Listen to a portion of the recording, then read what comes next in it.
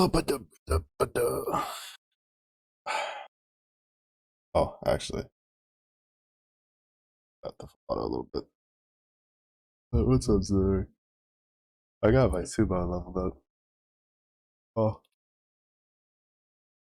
I think I used. No, I think I still have like 100,000 of the MCXP left. Use on Rising Force. Quick. I clicked.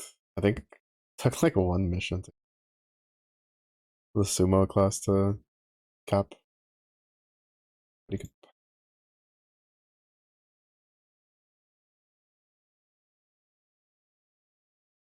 oh my god, this I keep like trying to swap MC's class when I'm trying to do the quest skip, and then I'll accidentally click select party instead of switch class because like the buttons are the same color, so my brain like doesn't really think about it, and it goes, oh, button, click, done.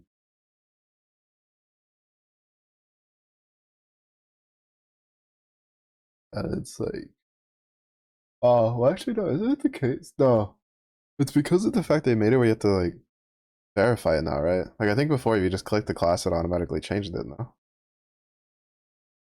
I don't know. All I know is that I keep trying to switch classes and I keep accidentally like hitting select party instead of finishing swapping the class, and then I'll use XP on the wrong class. That's actually starting to get them.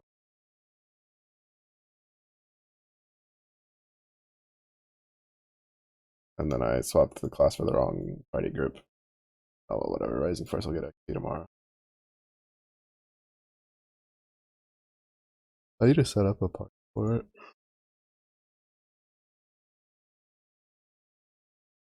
For the new sumo.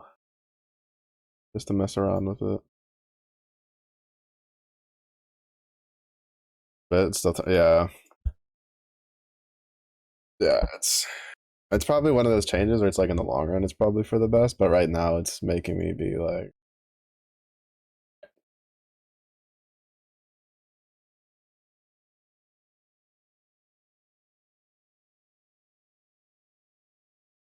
Guild Wars is the 7th, yeah. Well, technically the 6th for us. I remember right.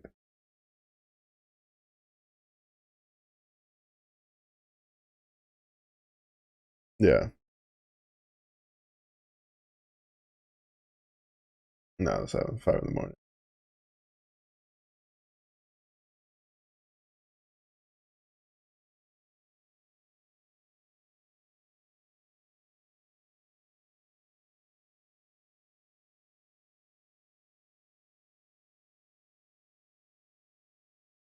I won't lie. I'm kind of sad that we didn't get like the young version for Sebastian. Just make it like a. I mean, maybe we'll get like a fantasy one because like the model's there. So I imagine we'll get like a fantasy version down the line of him as mercenary does.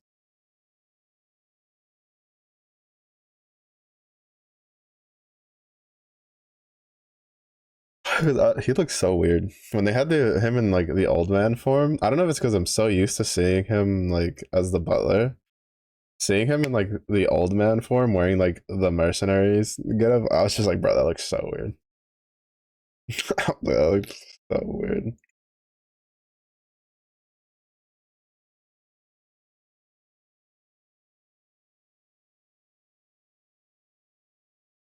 Yeah, early morning on the 7th.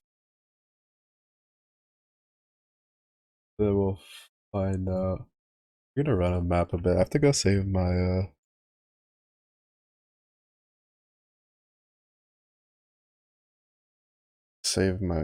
farmers. ER. My map runners.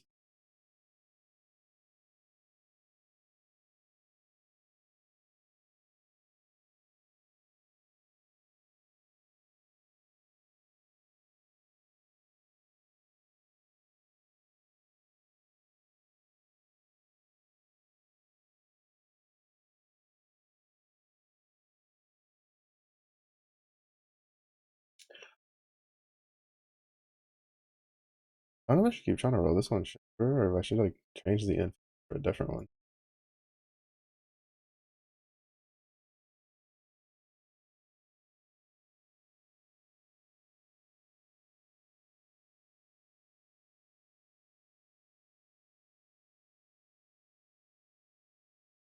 Oh, I didn't have time to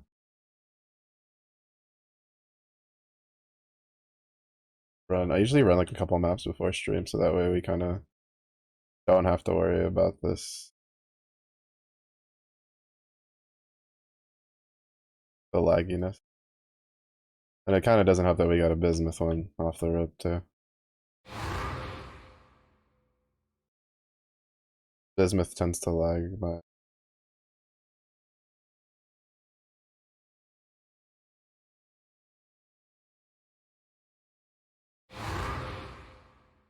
I guess I'll know the amount of honors we'll do. I'm so scared that's gonna be like a billion something honors.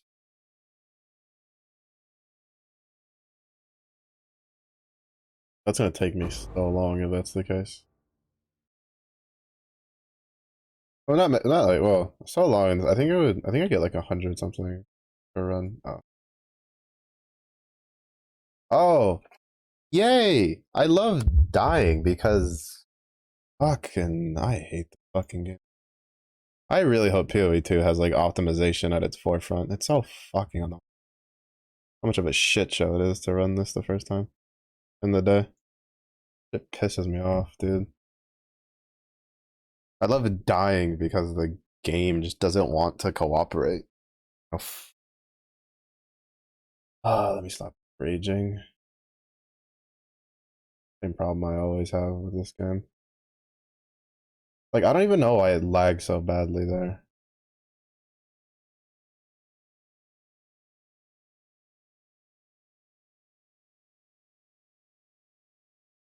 Why is it not?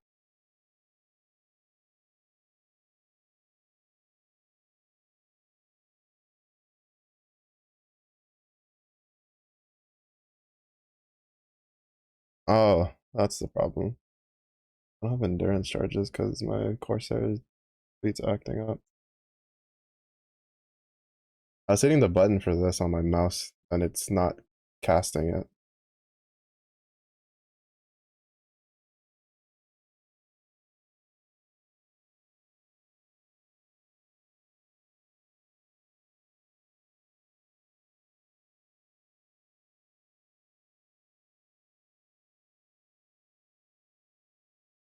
I didn't have full endurance, but still, like, oh, it's because I also have, I forgot I have ritual.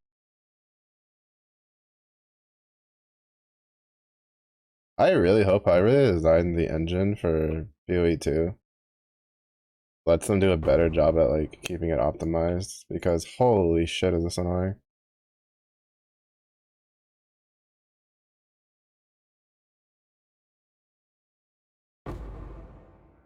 Like I hate having to spend the first like 3 maps just having a lag fiesta. 40% hit to double, 45% to triple. Right, piercing. Single attack prior to the one.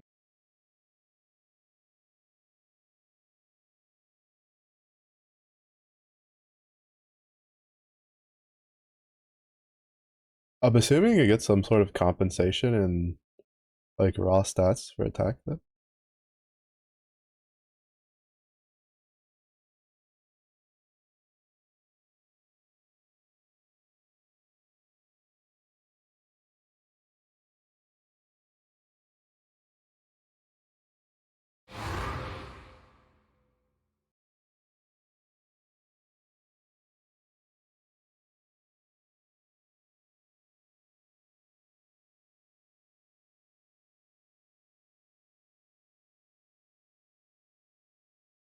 I'm glad I didn't do the boss. I have a bandit lord. Which is why I'm trying to run these maps until the game stops shitting itself. Because if you fail the bandit lord, it kills all of your map runners, and I have 3 like rank 10s. So I'd rather not lose those because those are expensive to get. I won't really. Is that a fucking ivory tower?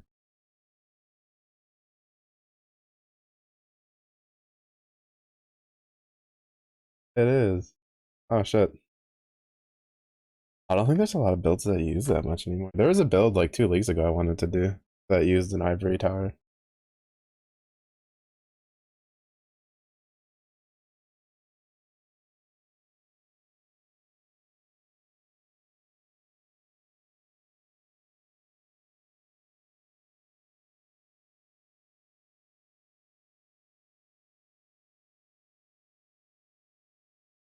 Might see if there's still one that uses it.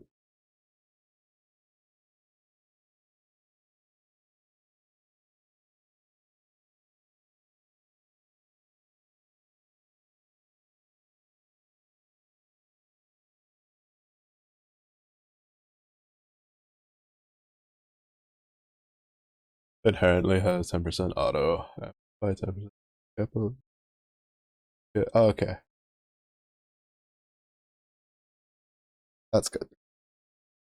'Cause I would say that's gonna be kind of hard to make up for if it's that robust. I guess maybe that's why people are considering the Sky Piercer. Is the 1v1s is probably is extended mastery.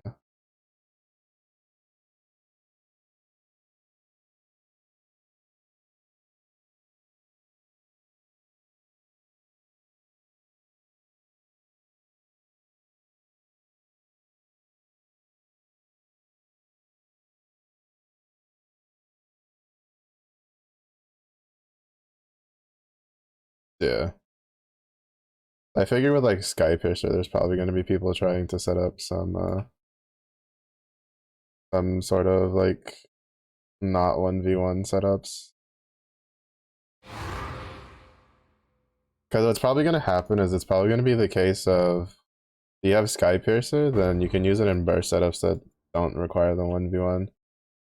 If you don't have Sky Piercer, then it's probably better off in other fights where you have time to get to the 1v1.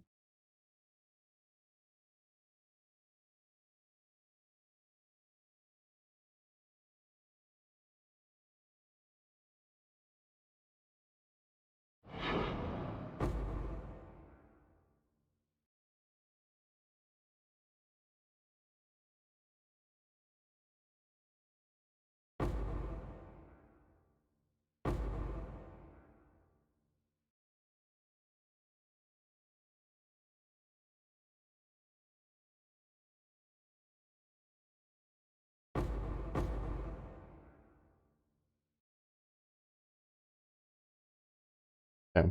We got two of the Chaos Orb ones. Why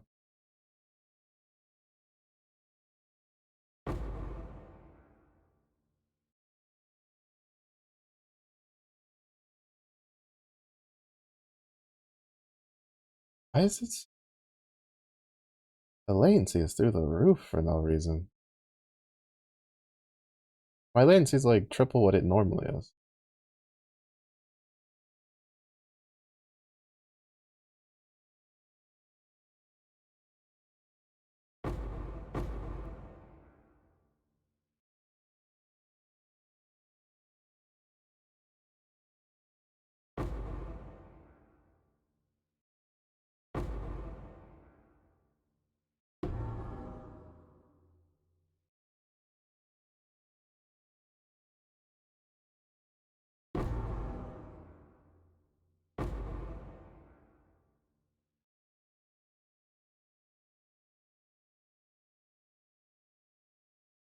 I don't understand Path of Exile sometimes.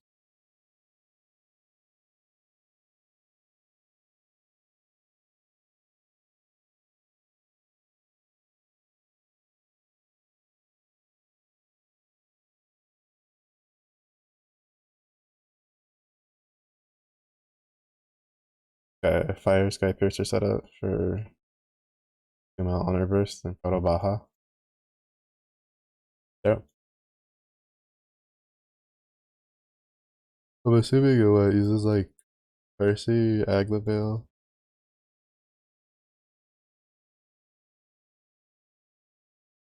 I don't know who.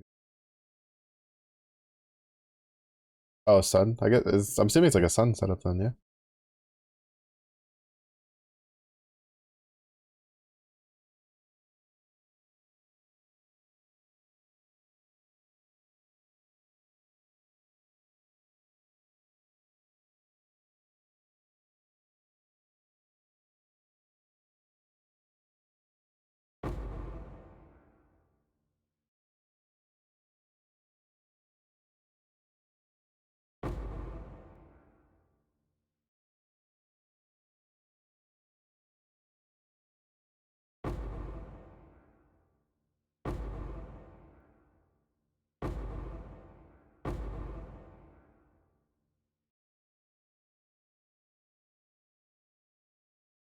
Percy, Zeta, Ragazza, 5-star Alanan.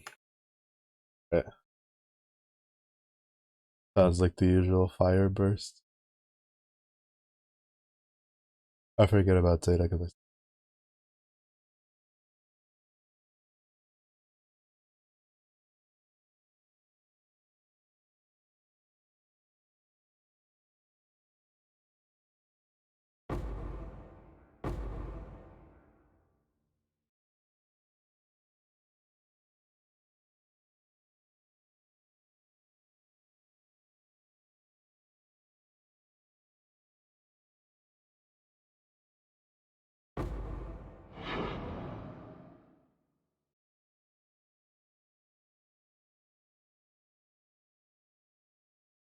this latency shit's starting to piss me off. I'm not gonna lie. I was wondering why it was so rough, and then I turned my latency back on, and it's well worse than it usually is. It's ever really been recently. Sure as hell wasn't that high last night. We had a couple spikes here and there, but it wasn't that. I just didn't have time because I was like, what is it?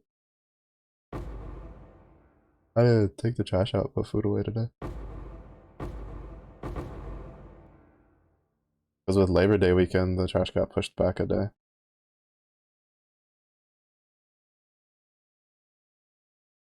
And didn't roll this map. Makes me kind of sad.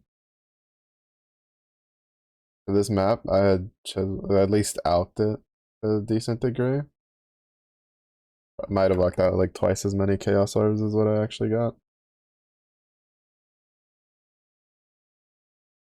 23, the worst.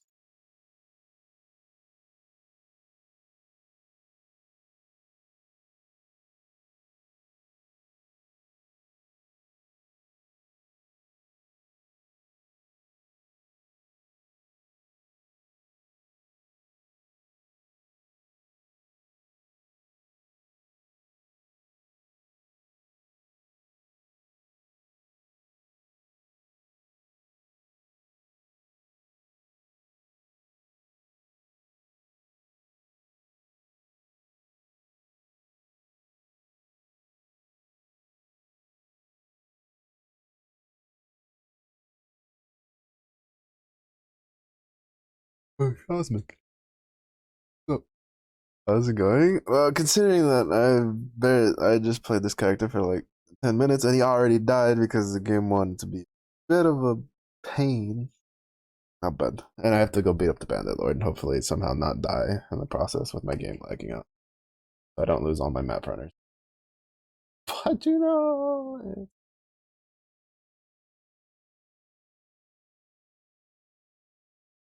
I don't know why today the latency is pretty bad.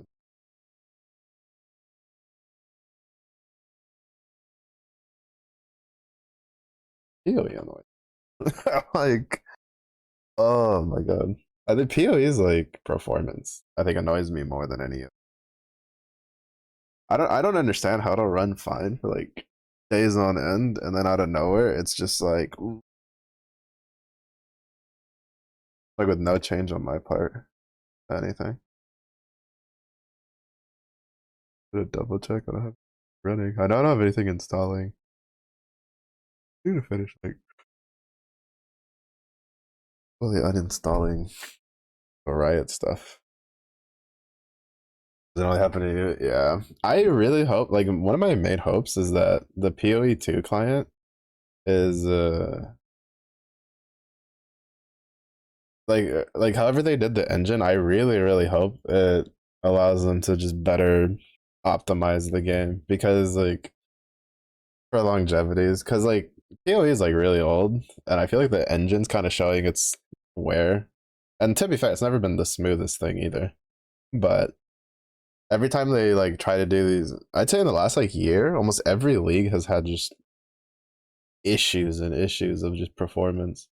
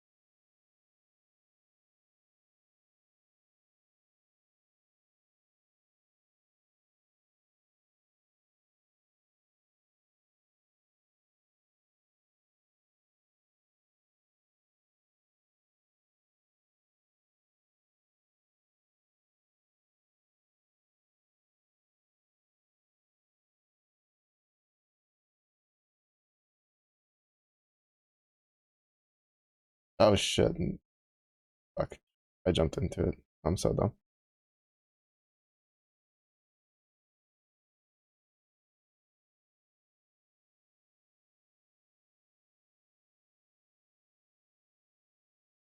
For some weird reason, Sasan, like the volcanic fissure, doesn't like getting on him too often.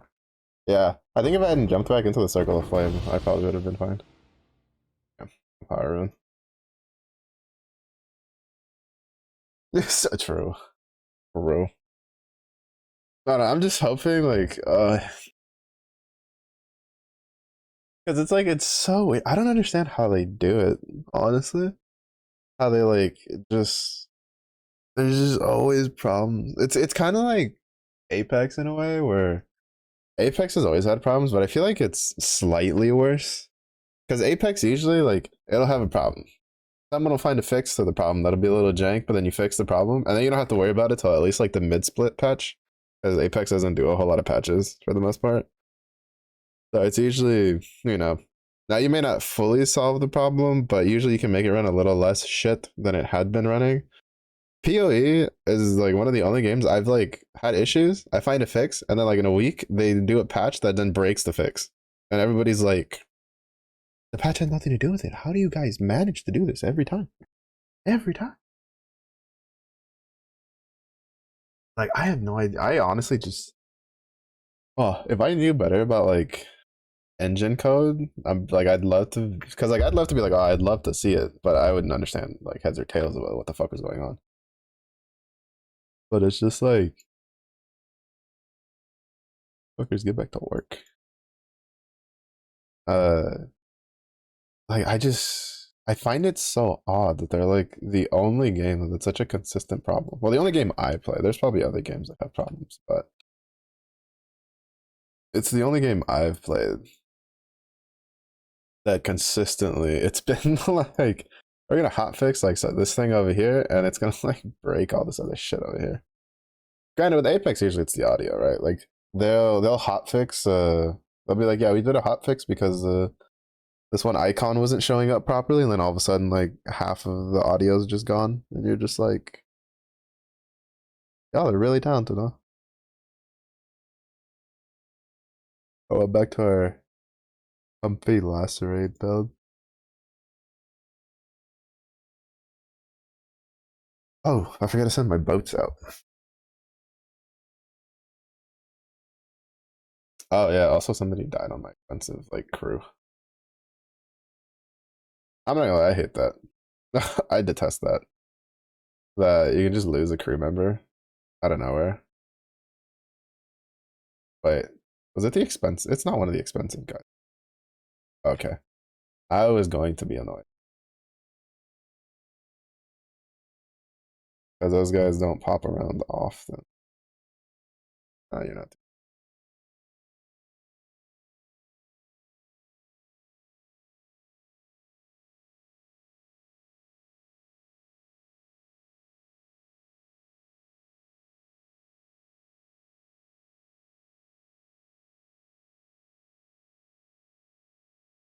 Not to mention, you're not really gonna do much anyway.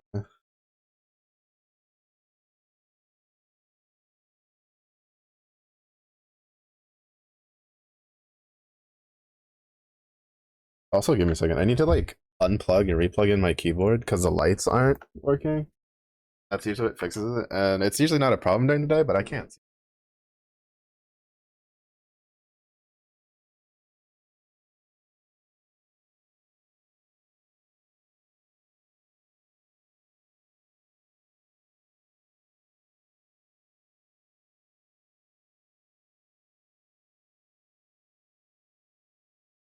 All right, and nothing's broken, so we're fine. The deli sound effects problem. Well, I need to see if I can. Speaking of, I need to see if I can turn sound back on. Cause like right now, I went to the files and I turned off everything with the loop filter sound, but I think it was Oda. No, Affliction, where I had really bad performance problems, and then it was like turn off the audio, and I was like, "There's no way that fucking works." And I turned off the audio, like I did it through Steam at the time, and it worked. I had such high performance after for about 2 weeks, and then there was a patch, and it kind of like borked a little. But I don't know. PoE's like it's so weird. Like I kind of wish I had more knowledge of how all this stuff worked, so I could just be like, but I don't. So, but who knows? Maybe because I do. Whenever this PoE bug leaves me, I think I'm just gonna replace the night stream with like my. Oh, jeez. I did not. Hold up. We gotta run a map, a couple maps, and then make some money. We have 23. No, fuck that noise. I'm gonna pull it out. 23 ambush. You give me money. I didn't mean to click that button. I keep forgetting to control click him. Here, move. I don't know how much I'll need.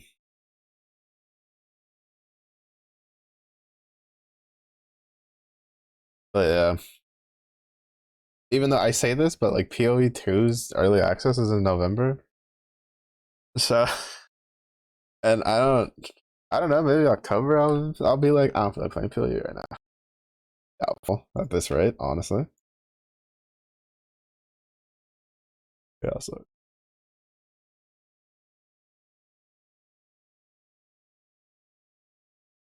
what did I have? I have 23. For 7.5. Yeah, because there's a decent amount of them. That's what.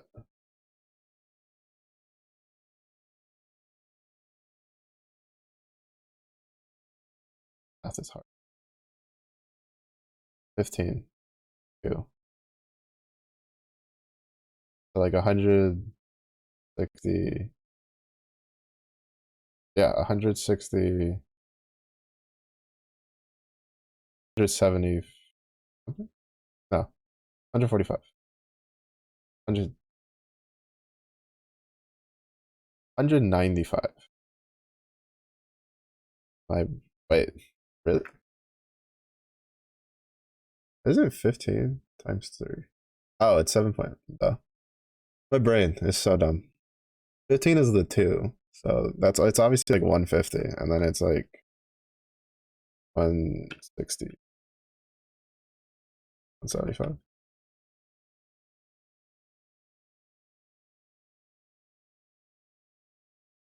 Close enough. I wish this instead of like I wish here, right? Like you could set how many you have here, and then like if that's one change I would want would be that. It would be I set how much I want to sell, and then I just put here like how much I want per, right? Like this right here. So instead of having to like fucking pull out a goddamn calculator to figure out the math when it's like 7 point something, 172. Yeah, not a bad little turnaround. They've gone down in price a little bit though. And then discernments are 19. Yeah, 19. We have 4.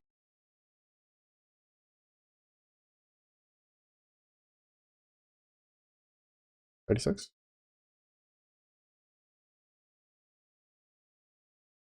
36 for 9. So then it's like 76.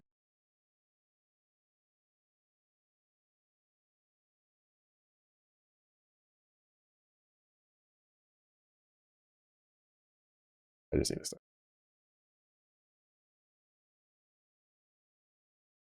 Toss that in there. Now we use the scarabs that I was originally going to use. Or that I use for my strat. Mm,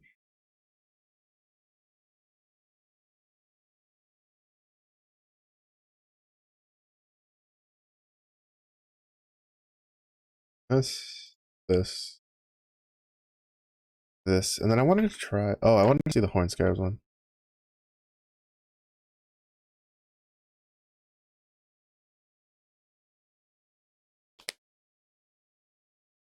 I get a habit to check price listings before selling something in the auction house.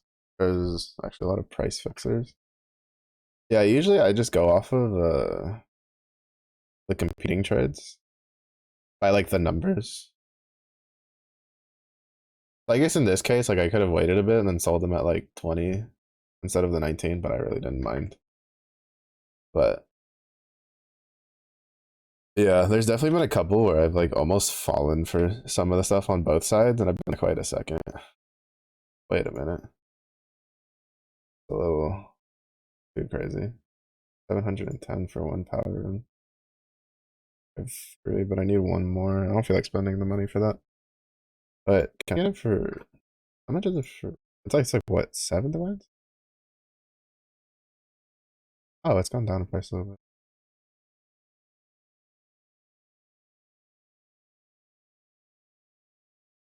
6 div. I have 30. I don't know if I'll do the crafting thing with it. I'll wait. If it worst comes to worst, then I'll buy it later. Wait, why did I flip that? I want herbs. Sold a mirror for one, bro. I'd be crying, dog. Uh, I've it's very rare for me to ever do something like that, right? Where you either get like fall for like a price fixing thing, or you forget to put a digit or something. It's kind of ironic. Usually it's the other way around. Usually I'm the one who's just like, man, there's no way that's going for so cheap. Grabs it anyway. 69 for one. Oh shit. That's not happening.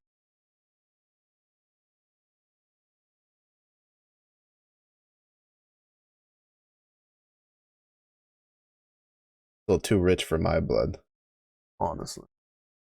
A little too rich for me.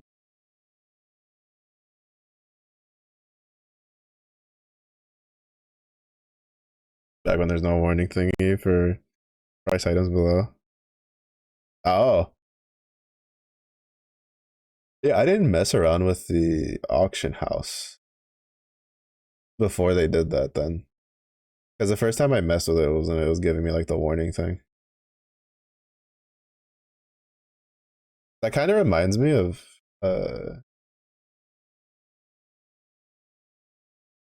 Grand Blue Fantasy.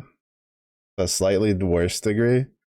So Grand Blue Fantasy now has what's called sparking, where once you get 300 rolls, so 30-10 pulls, you can spark for a specific character, but that wasn't always the case. It used to not have anything. And so, like most other gotcha games, especially at the time, you had to keep swiping for the character you wanted and just hope it showed up. And I think it was for the Monkey Zodiac that someone spent like an obnoxious amount of money. And I'm assuming that's not like the only reason, but I think that was like the major one that they were like, yeah, that kind of made us like put in sparking so that wouldn't happen again. Because it was a lot of money. I think was it like 100,000 or something?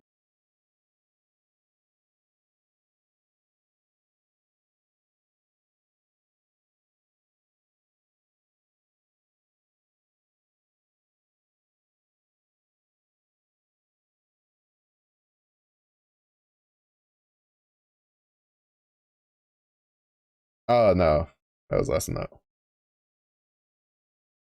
6,000. I thought it was more than that.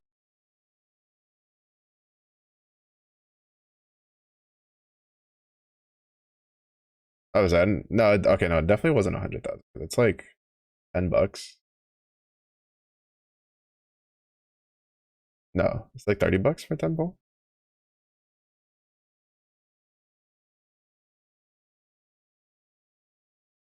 Basically, so like it kind of reminds me of that of like a company implementing something, being like, oh shit, that's a problem.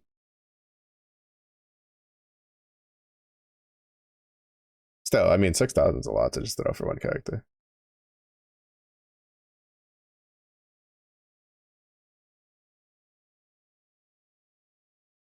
Well, like kind of like back in the older gotcha game days, that really wasn't. I don't think people, the real whales, blinked too much at that. But it's kind of insane. Like,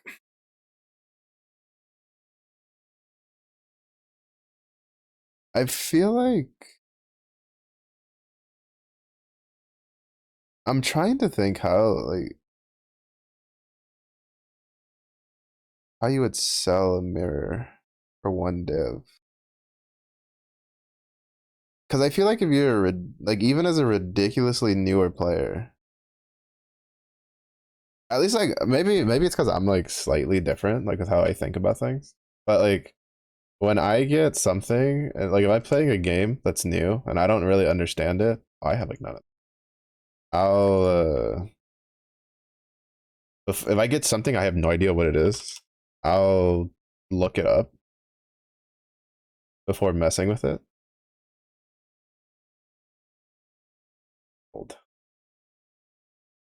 I wish you could kind of just pull from the treasury. I think I need a lot of gold actually.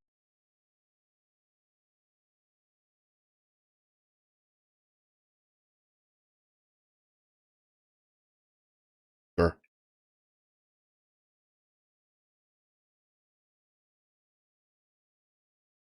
So I don't usually end up doing things like that. I'm trying to think that like they might have just really fucked up. What else? And we need horde.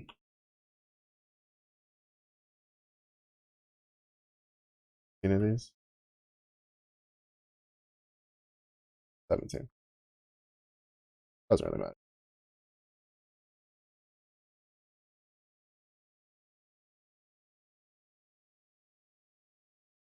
You need one more.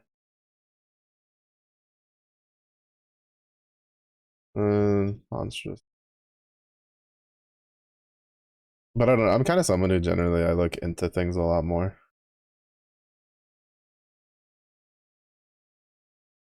So to me, I find it really weird that even as like a new player, the case of selling a mirror of Kalandra for one div.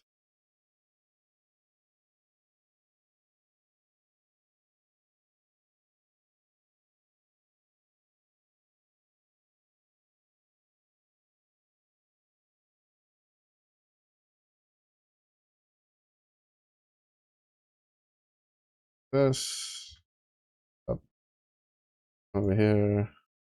Do your money back guaranteed. Grab my residences.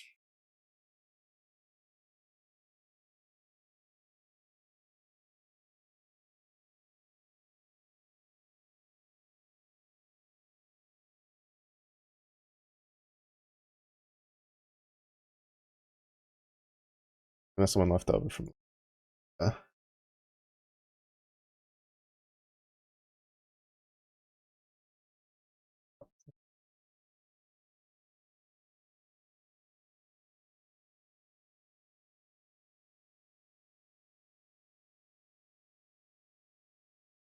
600K in. Oh, okay, yeah, that's what that makes sense. Yeah, because I remember when I first heard the number, I was like, that's a shit ton of money. Like, what the? Like, to be fair, 6 grand is a lot. Like, don't get me wrong. Like, that's a lot to spend in one instance to just get one character. Like, that's still a lot of money to toss. Like, this was back when I still had to be in charge of paying for my own rent. It was that was at least like, let's say I'm living in a 4 bedroom apartment that I was sharing with like 3 other guys. That was about like a year and some change of rent. Is that? I think it was like just shy of like $500. Plus, I had to pay for. Was water included? No, I think water was included. I don't remember if water was included or not. I know electricity was included to a cap. And we never even came close to the cap because most of us just didn't spend time in the apartment. Wait, shit. Which one was the? This one was. But yeah, I remember like the number just seemed huge. But yeah, that makes sense. Why did you have to? Oh, like you also had to like fizz.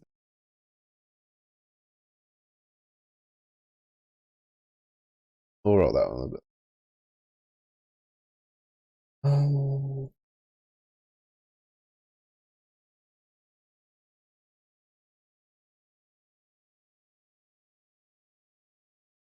But it kind of boggles my mind how much people spend. Like, to be fair, I've spent money on gacha games before, like a decent amount. Like, I had a stint where I had like, I had a decent little bundle of income that would come in that I could just, I was able to spend like, I think I was spending on average, like, it was nothing. I was like little guppy money in the grand scheme of things, but I think I was dropping like 50 to like $100 a month in gacha games. Granted, it was kind of sprinkled out too. I think it was like 3 different gacha games I was playing at the time. And like that was really my only other expense aside from like food. Like basically like I had like a budget set aside for, you know, quote unquote relaxation money to just do whatever the fuck I want with, like go watch movies, stuff like that. And I just use it on gacha games. But I still can't fathom people that can just drop that much money on it. That shit is crazy. Prayers out to honestly like it's kind of funny because like True Blue, like that's a True Blue whale. Like the guy who dropped like 6 grand USD. Like he probably didn't really care. I don't know if he cared. Cause I knew a guy from one of my guilds from Guild Wars 2 who was like a huge whale. Like he didn't give a shit. He had he had like one game and he was what was it? I think it was Final Fantasy Brave Exvius, the first one, not the like the recent one, the newer one of the two, but like the pixel one with the chaining and breaking and all that kind of jazz. And like he never like he would do the events right and he would clear stuff, but he wouldn't like really save crystals and he'd just drop money and I'd be like, bro, that's a lot of money. He'd just like shrug shoulders. And he'd also spend a lot in Guild Wars too. Like people that just have that like hand over fist money don't care. But true. Prayers that his wallet continues to stay stonks. Granted though, then there's other people that like I think that's like one of I think that's one of the main reasons the Eastern governments have really cracked down on gotcha games. Because I remember watching a documentary of it was Japan, right? And like over there, this was I think the documentary was like 2018, something like that when I watched it. I don't remember when the document. I think the documentary was like a year or two old by the time I watched it. But like they were going around interviewing people because there was this, I guess, crisis, quote unquote, where people were basically selling their houses and like not renewing their apartment contracts. And what they would do is they would just permanently live in a PC cafe because one, the rent was cheaper, two, internet was included. Three, most of the internet cafes in Japan like have showers and stuff in them. And even if they didn't, Japan has a lot of places where you can go and like spend money and take a shower, and use the baths and stuff. Like the bathhouses. That's still a pretty common thing over there compared to the States. And it's just like they were going to ask people, and it was always like a mix like of reasons why, but one of the big ones that caught me was someone who he was just like, I got tired of having to like get like what was it? He was tired of being hounded to pay the bills because a lot of times he wouldn't be able to like finish paying his like monthly bills because he would spend all of his money on gotcha games or like on gaming in general. Like he had like one gotcha game he would whale in, and then he had like merchandise and stuff he would buy from the other stuff. And so he ended up just like moving into this one wasn't an internet cafe. He was living in one of those capsule hotels. And they were just like, well, what happened to like the models and stuff? He's like, I just sold it and I just play gotcha games. I'm like, bro, they're just built different over there. And I think that was around the time that a lot of the Eastern governments were really starting to crack down on gotcha companies and be like, all right, you fuckers need to like figure this stuff out because this is a problem.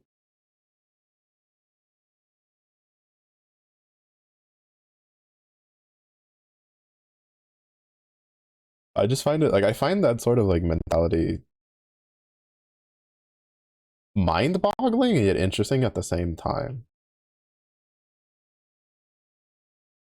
Because like I've never been extremely bad off, right? Like I've always been able to afford a roof over my head, and like my parents have always been able, we've always been able to keep the the lights on. Money was tight, but a lot of times it wasn't like we might have to go without some like extras and amenities, but it's never been the case of, oh, are they going to turn the lights off this month kind of deal. And when I had to pay for my own place to live, like I was broke and I couldn't afford a lot of stuff, but I didn't have to worry because I had a source of income through stipends. But it's just like like there was a good long while where I just didn't do any gaming at all whatsoever because I just couldn't afford any video games. And it was just like I'm just like I find it so weird when people spend on video games before like their own bills, even when they have like in a situation where they can comfortably afford. Like if they just didn't wail, they'd be able to comfortably afford everything. And I'm just like, why wouldn't you just pay your stuff and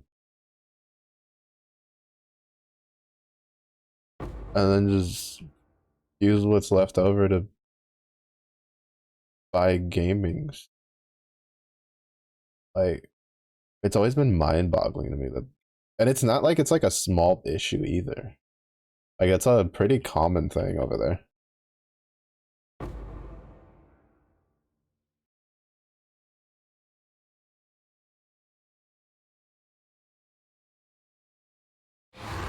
But I do want more.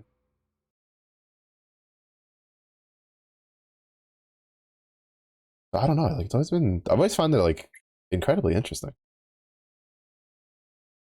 I mean, granted, I'd say this like it's an over there problem. When I knew guys like who wouldn't like, they would plan what days they would eat in the month because they wanted to make sure they had enough money to be able to pay for their like MMOs. I guess it's not really just like an over there problem. They were straight American.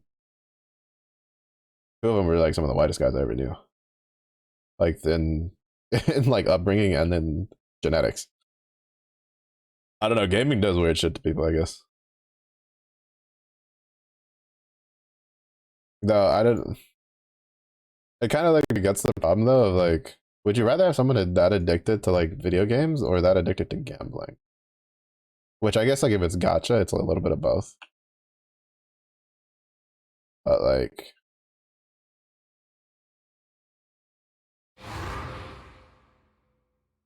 an interesting like thought experiment.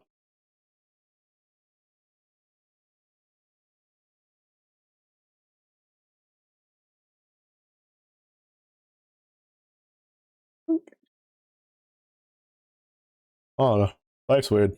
You just got to make your way around it. Hope for the best. Bro, I need to farm so much petrified amber because I think I have like two shipping things that want like I think one wants like 27,000 and the other wants like 19,000 like ore for it. But I technically have three builds. The Warden build's kind of I don't know what I'm gonna do with it. I didn't I don't like playing Trinity builds, but all of the Warden builds I've seen are predominantly Trinity based. Except for I think Jung did a video recently about one that was using Frostblade of Catabasis, which made me go, maybe. I might retool it for that. Because like it started as Lightning Blade, but I don't know why. I just don't like. And then I wasn't a big fan of the playstyle, which is weird because like I don't mind my Molten Strike because I did Molten Strike at the Zenith build a couple times. But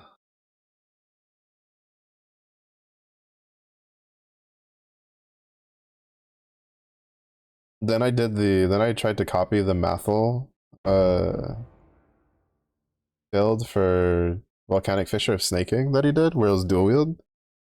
And the build wasn't like terrible, but it felt really bad defensively when I like. I'm pretty sure it was more of a me thing because I mean he was clearing tier 17s on it, so it can't be that bad defensively. Pretty sure I'm just too dumb. Oh, I forgot I need to like clean out my stash. I'm just too dumb to play it, kind of deal. So it kind of just been chilling in a corner. I kind of just forgotten about it. I don't know what I'm gonna do with it. It was the build I was originally like. It was the character I was thinking of retooling into. Is that what I think it is? Oh shit! Do I use that on this? Oh, I kind of want to use that on my chess piece.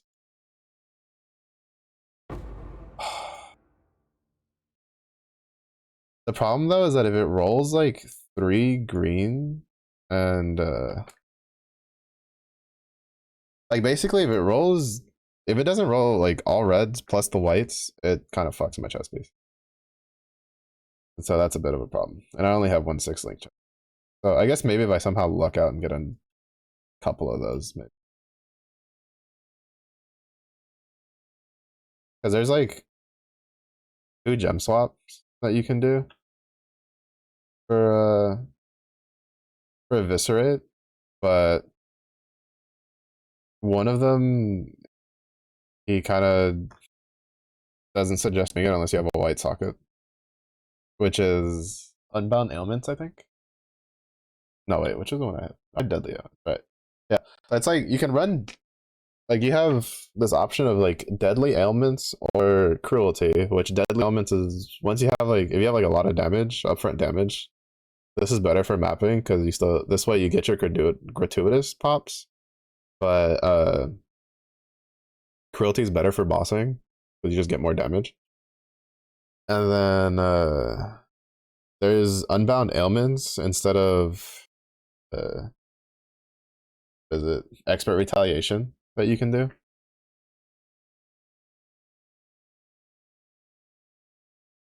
But that was the one that he was like, he doesn't really suggest it if you're not like if you don't have like a white socket.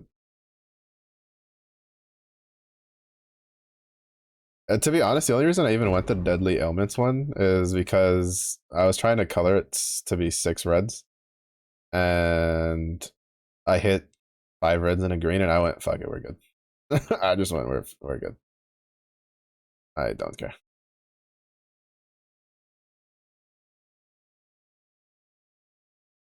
We're gonna run this a little bit more, like a couple of these. And then we're gonna go run a simulacrum and see if we can make it to wave, like, well, my goal is hopefully wave 10, but we're gonna see how far we can get. I want to see if I can just get the 60 waves done. So I can get another challenge finished.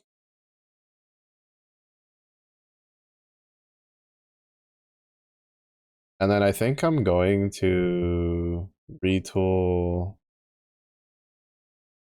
Realistically speaking, I should just like kind of bossy convert this one into it. I forgot to rewatch the Smokey video because Smokey has a video for Smokey's like a fucking legend. If you don't know them, it's I forgot to take their full handle, but it's like I'm pretty sure if you just search for Smokey POE on YouTube, you'll find them. They league started Gladiator Lightning Strike. I don't know if they're still playing POE. They took a little bit of a break because they play SSF. I tend to watch a lot of her videos because she has like a lot of really good tips for people that play SSF. And since I play quasi SSF, a lot of them do me pretty good. But the whatchamacallit, she like a weekend she already had all 40 challenges done in SSF. And so she had a video where she explains how to like farm for Doriani mechanariums through Keurig missions. But I forgot like the Atlas setup that she suggests. Because I'm probably just gonna try to get a bunch of orbs of unmaking, change this one to probably pull out some of the scarab nodes, which to be fair, we haven't had very much luck with scarabs. Actually, I think we've had a decent amount. And then just do the mapping one, and then just farm that until we get the Doriani's. Because if we get the Doriani's Machinarium from that, I have the Victor square, so then I can just run that, and I'll be done with another challenge. And then if I could somehow like fight Sazan without being a dumbass and getting hit by one of his, and just not get hit by one of his abilities, that's another challenge done. So if I could also like, I don't know, Delirium be nice and give me the three extra chaos damage over time cluster jewels I need. And then Ungles. Then I can just make a Viper Strike of the Mamba and then hopefully just like insta phase him. If I can get it set up. I'm doing this weird thing where I'm kind of like bouncing between I'm trying to use Mathel's gearing with Locati's path building. Because Mathel's fucking oh, are those actually worth something? I have a couple of those, I just Mathel's like build for Viper Strike of the Mamba on Trickster is insane. I think he uses like 6 of the chaos damage over time cluster, medium cluster jewels. And then he has a bunch of just 3 passive voices. And I'm like, that's never happening.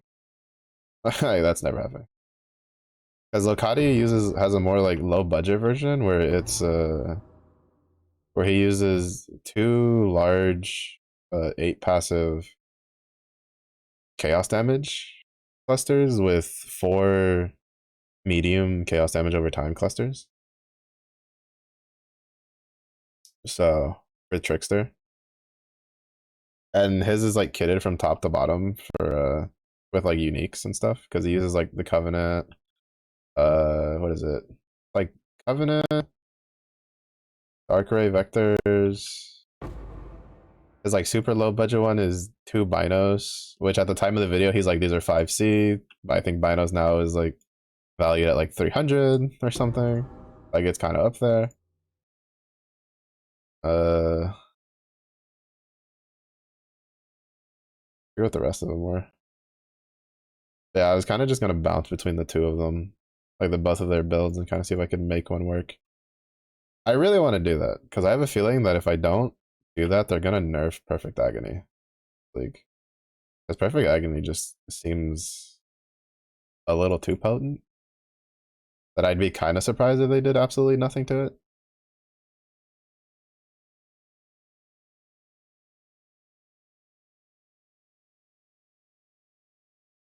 Granted, I say this, but Archmage kind of exists.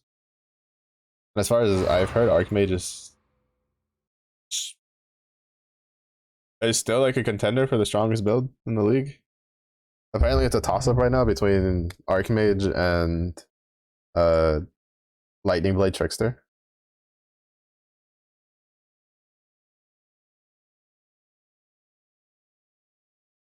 Just because of the sheer amount of damage and the sheer amount of damage and survivability both builds can sustain. So who knows? But I'd rather not take the chance. And you know, I'd like to at least once experience what it's like to just like click an ability maybe once or twice and then watch the health bar just completely disappear. Yeah, we have. I think I have two of the chaos damage. I have one of the chaos damage over time. I know that for sure. Yeah, and we have one 8 passive and one 9 passive, so I'm pretty sure we can make that work. Yeah, and then we have one 6 passive chaos damage over time, which I think you can get. That one's not like the best, but it's good enough for now. Yeah, obviously I'd prefer the 4 passive one, but I haven't had any luck getting any more of them, fortunately. Downsides of having to farm for your own gear. And I've tried doing some searching, but it seems for the most part you kind of just want at least 4 of the cluster jewels, the medium cluster jewels, to stack the low tolerance on it. So we'll see. Maybe I'll fiddle around on a weekend and just YOLO set it up. But I'm not going to until I get the ungles. This is what happens when I don't hold on to every single unique. Well, not every single unique, but uniques that I've used before. Because I've used an ungles before on the other build. I think it was in Sanctum.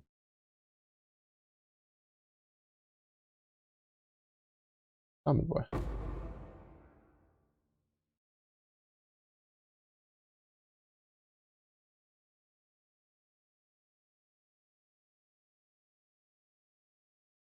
The only thing I'm kind of sad is I haven't had a nameless ritual spawn in a while.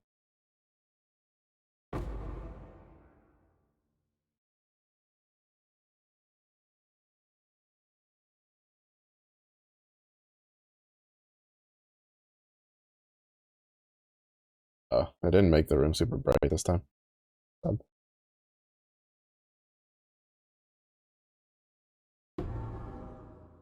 Oh, not 2 of them. I was gonna be extra.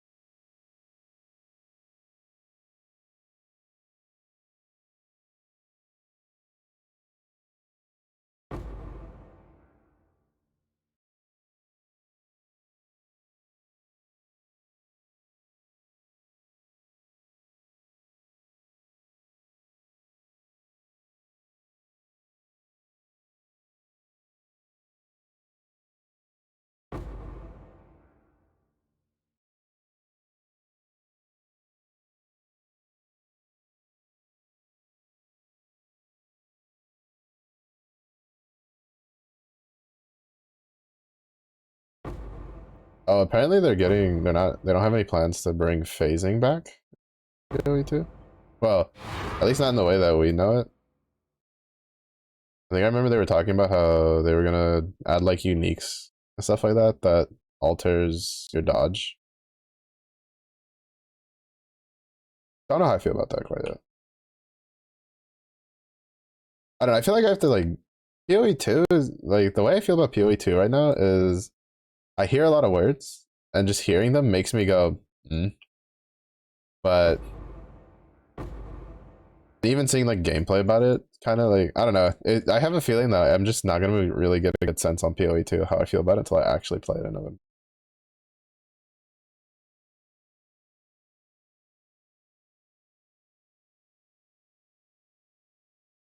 Because like on paper, there's certain things that I'm hearing, and I'm just like, that doesn't seem very good. But that's also because I'm using PoE 1 as like a point of reference, because none of the other games I play really like work the way they are talking that they want the combat in PoE 2 to feel. And even then, we don't really know how like the combat will feel when builds are actually put together and stuff. But it's like it feels so difficult for me to get a like initial impression on how I feel about how I will feel about the game, which isn't necessarily a bad thing. It's also not necessarily a good thing either. The ambush game.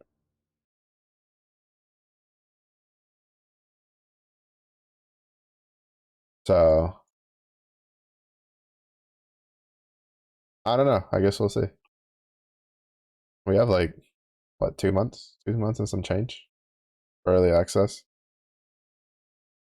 Well, for it to go live, we'll see how long it takes for it to be able to be decently playable. I'm also kind of like tempering my expectations for it because there's an assumption that Druid may not be available uh, for early access because they mentioned how like the shape shifting stuff isn't done or isn't like fully fleshed out or something like that. I remember there was like some mention like GGG made that because I think that like the demos, for instance, the like the most recent demo didn't have anything, and I think in the beta there wasn't any shape shifting skills either. The closed beta. Granted, we don't know the specifics because the closed betas are NDA. So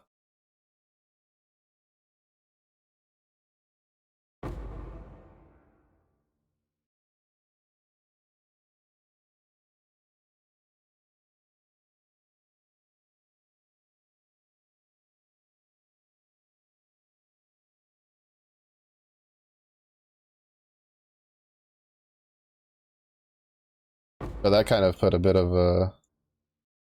a damper on mine because I'm not gonna lie, I was definitely planning on just trying to dive headfirst into learning how to be a bear.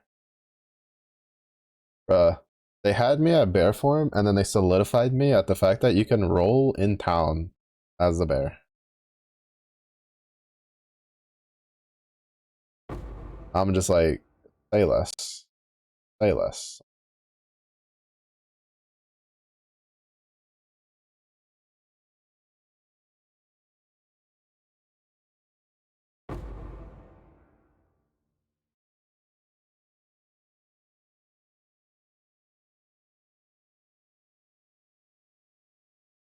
Yeah, I don't need to hear it. I'm here to play. I am kind of curious though. They have some abilities that look interesting. I don't think I care too much for the Hammer of the Gods thing. Because it seems like they want to sprinkle in like some cooldown skills here and there. Actually, I don't really care for it all that much. I've played a lot of MMOs over the years, and I've played a lot of like Diablo and stuff, which has like cooldown shenanigans. And I tend to just stick to the builds that either don't have a lot of cooldowns or don't have any real cooldowns. So if they keep it the way where it's just like you don't have to have one of those abilities to have a solid build, then it's fine. Because it seems like they want to lean more towards the combos, which I'm kind of here for. Because one of the things I'm actually kind of interested in is they have a lot of skills that combo together, right? Like they were showing, I think Zizarin's video, they showed it again where there's a skill that's kind of like Tectonic Slam, but it shoots out one line, and then when you use a Ground Slam skill, it makes the things pulse. It makes that ground line pulse. more damage. I'm assuming like probably what a build for it would be is a case of depending on like what support gems we have is probably get one that makes it sprout more lines and then you just slam a bunch and you just get the lines to overlap on a boss, deal a bunch of damage, stuff like that. I like stuff like that. I'm interested in stuff like that. Other stuff, not so much. Like the whole oh here's a cooldown deals a bunch of damage. I'm just like okay, don't care, not particularly interested. So we'll see. Like I said, there's a lot of things that I'm like, oh, this is kind of interesting, and then there's a lot of other things where I'm like,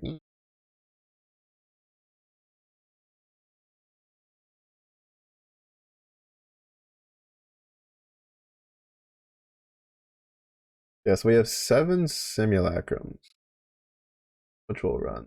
I have a bunch of these memories, which I should probably do something about. I wish you could sell these on. I'm surprised you can't sell memories on the auction house. Or at least I don't think you can. Oh, we have 4 of these. We can sell those for some.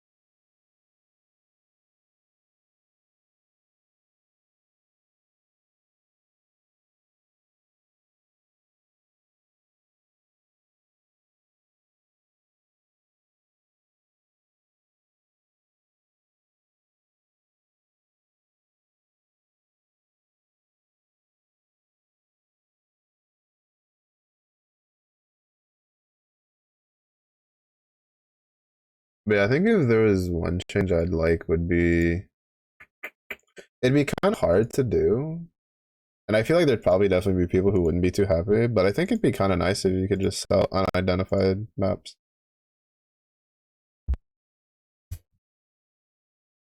Just like have the ability to sell unidentified maps either at 0 or 20% quality. No, we're like in between. Even though, granted, again, I don't remember if you can. This is a really easy way to figure that out. An unidentified.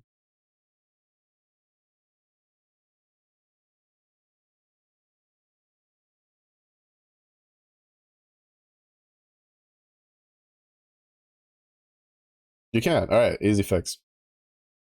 Yeah, there you go. Easy fix, at least for maps. Like it'll probably be an issue on the back end, right? Where they'll have to like program it because every map is kind of like coded differently. Like it has its own ID, since that's why they don't stack. But I think if they allowed us to just sell unID'd maps at 0 or 20% quality, I think if you like let it be at all the different qualities, it's a bit too much of a shit show. And to be honest, the 20% quality, you could even kind of just be like, meh. You could just literally tie it to only, you know, unidentified 0% like 0% quality maps, which is what predominantly you're gonna get most of. And and I guess like you'd have to include corrupted, right? Like but it's like the big thing would be I think is you just said unidentified, no quality, and you have like a choice. Like you can sell unidentified corrupted and just I guess like 0 quality, really. It'd probably be the easiest way to let that be sold. It would probably still kind of hamper with the market a little bit. And it's not a perfect system by any means, right? Because as it would definitely probably drop the price of maps a good amount. But to be honest, I just want it so I can sell tier 17 maps. Because I don't plan on running like most of those. I only really plan on running like one eventually for challenge completion and 6 map slot device. It's just I also haven't been particularly in the mood to get beat up, so I've just been big chilling and trying to get this build set up. I have so little HP though. How much HP does he have on his thing? This POB. I think he has at least 4K, doesn't he?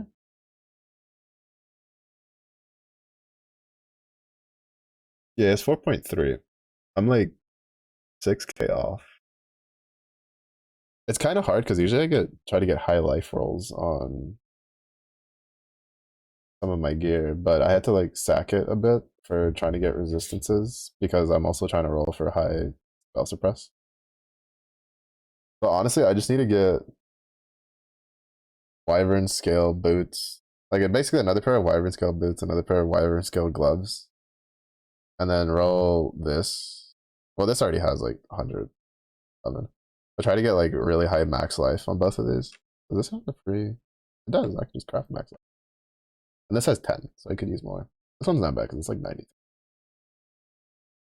We don't have any max life on the rings. Pretty sure I could like exalt that, but it's probably not gonna roll. And then we didn't get. Oh, I crafted max life on it. What the hell, man? I only rolled 23. Yeah, so I should get another haunted bassinet to roll on a bit, and then just roll on that one again later because that one can roll tier 1 suppress on it.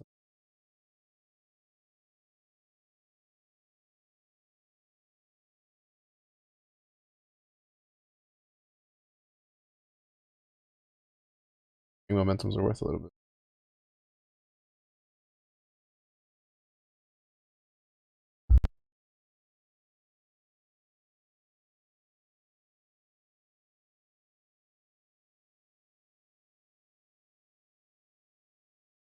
Oh, this one wants 61,000. This one wants 55,000. They want 29,000. Yeah, I have like 3 shipping ports that I can't do shit about because I don't have. I don't have. I can't farm petrified ember. Oh, pain. We almost have enough Verisium to shift to this one, but I'll send that one. If we get enough tonight, I'll send it.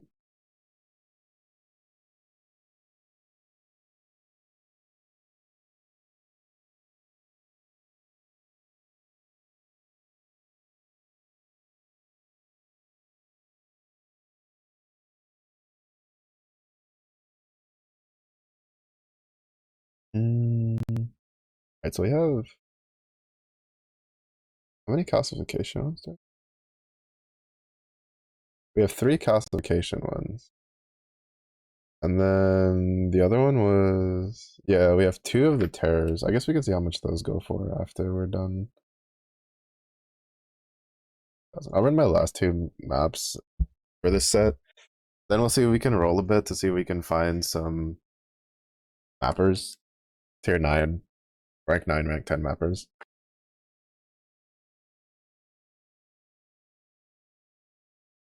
I want to try to get at least like 2 teams that can run tier 16.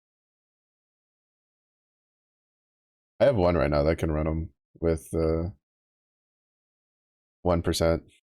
like, chance to cease existing.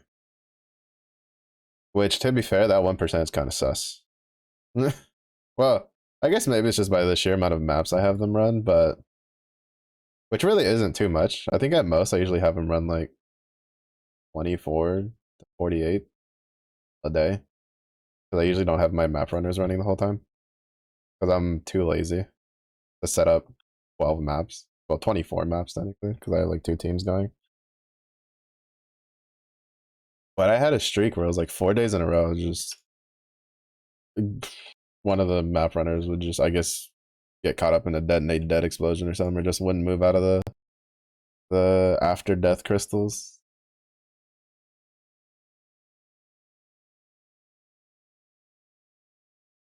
I will say,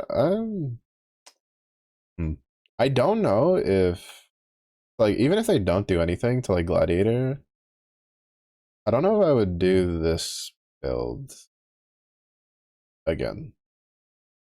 Like it's fun and it's really tanky, it deals a lot of damage, but I think if I would do gladiator again, I would just do lacerate. Lacerate bleed gladiator. It becomes a bit of a pain when you have to wait for something to hit you.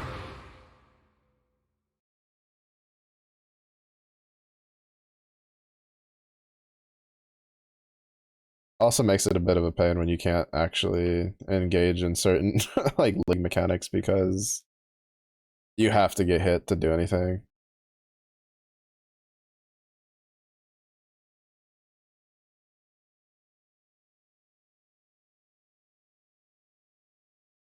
Looking at you, petrified amber.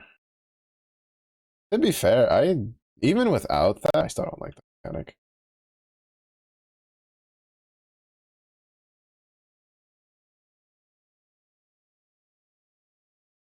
I don't know.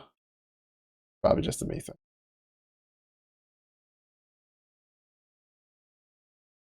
I like the rest of. I like Verisium more than I like Petrified Ember, and it annoys me that I have to sit there and charge it.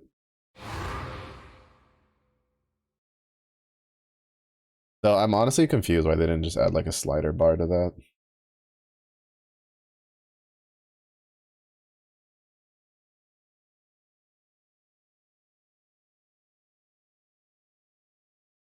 I feel like they could have added a slider bar, or they could have done like double, like kind of make it ultimatum style, where you have a choice. It's like you could have however much Verisium is there, and just have a normal difficulty, or get like 0.5 as much, like an increase. Actually, I feel like that would have made more sense rather than using, well, not more sense, but I think like it would have been a lot of people really, really bashed the Verisium when they realized that it was the Crucible mechanic. Because one of the bigger complaints with the Crucible mechanic I remember was people didn't like how they had just you had to stand there in a map and charge it and just hold it down. Like I think if they were gonna do that, they should have just made it been like Harvest or it's in its own separate little area.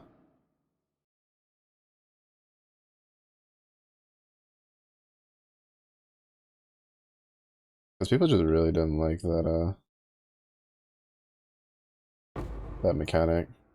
I just didn't like Crucible because fucking those monsters hurt. The monsters hurt, and there was like anything really interesting for melee. Unfortunately,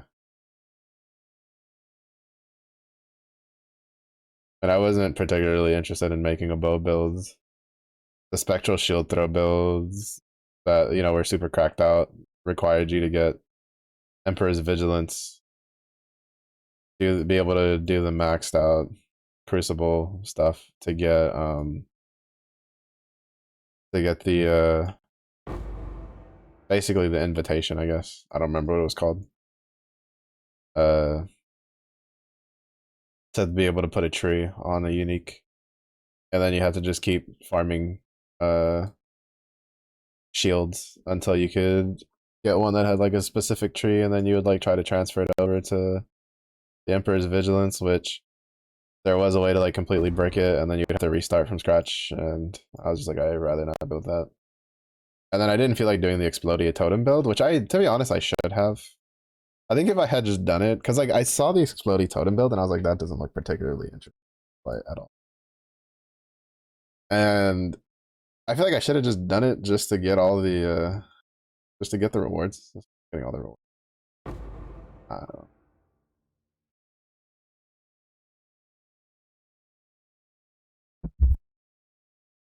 Oh, the expert.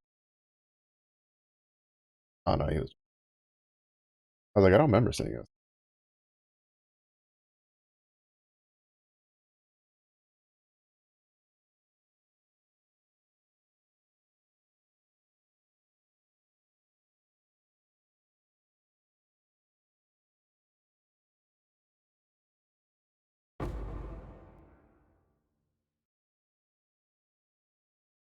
What am I gonna do with that ivory tower though?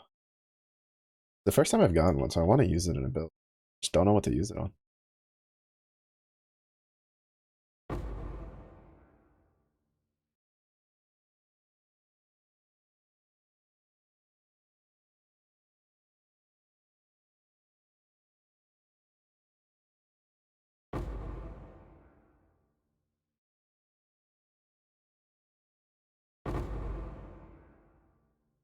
I saw the Chaos Orb one, and I was like, Chaos, but it's on the boss and the boss. Honestly, I think they need to revamp the boss altars. I have yet to see a single boss altar one. Well, all right, that's not true. Blue altars had a divine orb one once. Once.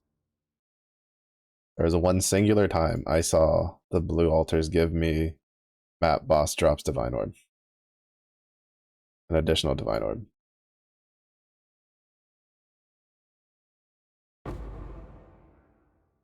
Which I was just like, all right, cool. And that was like in the first week of uh of the league. I'd be really dumb not to take that one.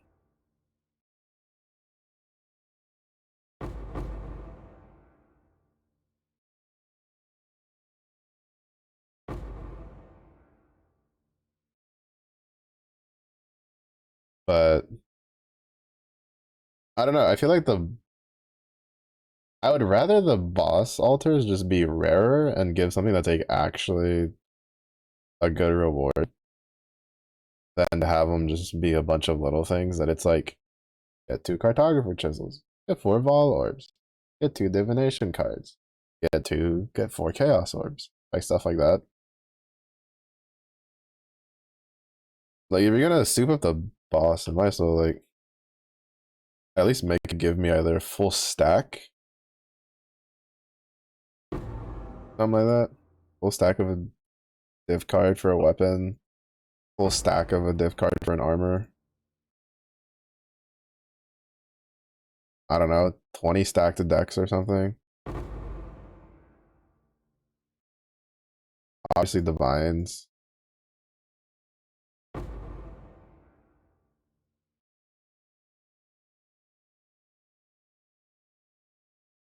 Hmm.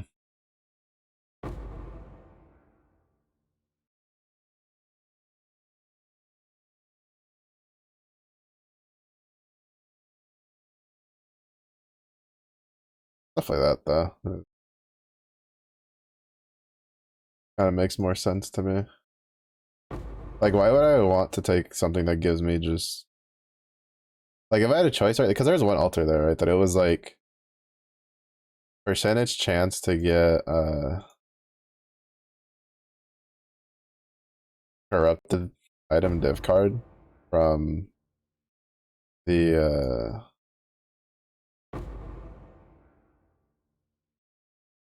Eldritch minions. Or like what was it, like 3 corrupted armor div cards from the boss? Like, I'm just gonna take the one for the minions. For the Eldritch minions. Like it just makes no sense. Like under almost no circumstance have I been like, oh yeah, I'll take the boss one. Except for that singular time it gave me a diviner. Hit me.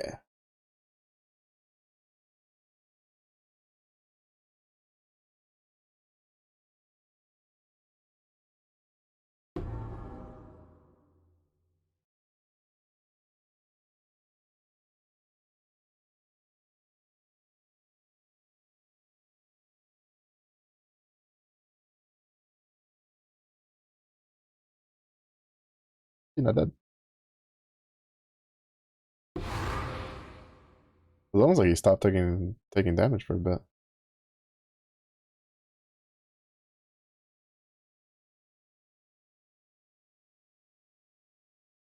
Yeah, I don't know. Like it's just, and I honestly don't think it needs anything super crazy. I think they just need to up the rewards from the boss drops for the altars.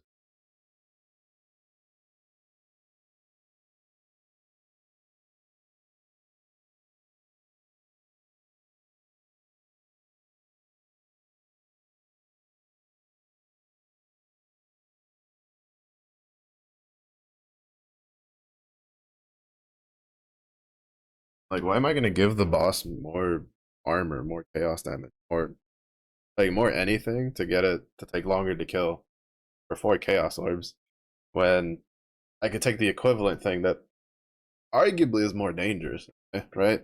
Like I'll give the chaos damage to the Eldritch Minion for 2% at a chaos orb. Because generally I'm gonna walk out with more than 4 chaos orbs if I do that. So the risk is very well worth the reward.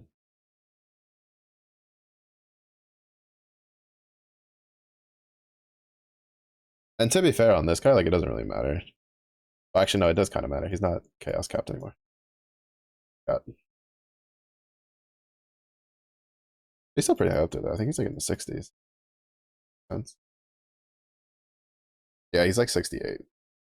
No, that's the wrong number. He's 74%. He's like 1% off from being chaos captain. So yeah, he's up there. So he's fine. As long as he's not getting withered, he's chilling.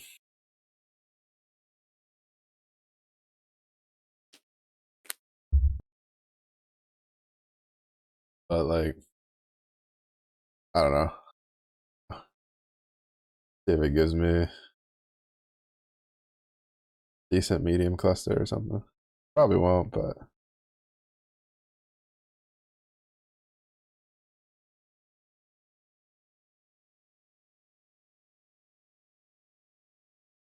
also residence is just terrible for delirium.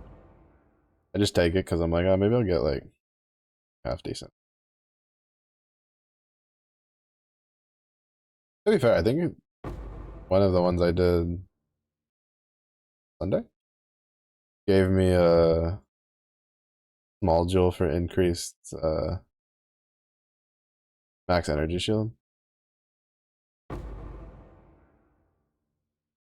Oh, that's going crazy.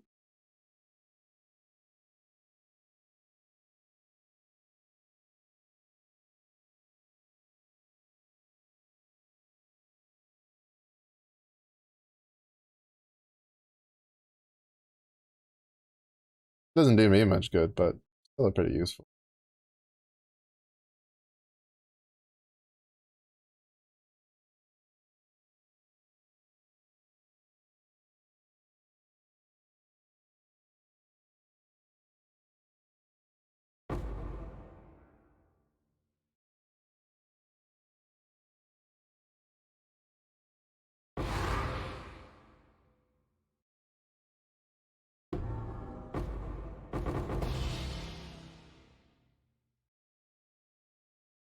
Large cluster of increased fire damage. Fine delirium orb. Wait, was that also? Yeah, that was an 8 passive one too. Not bad, honestly. Worth.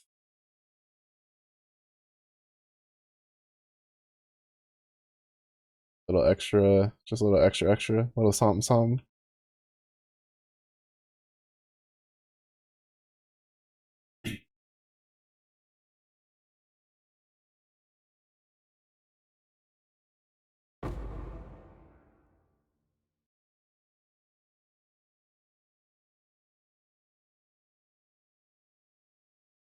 Oh, the other problem is I don't know if I'm gonna play the what is it?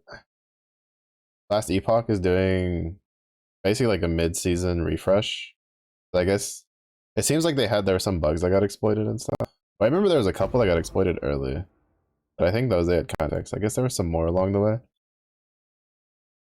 So they're doing like a mid-cycle refresh. I don't actually think I'll play it though.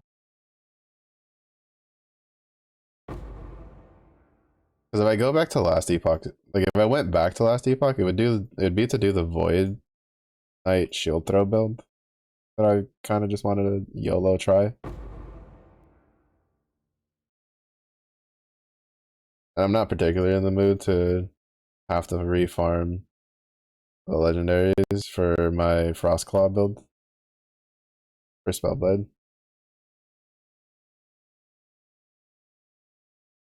And I don't think there's another build I want to try at the moment.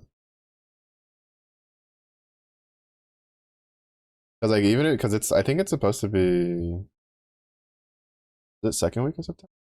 I think it's like some point because it's only like a month long. I think it's just gonna wrap up like the end of the cycle, leading into the next one.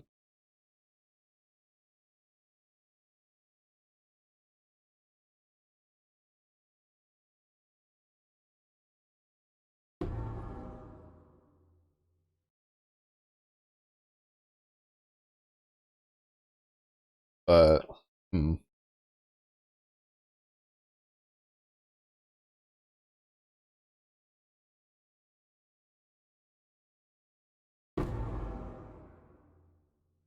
I think if it's like I get tired of Path of Exile, I'm probably just gonna take a break from it. leading into PoE 2. Probably just chill and do more of like the gotcha stuff. Probably try to do the night streams with replacing it with my little self teaching certification course I found for coding that I was trying to do earlier in the year. And then had like a bunch of migraines and I just did not think.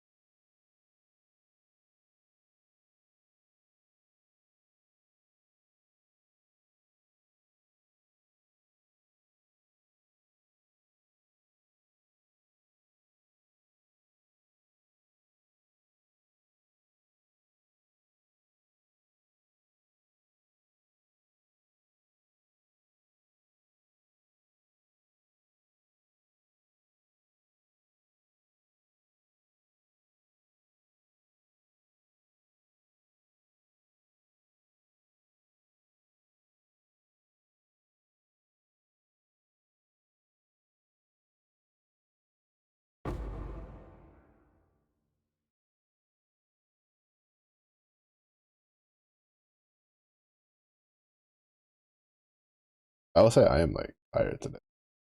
My dog for the last like 3 days. I've tried to go to sleep early, to try to get like more sleep because I've had some pretty bad sleep recently. And so I was just like, all right, I'm gonna try to just go to sleep early, so that way get some rest in. And my dog has decided that since I've been going to bed early, he feels like it is his fucking right to wake me up like 3 to 4 hours earlier than he had been. So I haven't been very happy.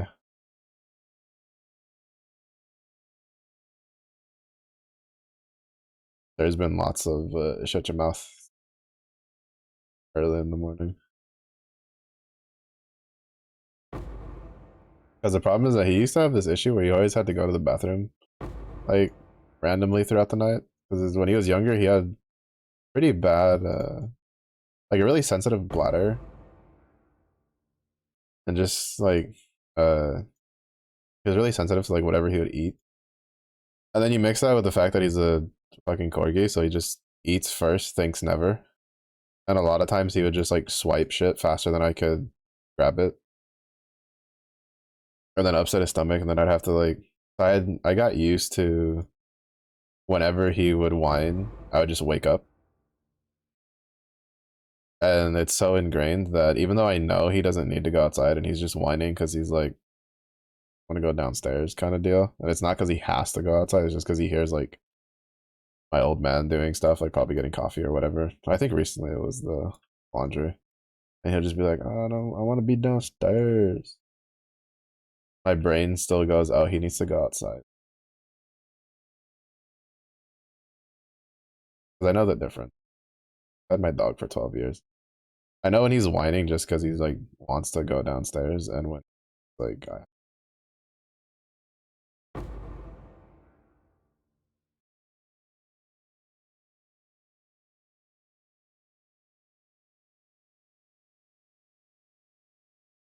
oh, nameless seer. I will be free from here. To be fair, once as I've gotten the hang of it, Residence isn't too terrible. I just get too many hidden little cubbies I have to like run in, too much back and forth.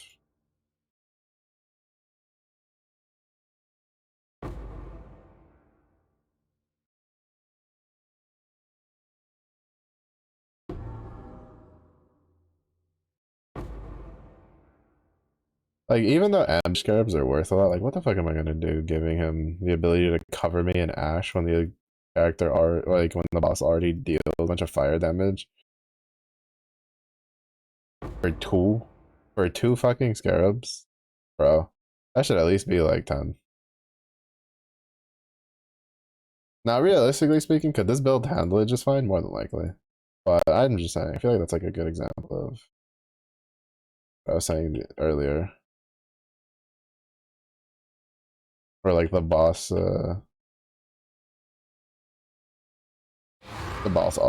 alters, the balters, the basalters need some adjusting.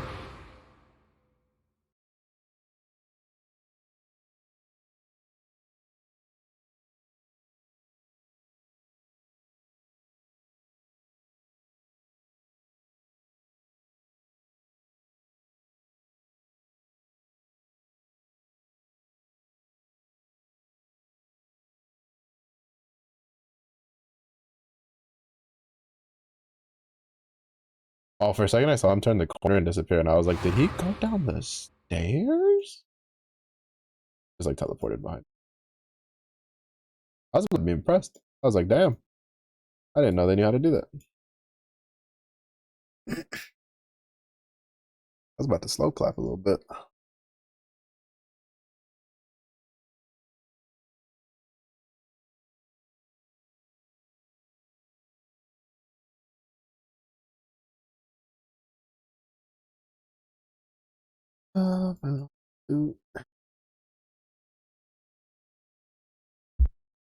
Honestly, I'm like one item away from going fuck it and then like probably diving into heist to try to get a replica Alberon's Warpath. Because I have an Astramentus. I have a Crown of Eyes. I just need, if I somehow luck out and get an Iron Fortress, fuck it, we ball.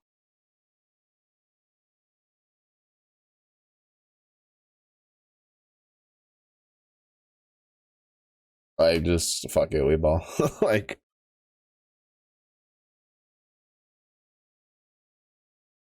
I don't know. That's my luck for unique, so it's kind of been on the uptake a little bit on the more recent days. It was kind of not looking too good on the first half, and then it's kind of been on the uptake on these last couple of days. Every tower, Crown of Eyes, and some other stuff along the way. God.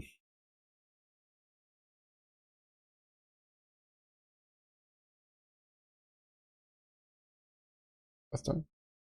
What do you have? 15 minutes. We can still clear the loot from that.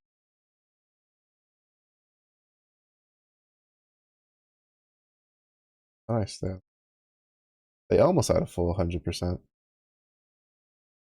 Great.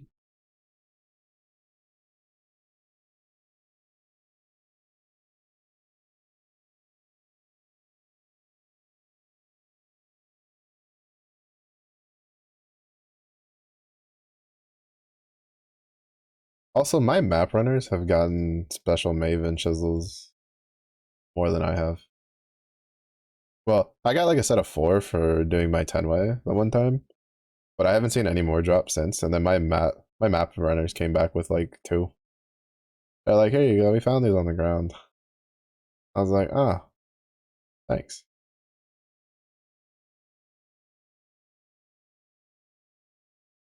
appreciate it."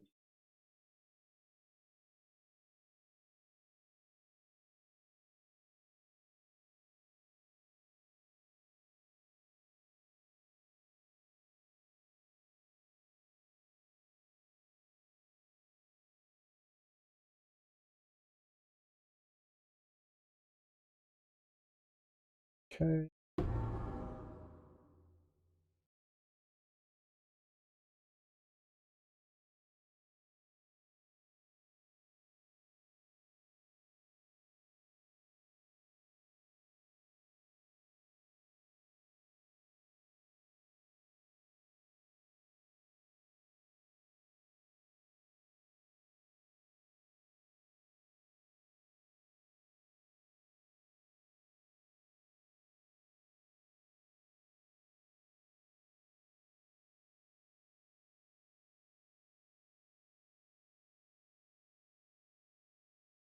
I've also just gotten a bunch of memories from them. Actually, I think like everything but one of the memories I own came from my map runners. I don't know why they have such a high drop rate for them, but they do. I haven't used like any of them. They've also been a decent source of simulacrum splint. which is one of the reasons I gave up just farming them for myself. One, the simulacrum invites weren't crazy expensive. I think I bought like 4 or 5 of them for I think it was like 30C a pop. And then my map runners bring back a bunch of them, so I've gotten like another 1 or 2 from just my map runners.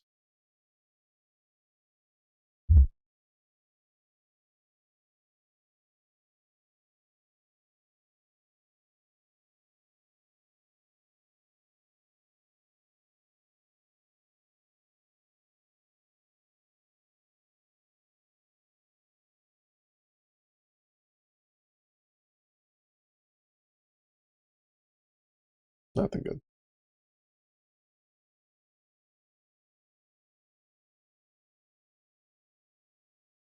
The reasons I have a hard time that I will say is one of the things that's been a bit harder to do without doing any of the crazy map run strats is like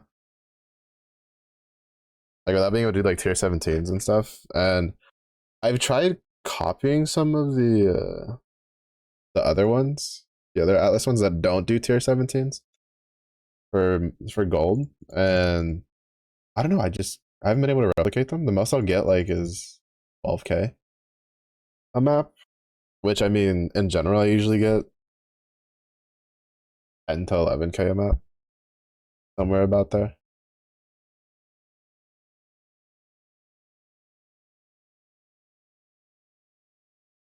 So I don't know. All right, time to see how much simulacrum this build can do. Because I meant to do it after I first got the recover the block recovery one. Let's see. Oh, that's gonna be a pain.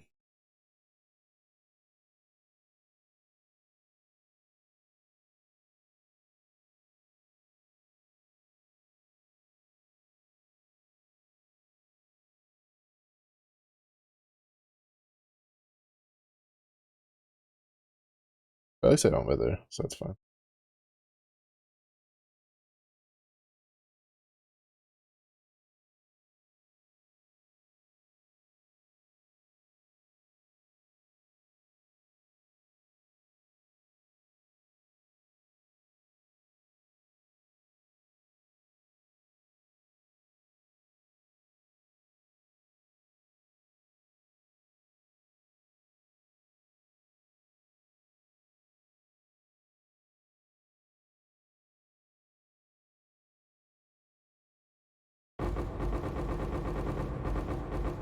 Who got shot? Jeez Louise. That's like a machine gun going off.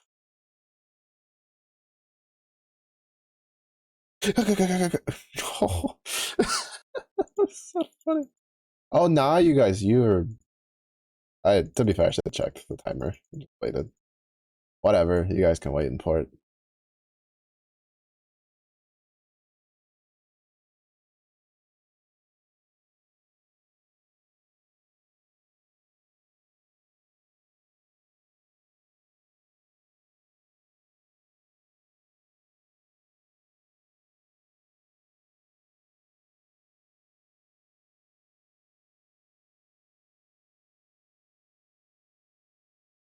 Like, I'll try to go as far as it can go. I don't think it can clear tier 15 or like wave up to wave 15, but I'm hoping it can do at least up to wave 10 just fine.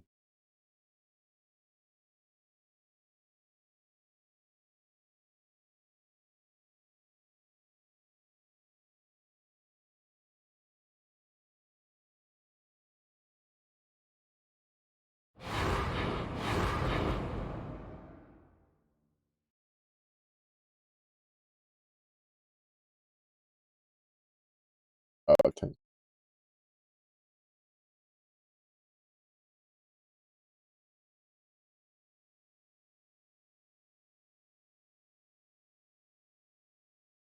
Does damage reduction? Should be fine, so I should be pretty easy.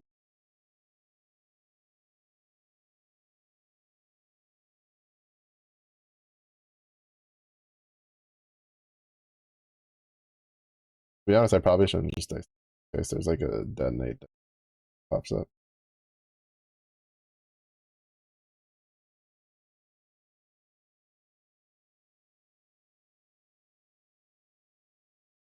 This character isn't like fully immortal.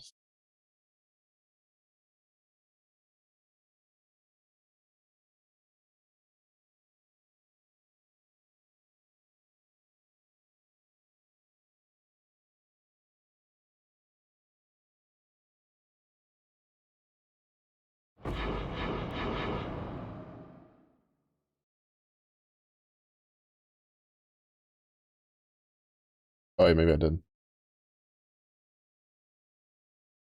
No. Need them to at least be 83 or higher.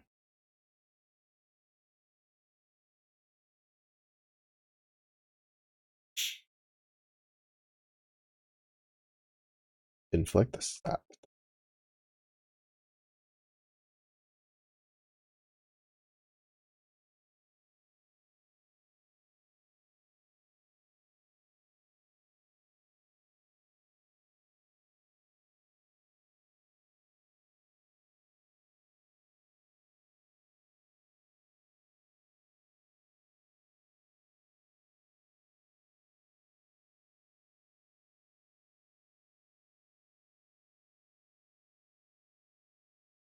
I don't actually think my other build can handle simulacrums at all. I think if I wanted to do that, I would have to get him up to like 1,000 regen or something. Like his defensives are lacking for it.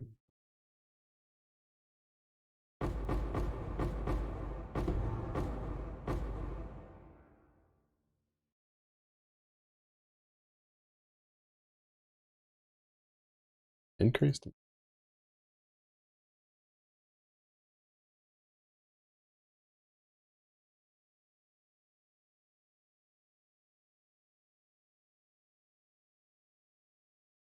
Uh, of course, after I like toss out all of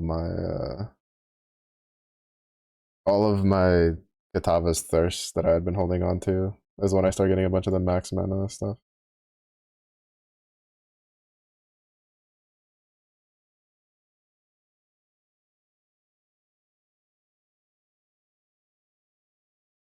But yeah, then we'll just try to get a feel for how well we can do. Because like if we can do 10 waves, then it means that I'll have enough to finish the challenge. Just fine. Oh shit, action speed. But if not, then it means I'll have to like wait for my map runners to bring me more simulacrum splinters over time. Like have them bring me some back and then I do a couple more myself. Because I didn't like buy a couple. Because I need 60.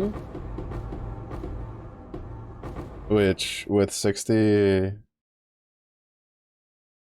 is it'd be 12 if I could only do 5. You know, 12 if I can do 5 at a time, 6 if I can, 10 if I can do 6 at a time, stuff like that, etc. etc.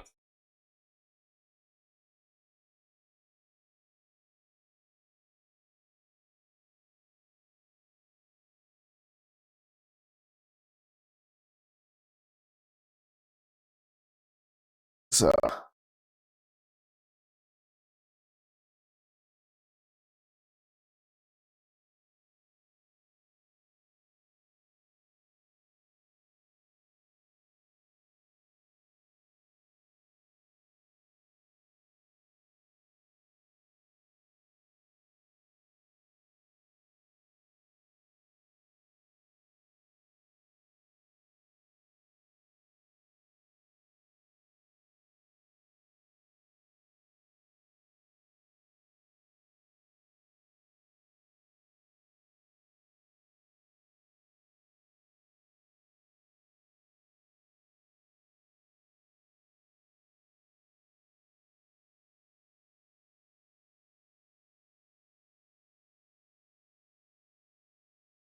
ugh. Why are they spawning all the way up?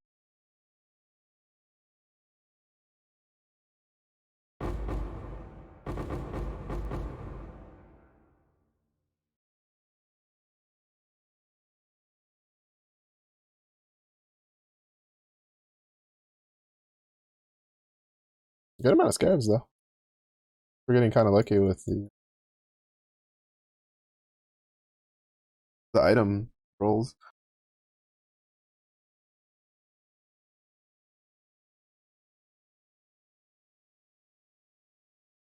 So that's nice.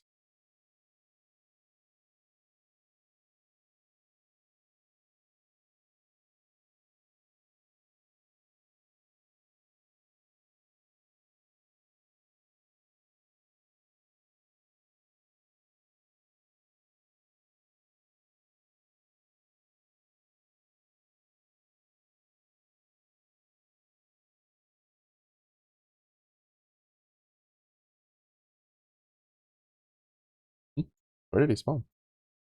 Oh,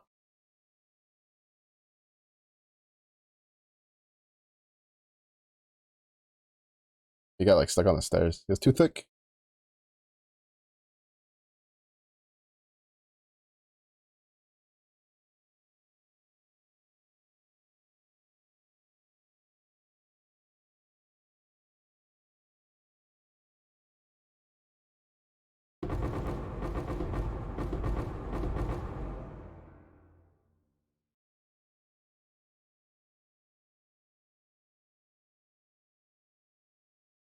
Or if balefires were. I don't think it would be just because. Well, it's item level anyway. Who knows? Worst comes to worst, we'll just toss him on the ground. I think a lot of the blight oils went towards. Oh, give. Mm, penetrates 7% of cold resistance. Hey, we should still be over cap with that though. I think we're more than 7% over cap on resistance.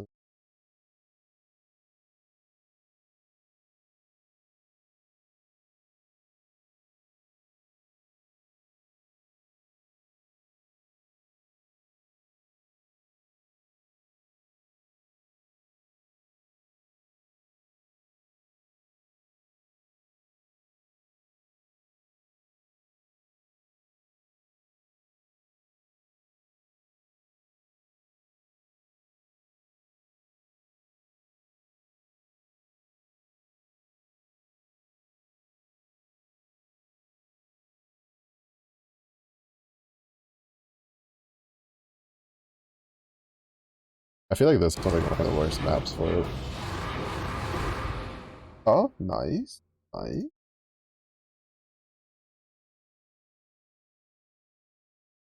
Not bad, not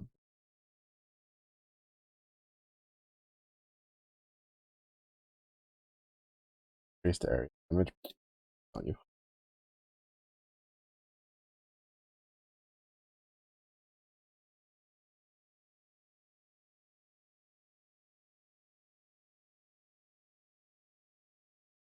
Yeah, we're getting a lot of the oil stuff. Oh, too much. Oh, I forgot to upgrade. Forgot to like trade up a bunch of the lower tier oils.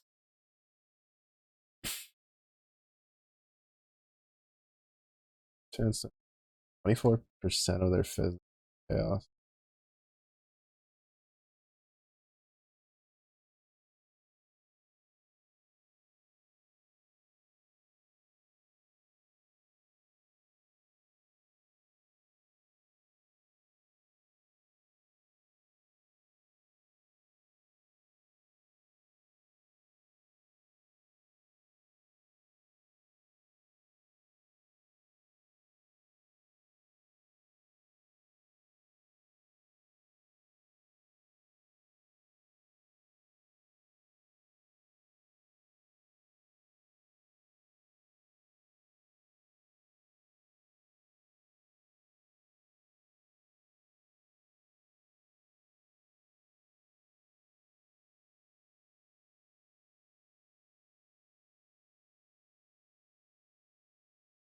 Yung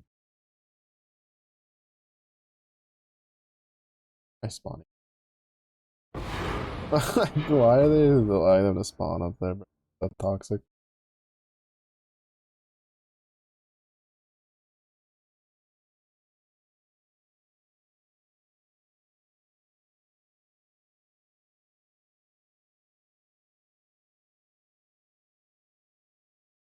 What do we got?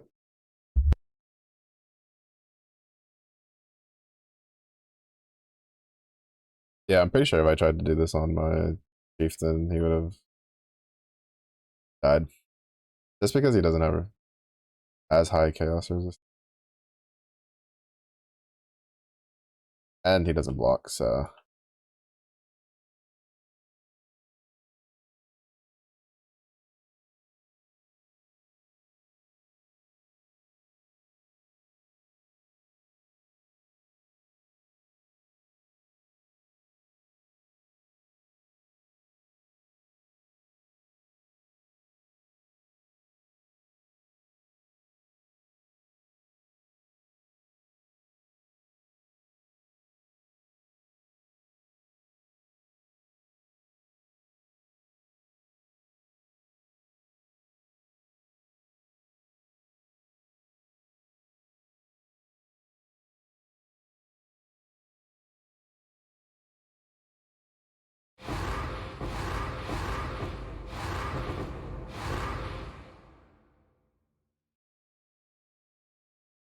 Or passes, increase crit strike.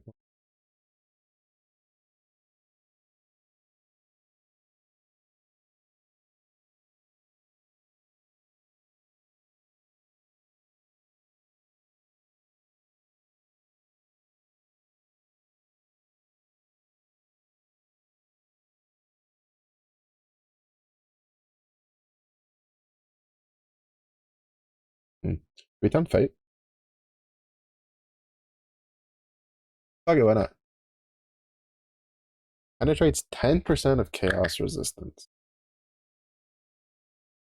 This is gonna be painful.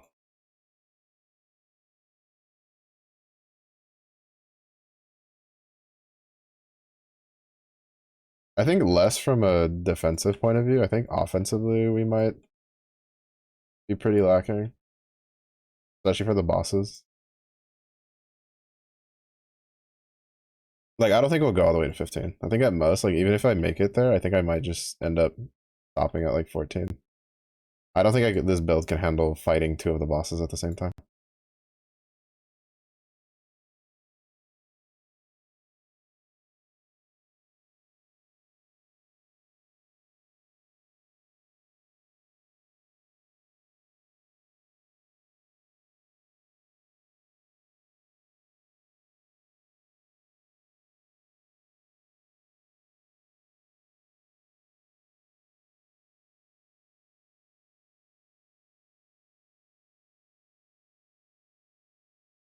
Just because of damage wise.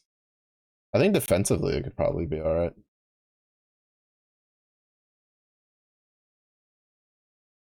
Probably not actually. There's some thinking about seeing multiple of them do their thing.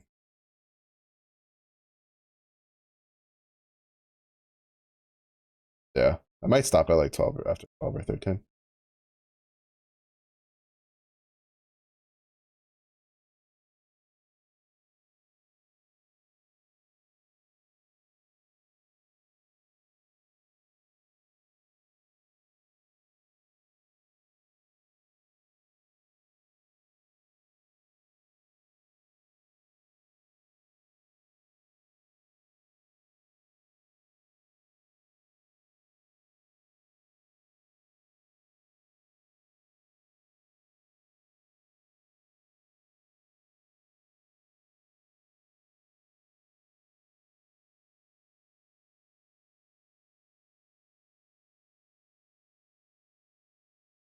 I still can't believe you have to actually actively go search for like hidden ones.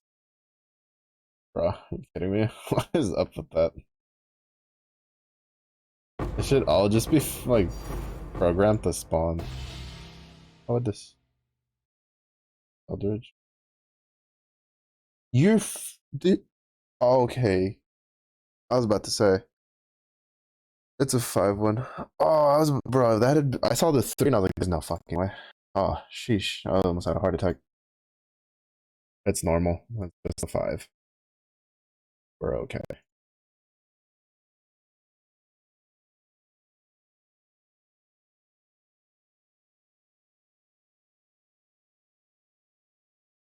Oh, Oh, this one might be like slightly easy.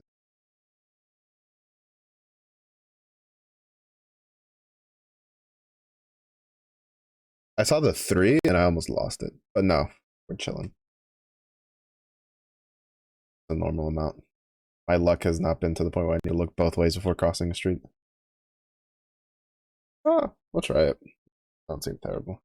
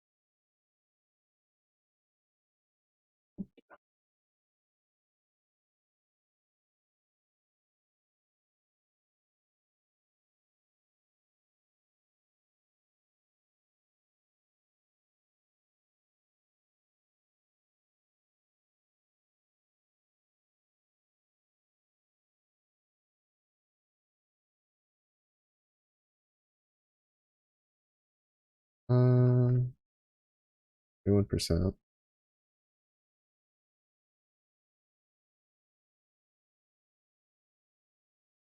It has scarabs. See if I can get a bunch of scarabs off of this. We can clear it.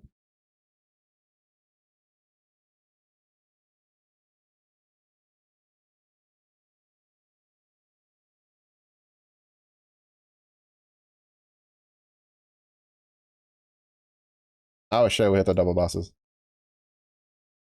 I'm afraid.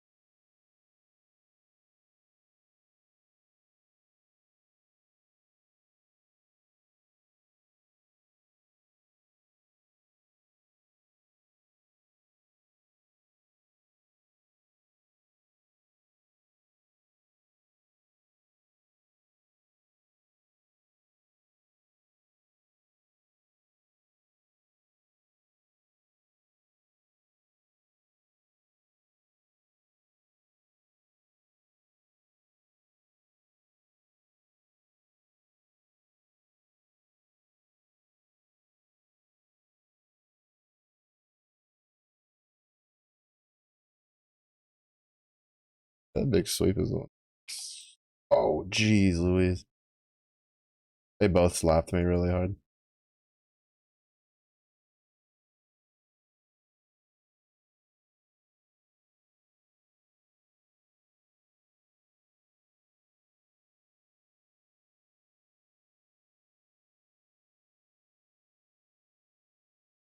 Oh, did we cut one of them?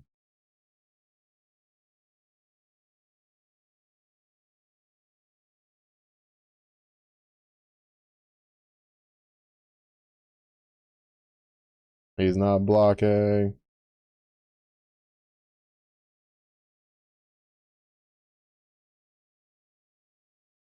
I'm fucked. He's not blocking, and this guy hits me once, and it takes like all of my HP, and I'm out of life.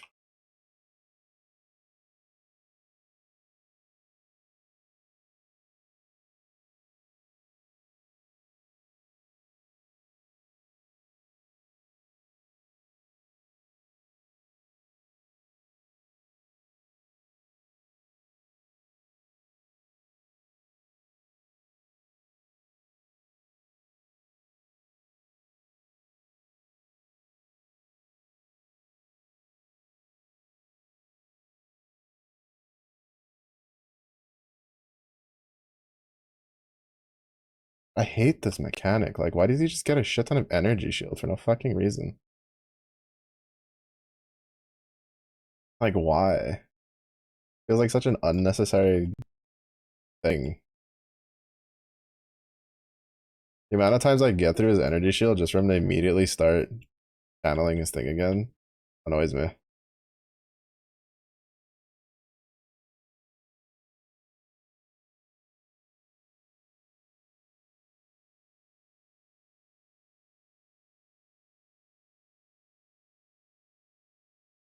Nice, yeah, he just gets full energy shield for free, because why not?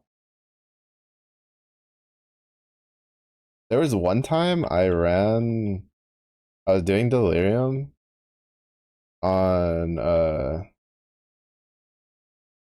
what was it? On a map that had uh enemies gain max energy shield as life, and I had this guy on it, and it affected this, I was pretty sure, because his energy shield was took forever to break through. It took me so long to kill him. He's stuck up there.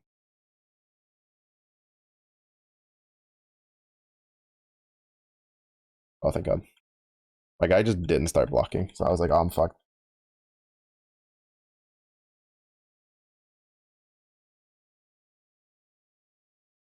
Problem is I took too long, and yeah. That's such a dog shit mechanic. The fact that he just gains energy shield when he does that. Like, if you just don't want him to fucking just turn that into a free damage phase, then just fucking don't make him do shit. Like, problem solved. Like, this is kind of the case of, like, in my opinion, really shitty boss design. I know why they do it, because they know that giving a boss a move like that makes them, like, susceptible to just getting absolutely murdered, but don't give a boss that move, and then he won't get murdered.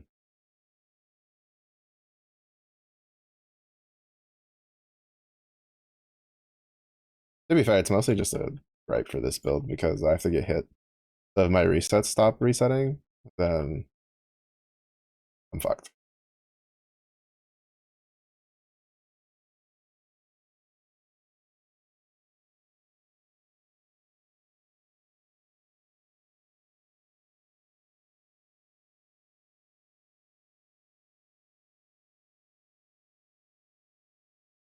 Like that.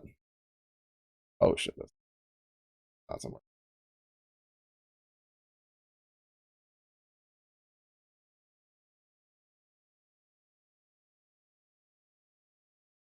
Oh hey, thanks. I was waiting for you to do that.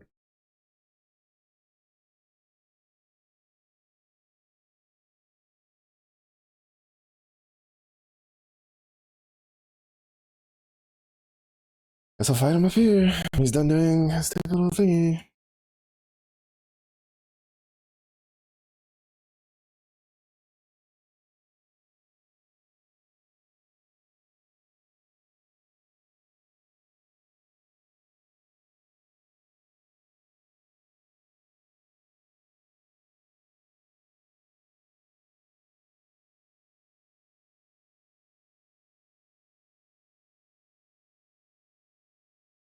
Like I know it's supposed to be like a DPS check of sorts, but it's a really poorly done one in my opinion.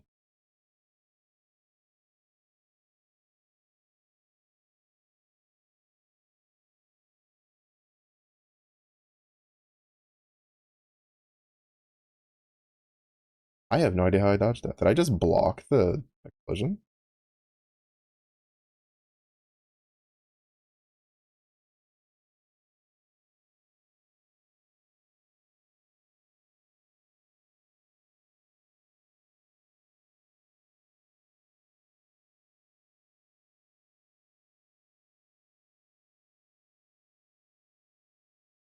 I got so unbearably unlucky with the resets there. Mind you, I have a 70% chance to reset my retaliation skills. Rotha's right, it kind of sucks that I can do this without a second retail skill.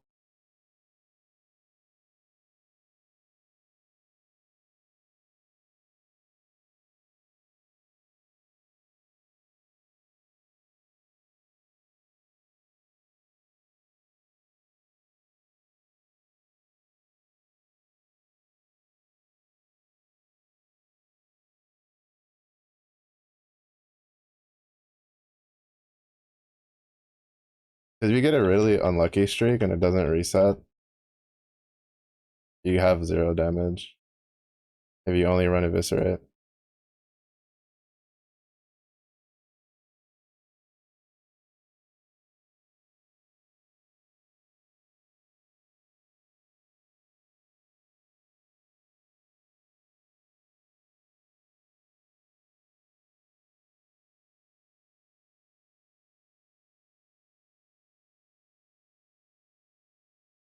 I'm assuming I just block those. Somehow I just like dodge them. I have no idea. Honestly, I was not expecting being able to kill that.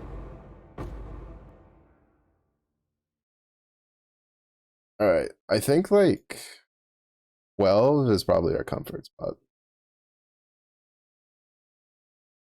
Higher than that, we kind of leave a little bit too much up to luck. But I definitely didn't dodge those due to skill.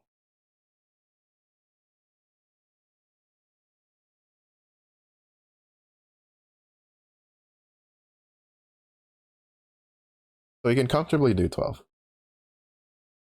At least like with the modifiers we had for that one, we could comfortably do 12.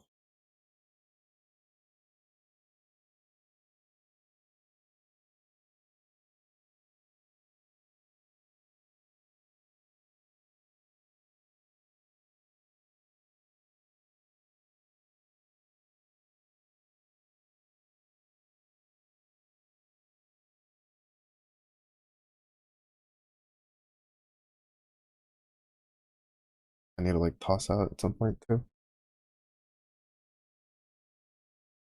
This is I didn't realize this is a 23% chaos resist.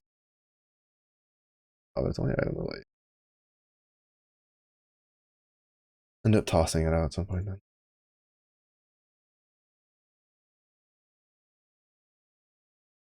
Put that there. Check on my boats.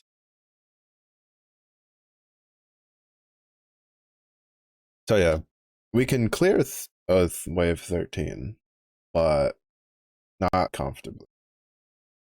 It's not comfortably enough for my taste.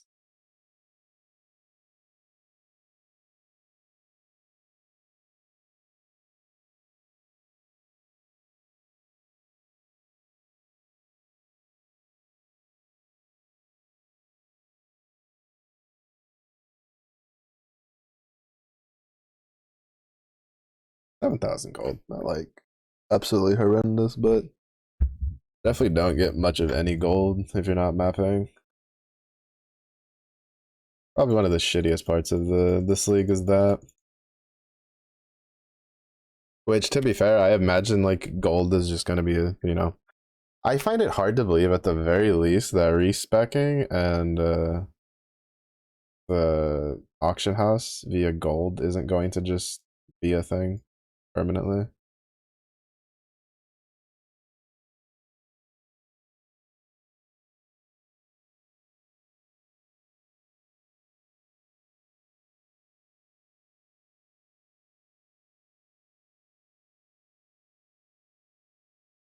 Especially the auction house. Like, there's no way. Like, people will act like right in the streets, just about.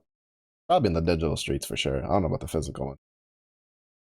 Someone might like show up with a megaphone and say some strongly worded speeches to GGG if they don't do it. But the currency exchange was basically opening Pandora's box. There's no way you're closing that. Like, honestly, there's just no way you're closing that. Also, these simulacrum arenas being in the like in the safe zones are more annoying than they are like cool. Because these layouts just were not designed for fighting things.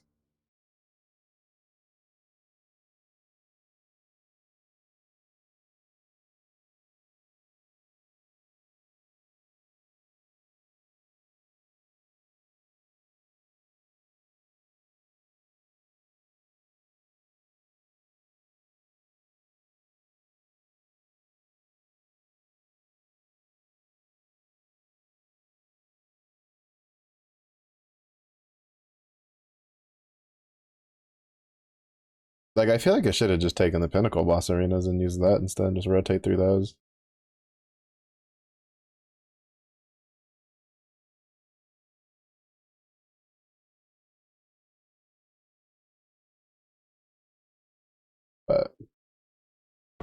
What do I know? I just played the game.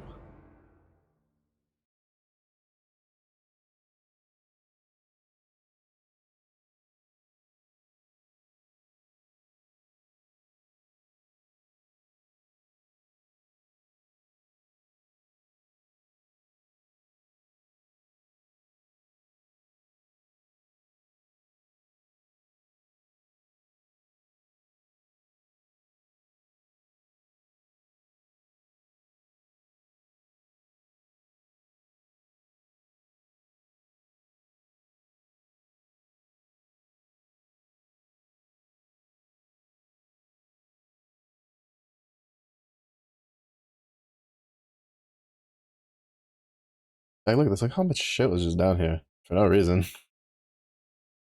Just because they're programmed to like rush off of auto rather like aggro rather than like just automatically running towards you. It just seems kind of bad.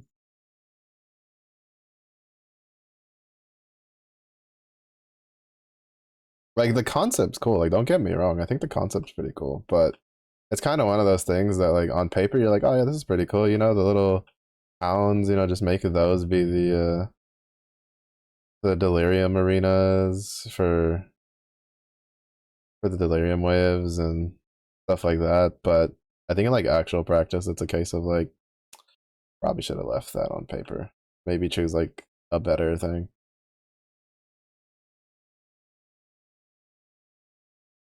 Because I still think it would have been cool if you could just copy like Maven rooms and stuff like that. You just run around doing this stuff.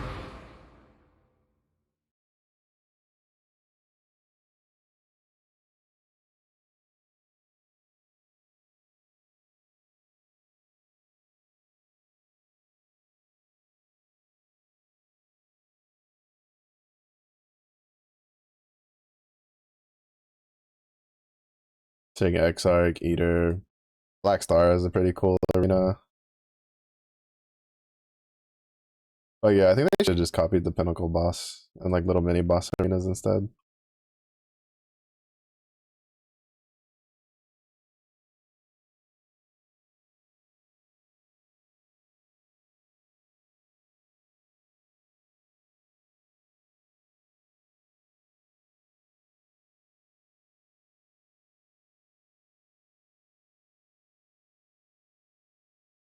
Would have had a really cool looking arena.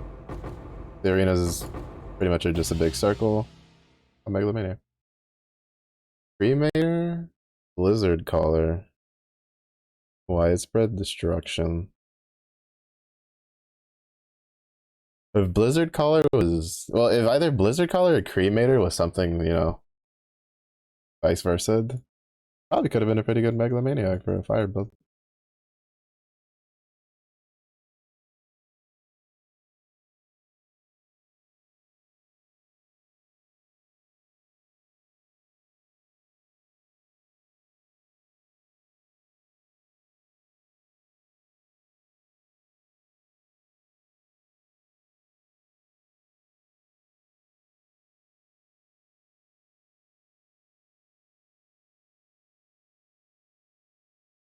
Oh, 3 in a row.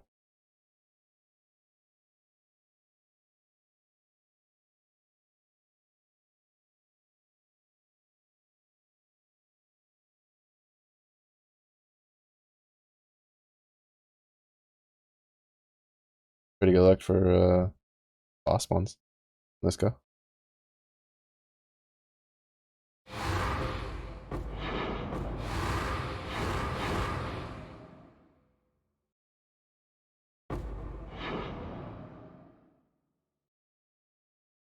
Pause it. The stuff.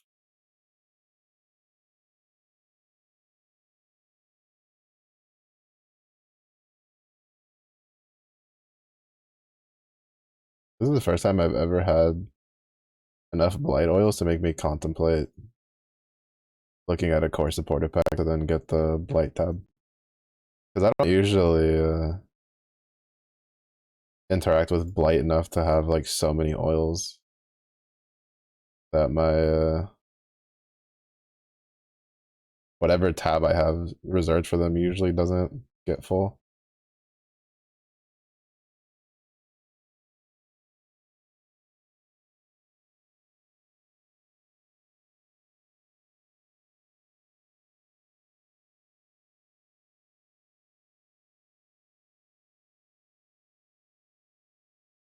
And now they probably take up like a third of that tab by themselves, if not a little bit more.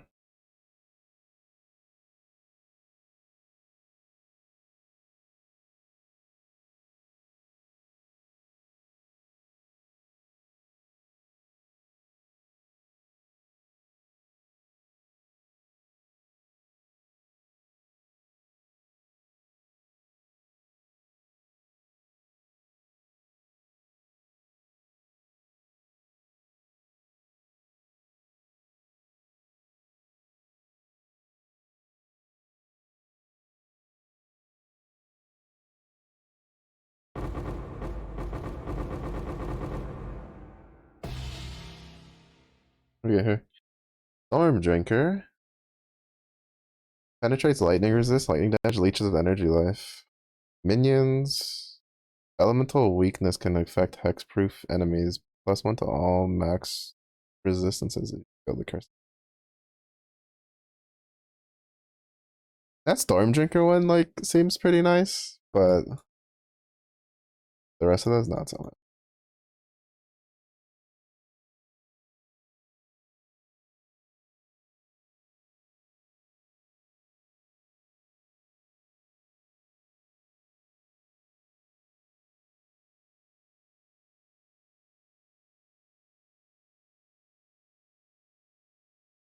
Not so much.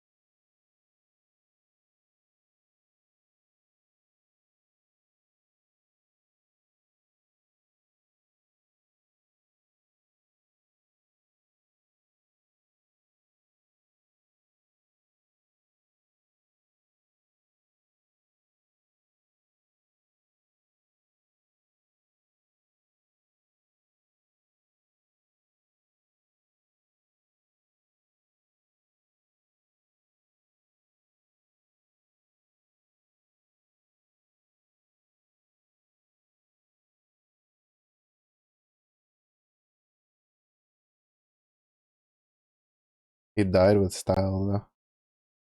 He died mid stomp.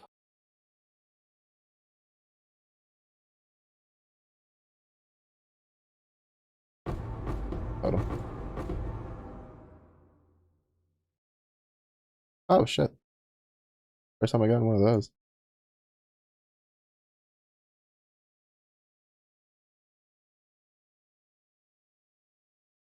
Unicor's whatever. Unicor's sight.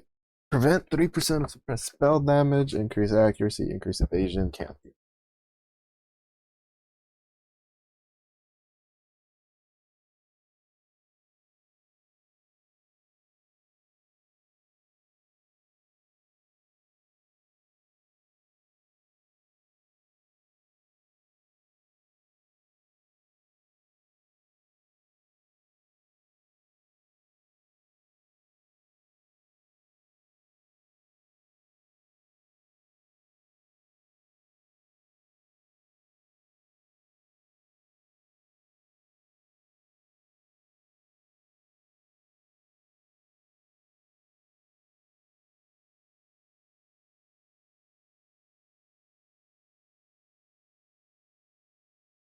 Relatively lucky. I think I might have almost died there. If I didn't get that crushing fist like preemptively cast.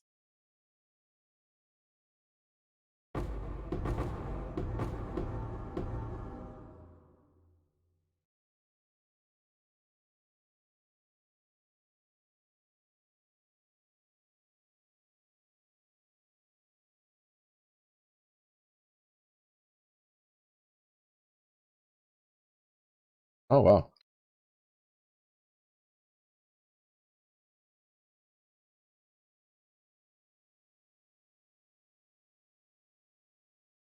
What's it called?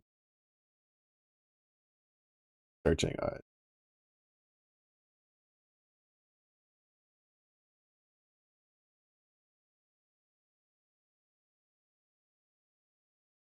What the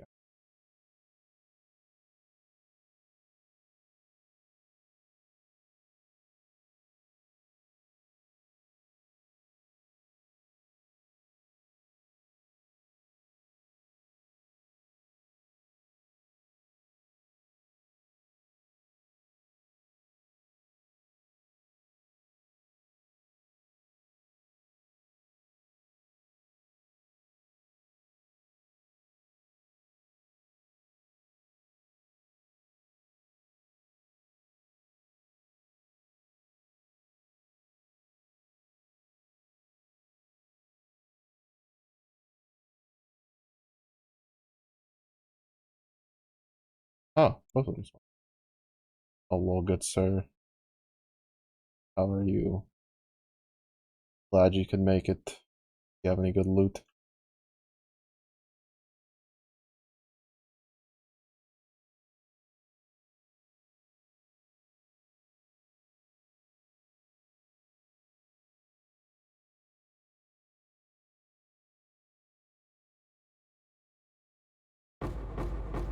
Most of the times the bosses aren't the last things alive.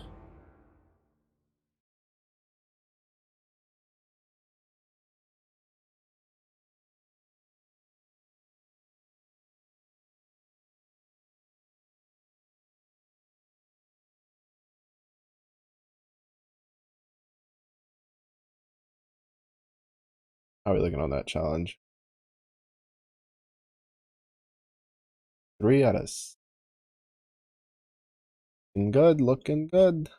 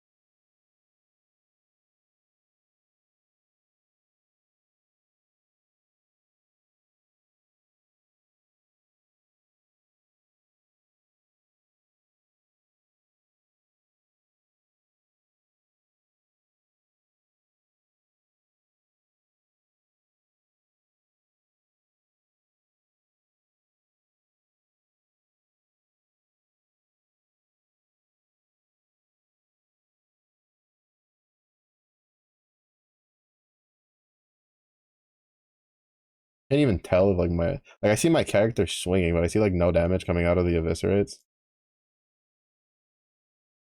I'm just like, are they like doing anything? Is he bugged?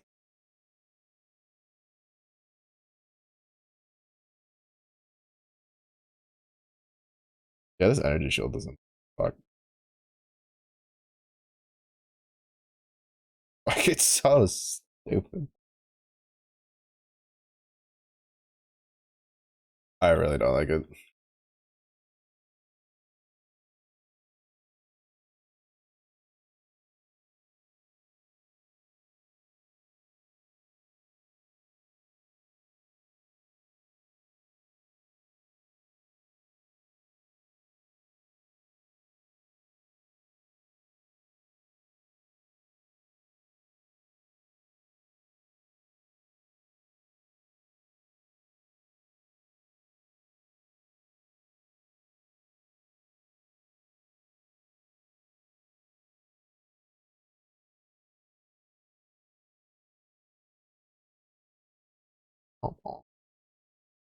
Just die.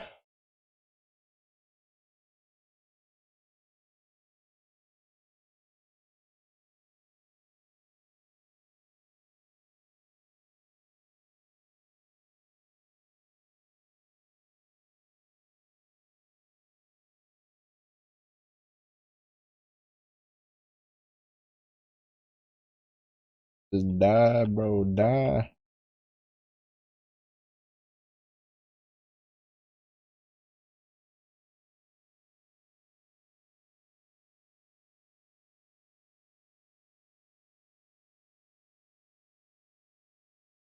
Yeah, Kosis is toast.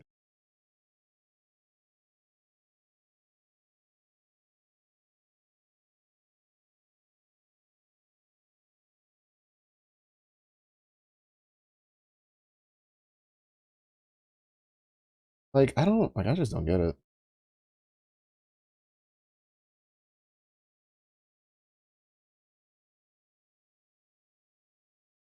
Like, cause like even when I have like all of my stuff up, right, my eviscerates and stuff like that, like I don't know, it just doesn't feel fun.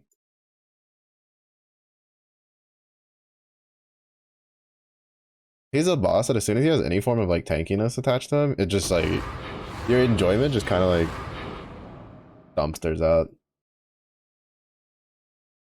Cause he's not even like dangerous there, right? Like there was a couple times our HP got pretty low, but that's it mostly more just because my character wasn't blocking more than anything else.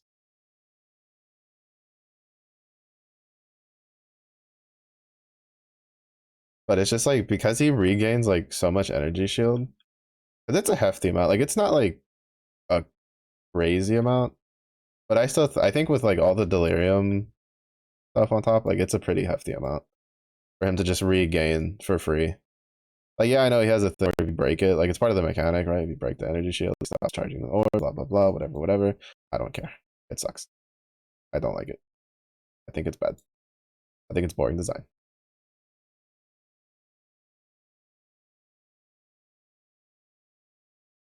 Or something as consecrated. I have never particularly been a fan of any sort of like boss fight where the boss has like an unavoidable recovery mechanic that like you can't do anything about.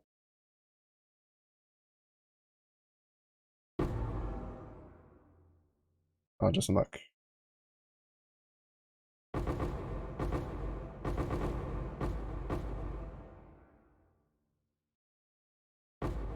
This was I wasn't gonna do any more than 12, so we can go free the ship.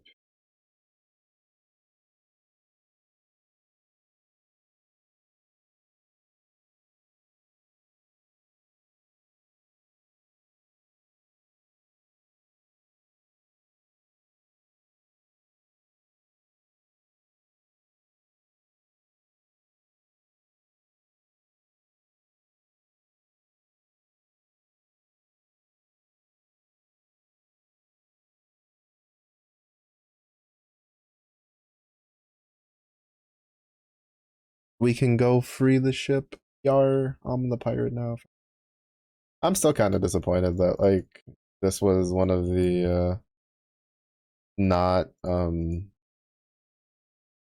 not visual like armor set leagues because I was so excited because I was like, oh, what if they give us like a set to make us look like Danek or something, like or Kyle Gurren set, like we'd look cool. And they're like, weapon rune effect, rock that floats over your head. All right, that's fine. You know, I didn't want like a cool Kyle Gurren the thing of the armor set or anything. Busted.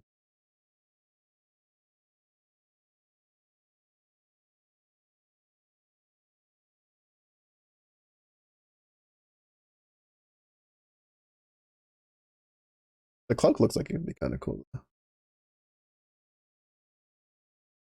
At 27, we'll be at 28 after this. After we're done doing our simulacrum runs. If I get one more power rune, I can work my way through this. Doriani's will get this done, hopefully. This I just need to run this like 8 more times, which I have more than enough offerings of the goddess for. I can do that on my other character though. It's a lot easier. This I don't understand. This number like barely moves at all. I'll have to look into that again. But I definitely think we could be able to get to 34. Potentially. Maybe. I could just not get hit by something by the Bandit Lord for this not that one. This one. It would be nice. Yeah, and I'm like we can do this one. I have a good amount of the invitations. Need to keep need to roll them like decently high enough and then just run them. Let's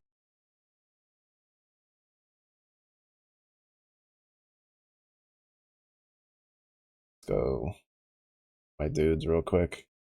Maybe we'll get a pirate words. Maybe we'll get a pirate rune. Maybe we'll get a power rune from the pirate lord. Brother, fucking English is hard. My brain is dying. It's dying. I had that whole sentence in my head like that. Maybe we'll get a power rune from the pirate lord, and my brain just kept going pirate rune, pirate rune, pirate rune, like power rune.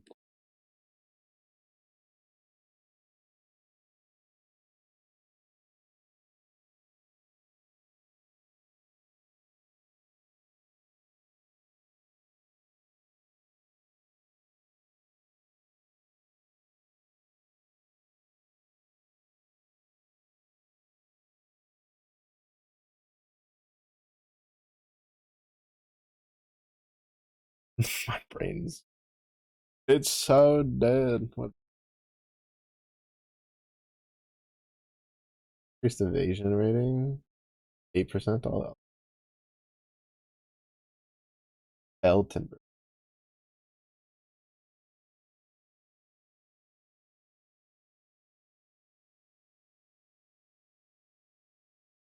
I love how like if you sit there, I don't know if they'll change that, but if you just sit at the entrance, it won't do the waves. But, like they'll still be there. They'll get spawned. They just won't move.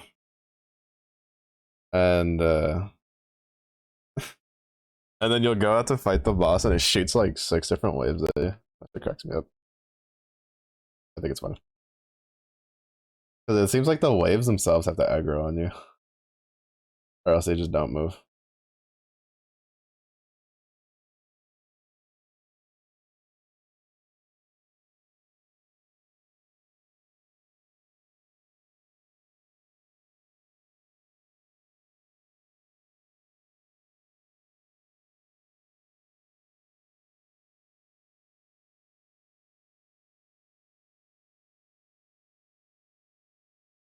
Yar.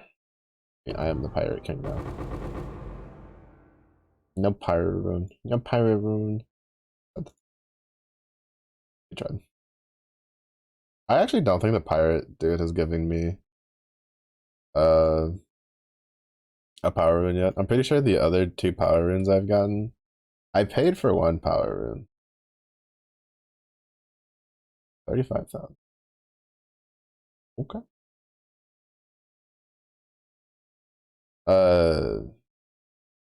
Like that.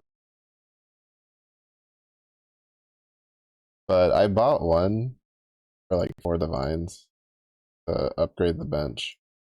And then the other of the 3 I've gotten, 2 came from the Black Knight, and then 1 came from just a random 5 Verisium bar shipping. Dark Shoulders.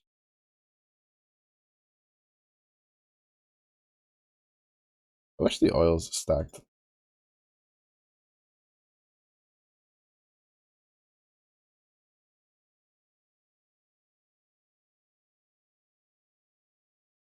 To be fair, there's a lot of things.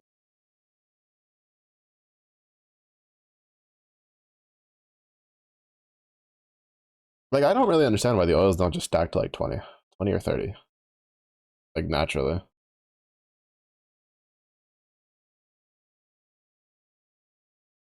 Realistically, they should at least stack to 12 because the recipe is 3 to 1. But math, math thing, too lazy.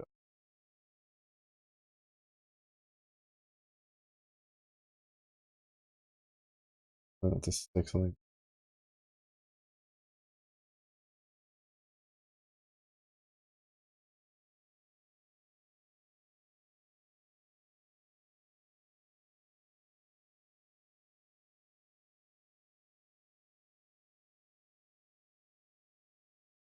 I guess I'm kind of forced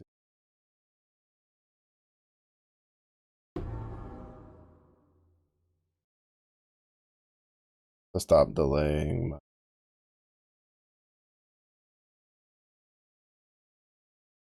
procrastination of cleaning up.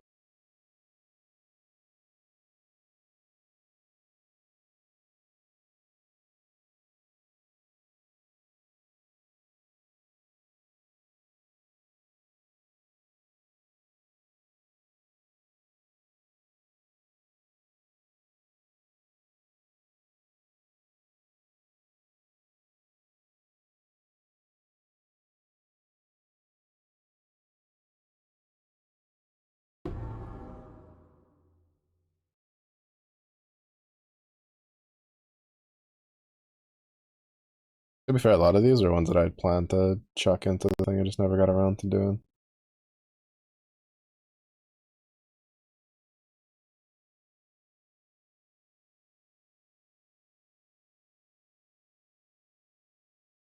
Also, I didn't realize that replica Dragon Fangs fight had a 3-1 recipe when I disenchanted my last one, but that's what it is. It is what it is. Too late now.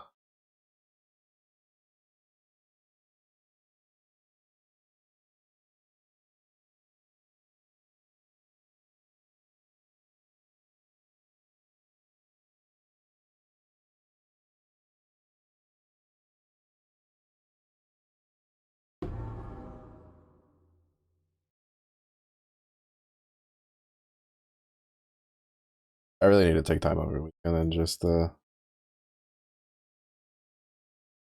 sort my inventory.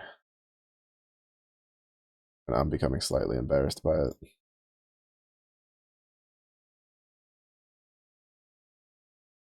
I swear my inventory management.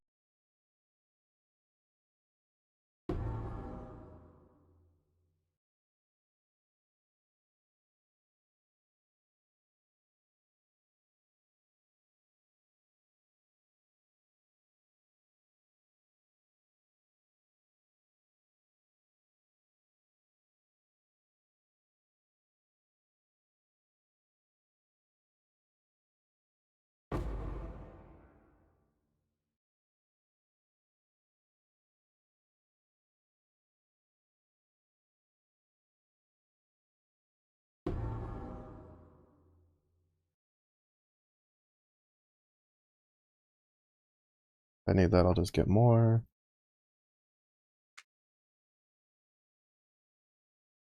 The grind never ends. Nah. That's because, like, to be honest, there's really not a whole lot of other things I feel like playing at the moment. And PoE is, like, fun enough, right? Like, it's still scratching my itch. So, chilling. What's up, Slingster?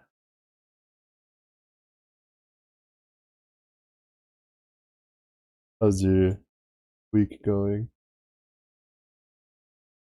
Well, I guess how's your day going? Week's a little.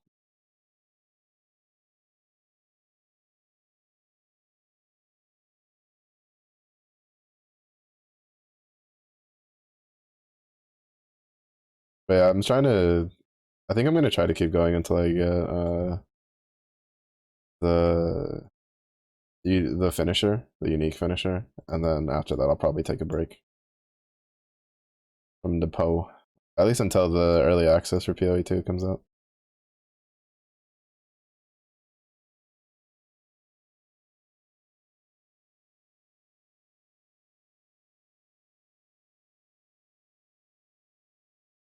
So a bunch of those quality jumps.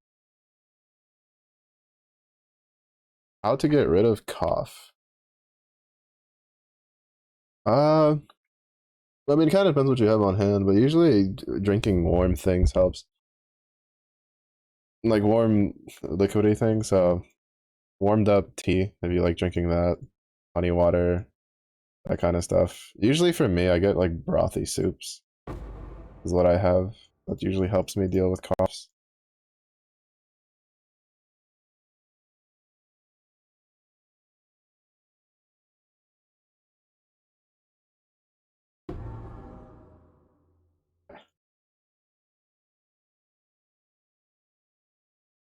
Took 5 days off for early access. The mad lad. Honestly, I don't even know if I'll be able to play for early access.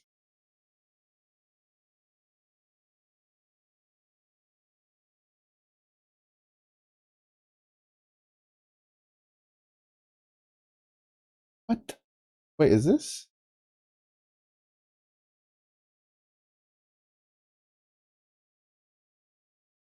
Makes sense too when you get home. Yeah, I'd mix some honey into it if you have any. That type of stuff usually does wonders for coughs. That also kind of just depends. Like I usually take Mucinex to help me. Mucinex usually helps me a lot for whenever I have a lot of coughs going on. It drains.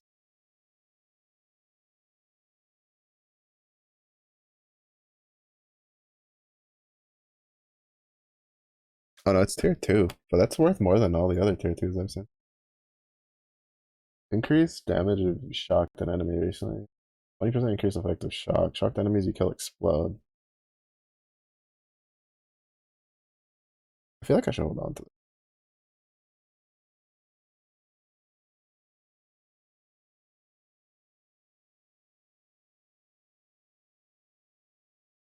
Ah,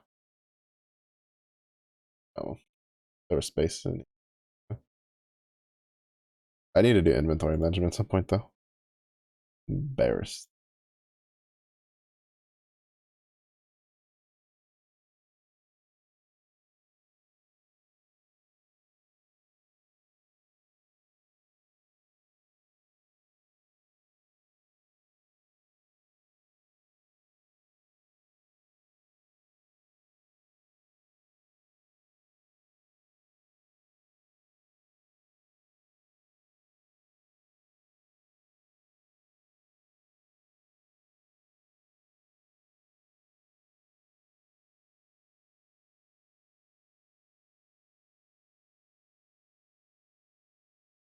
I don't know. The loot from the map runner's map loot is better loot than my shit does. Honestly,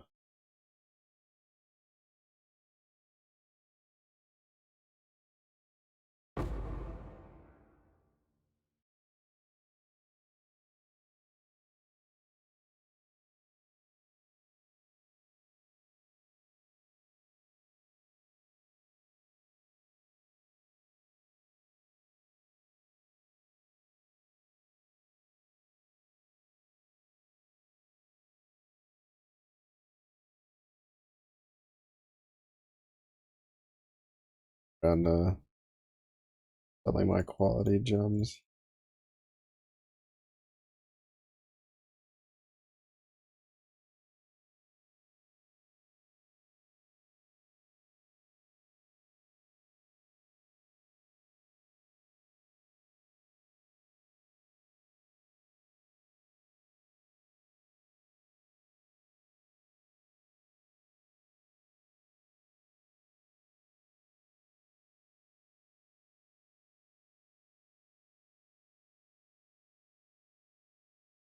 Bruh.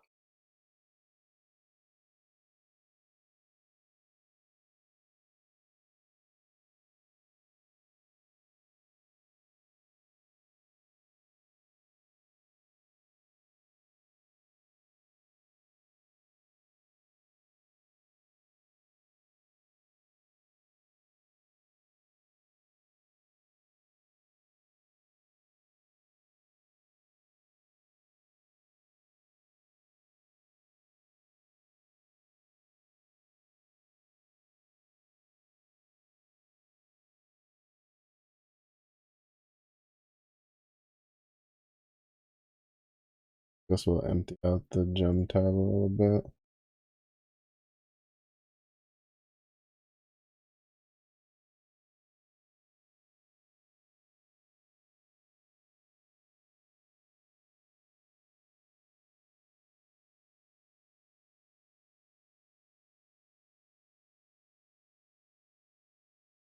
Toss these in.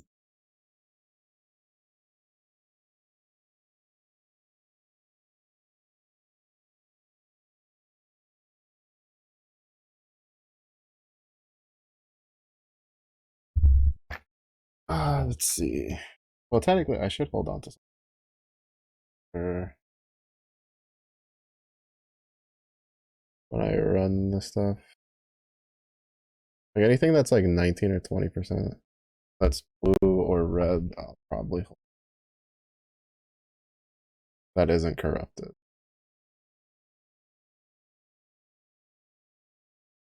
Not blue or red, green or red. Oh, we're definitely holding.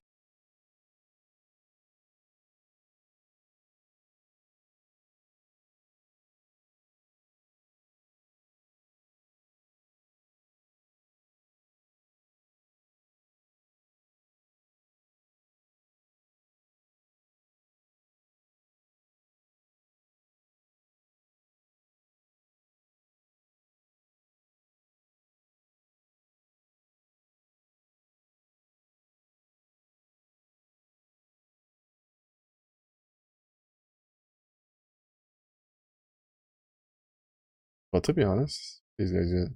I mean,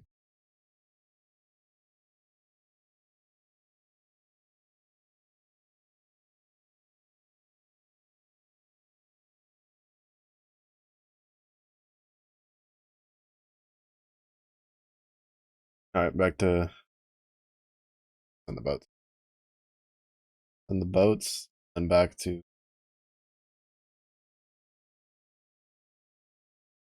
We're not really farming. I'm just doing it for challenge runs. I don't particularly care what we get out of it. I'd rather be mapping, honestly, just to try to get more Verisium. But that's alright.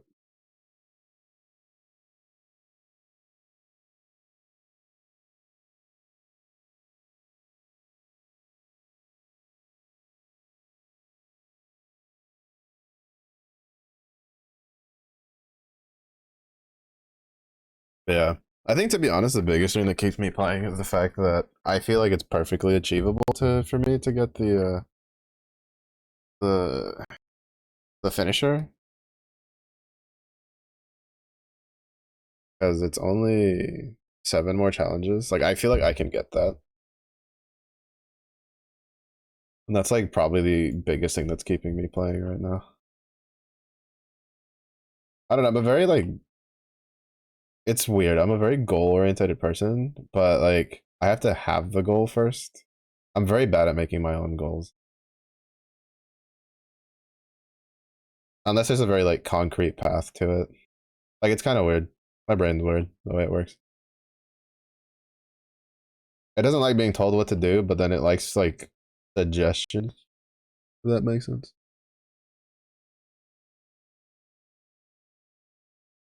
Because like my brain will retain like advice that people give me, and then it'll think about it, and then like eventually it'll decide whether or not the advice is actually worth following or not.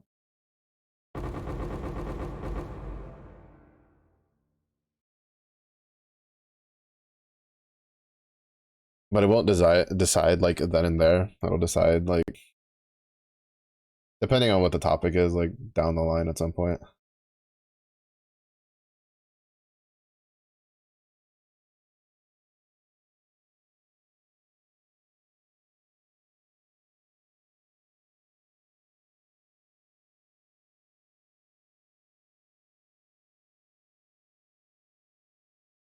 I don't know, it's been fun though. Between the currency exchange and the melee buffs, I've been enjoying myself. I mean, shoot, I have a 98 and a 97 when previously my highest characters were like, I think like 94, 95.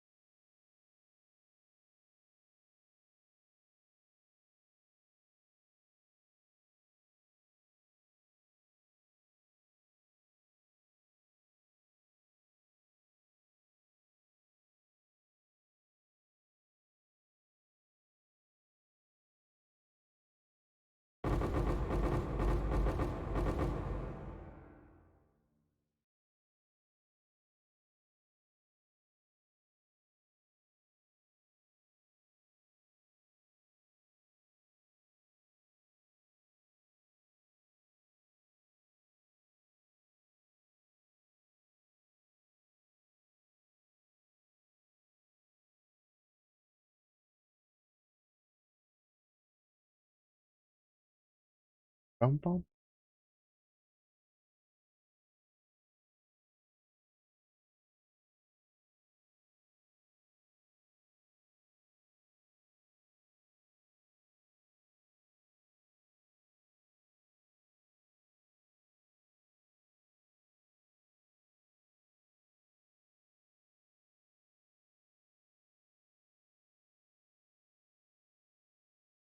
And the chaos damage over time clusters are pretty fucking rare. I've gotten a lot of other medium clusters, but not a whole. I don't think I haven't gotten another one since that one. Granted, I don't know if there was some that I had before that I tossed out because I would. 'Cause I kept the chaos. Well, no, I feel like I would have kept it because I kept the chaos damage one because I had been teetering about. I'd been thinking about getting like doing a chaos damage build because after doing the chaos damage Bama build, which to be fair, I like scuffed it. Like my build was technically nowhere near where it should have been to do the change to chaos damage, but it was still so effective that I was like, shit, like I don't want to do a chaos damage build. So I held on to them. So I feel like I would have held on to all the chaos damage over time. Uh, Clusters if I had seen them. Because the one I have now is one I didn't even know it was in my tab. Like I looked, I had to look to see if I had anything in there.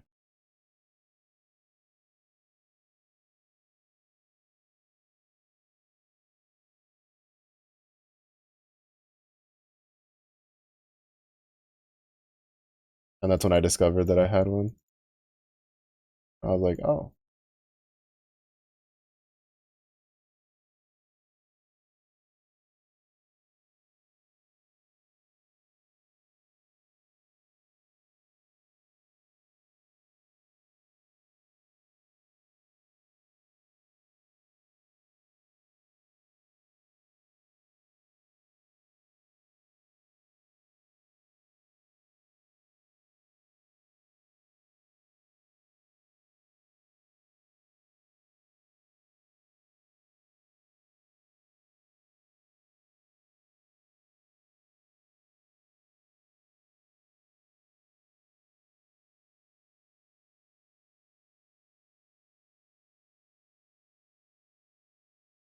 Right, podcast, stupid energy shield, fucking shenanigans.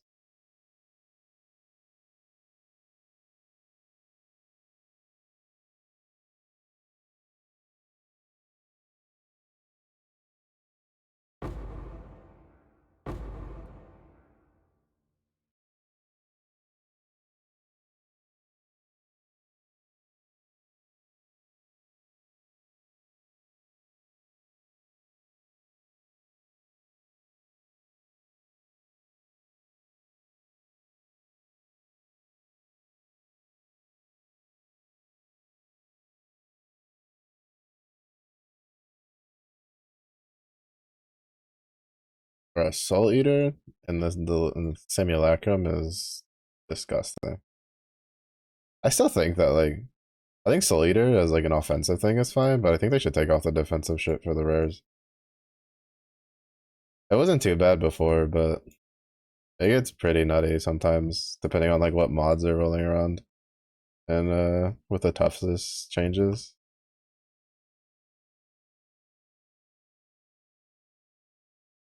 You punk ass.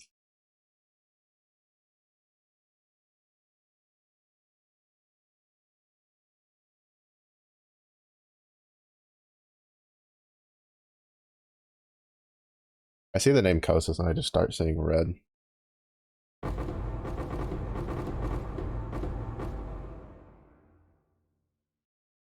Yep.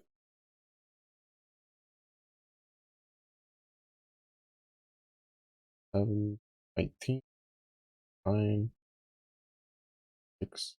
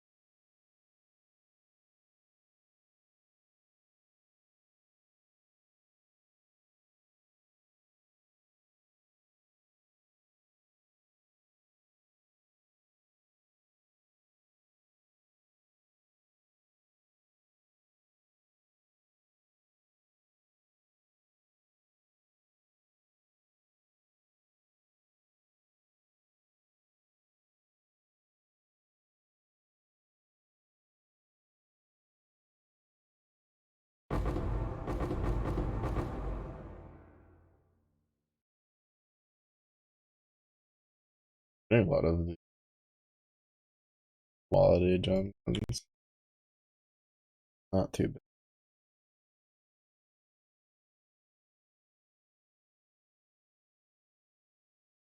Would rather be getting like scarabs and kerosene ones. Like scarab currency, unique.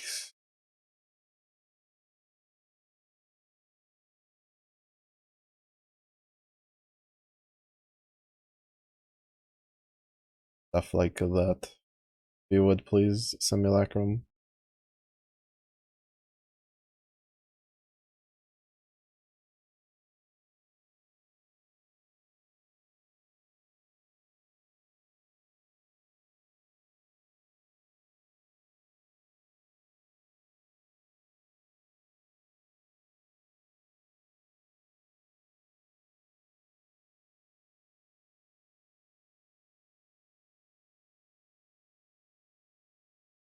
Why are you here? Nobody fucking likes.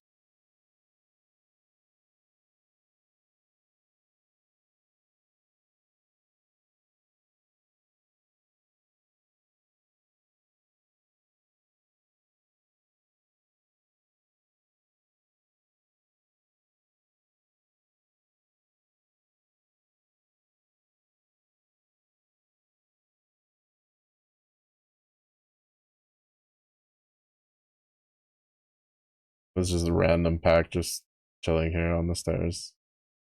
Like, yeah, I'm in no rush.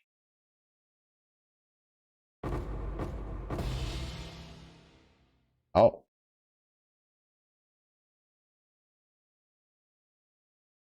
that should be worth a decent amount on currency exchange.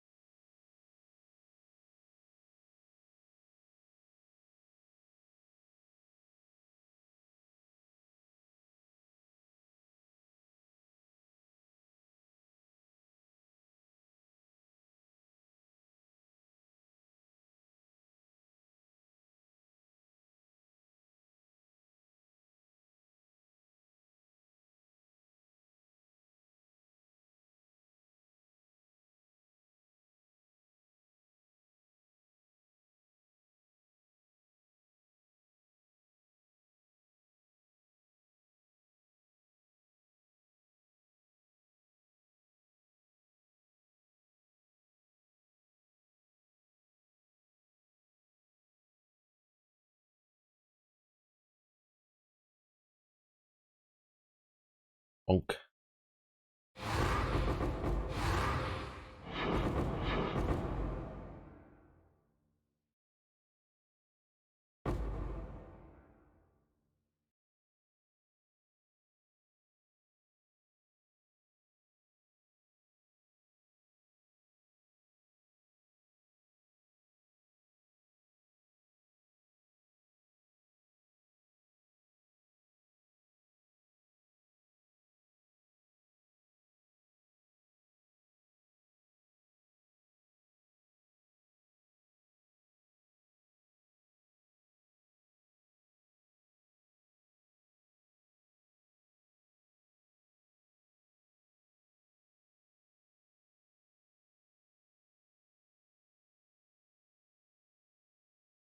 Naru.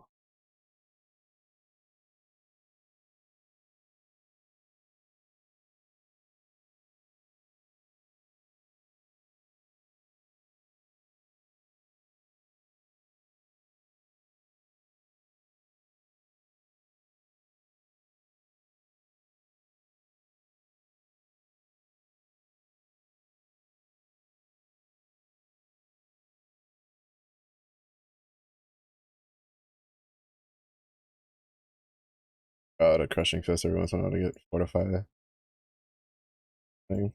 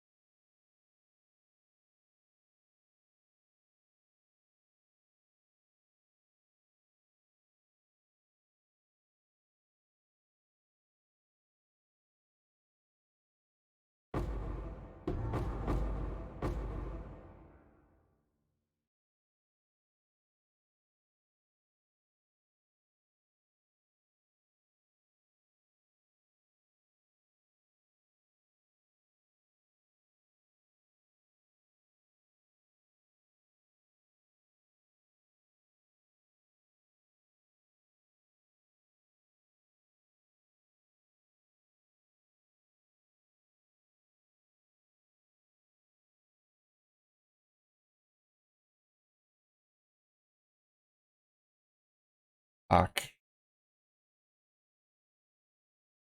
That's fun.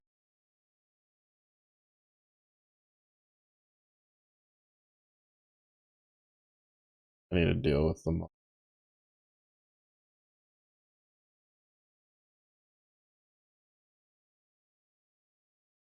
Taking up too much screen real estate.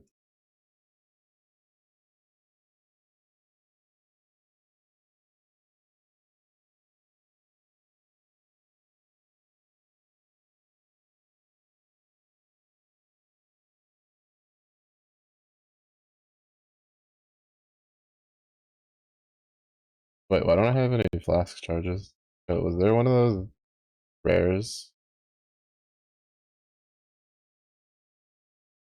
That sucks. Or is it just the modifier and I just didn't notice? That's mildly annoying.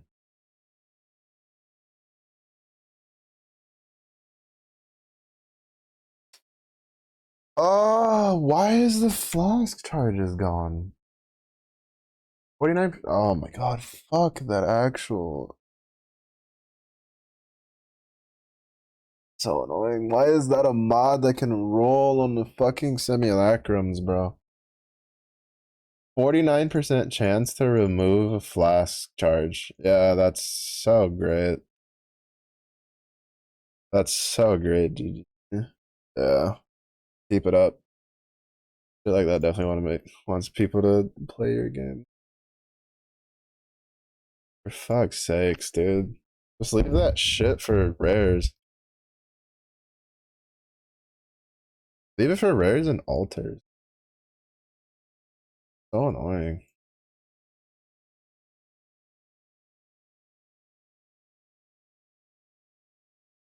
I love having to deal with two delirium bosses at the same time with getting unlucky on my blocks and just getting demolished and fucking I can't heal because the stupid wave rolled 49% chance to remove flash charges.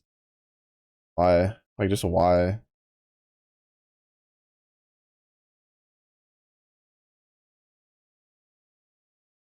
Like Jesus Christ. It's not like your game's kind of designed around the fact that flasks exist or anything.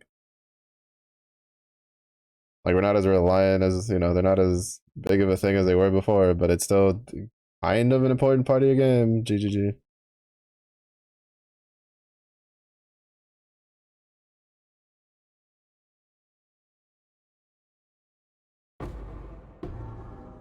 I hate when when games do shit like that. Oh, that's critical strike chance. I would have kept it. Like it's what annoyed me about MiHoYo with Genshin. They released all these like strong Geo Shield characters, and then they went. Then it was like, oh shit, like nobody's playing any of the healers because there's no reason to play any of the healers because if you just build a high enough shield damage, you know, you just don't take damage. So what did we do? We made a wolf. We made a debuff that just goes through shields instead of just balancing shields.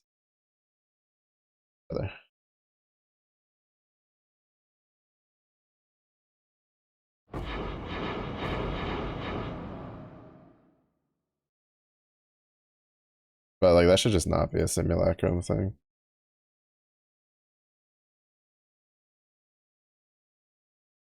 Like if you're not running a regen build, I guess well, I don't know because I feel like I just also got unlucky with the blocks. My dude just stopped blocking for a good chunk of those against the bosses.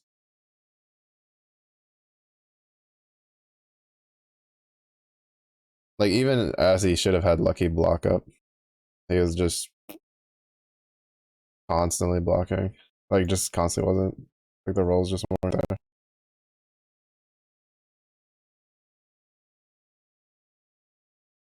That was kind of scuffed. We got unlucky, rolled a shitty wave mod into summoned both of the bosses,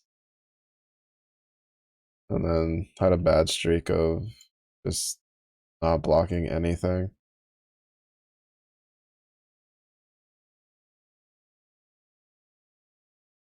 Anyway, we definitely could have cleared that to 12 if it wasn't for that one mod, because I would have had flasks.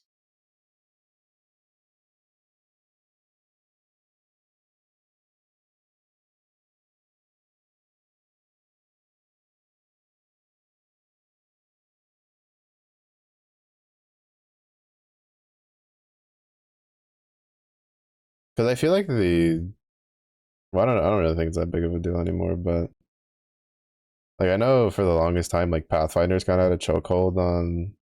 I mean, I don't know how long that mod's existed. I know the rares had the have the siphon mod, which to be honest, like I don't think it'd be an issue. Like the rares siphoning your flasks, I think would be fine if they just made it where when you killed that rare, you just got like most of those flasks charges back. But it'd be a pretty interesting little back and forth. But like sometimes I feel like some of these mods are just to like fuck over certain builds that are really strong, and then they just fuck over more than intended. Because we can definitely clear. I mean, like I've cleared up to like up through tier or wave 13.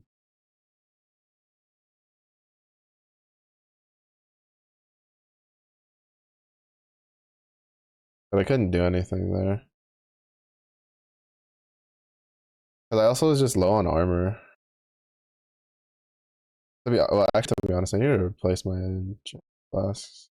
Or my suppress, my quartz flask for evasion flask. I can get more defenses. There's really no point in running a spell suppressed flask when I'm 100% spell suppressed.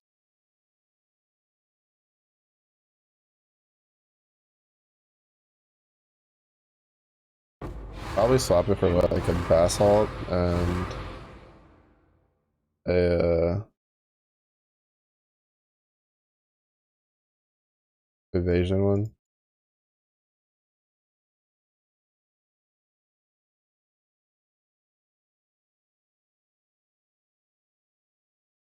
But yeah, I was down the granite flask because it just never hit full because it's like a 50-50 chance of just losing flask charges when I get hit.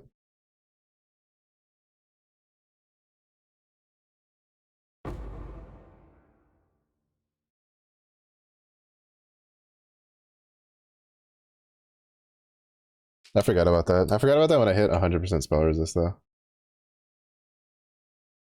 Swapping over to like a basalt and a evasion one.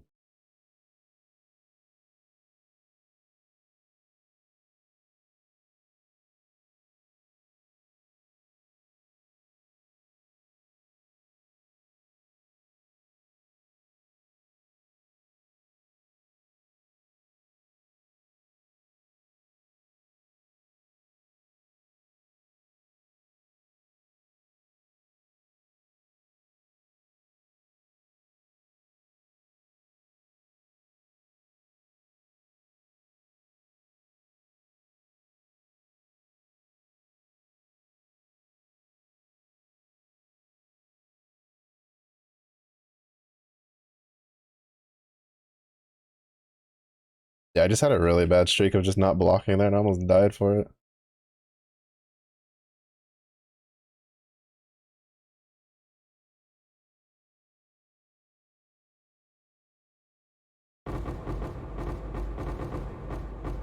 Even with all the armor I have.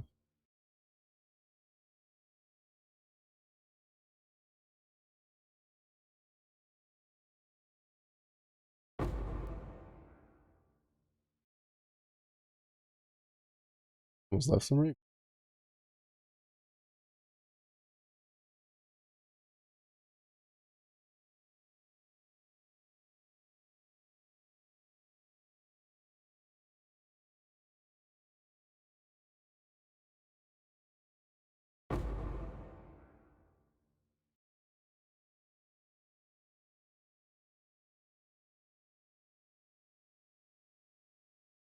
Sherlove's spawning the more annoying one out of the two.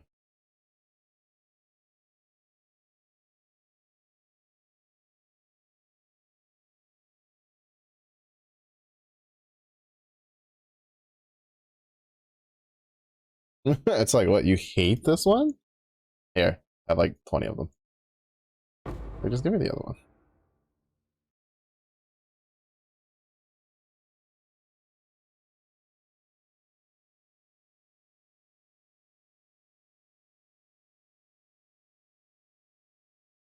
Where's the last pack of monsters? Oh, they have to be like hiding up here. Yeah. Like, why are they up here? Like, what? That's so bad. Such a shitty arena for this.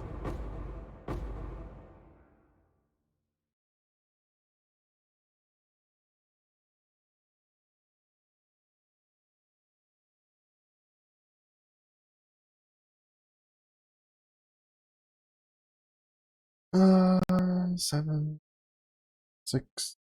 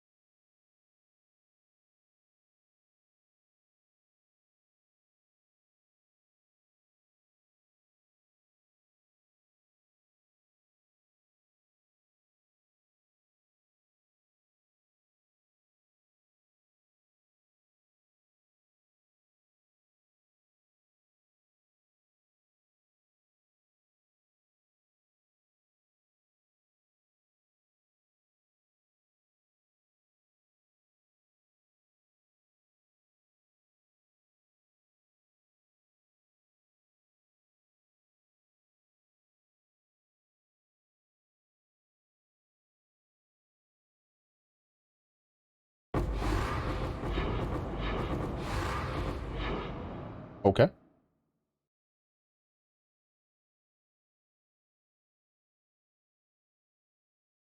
We've got a decent little bit of maps.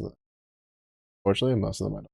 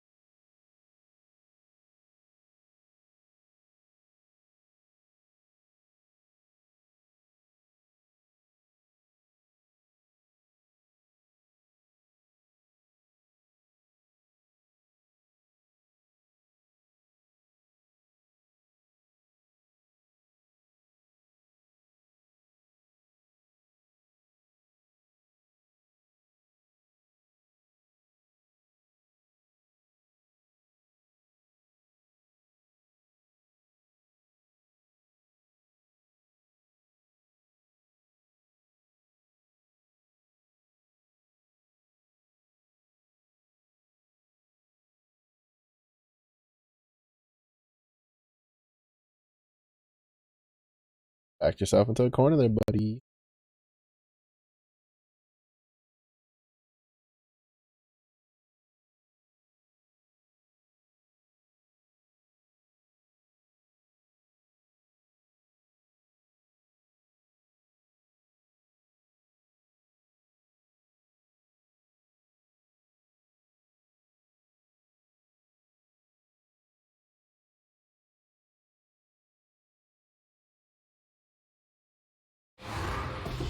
I don't know how they died, but they died.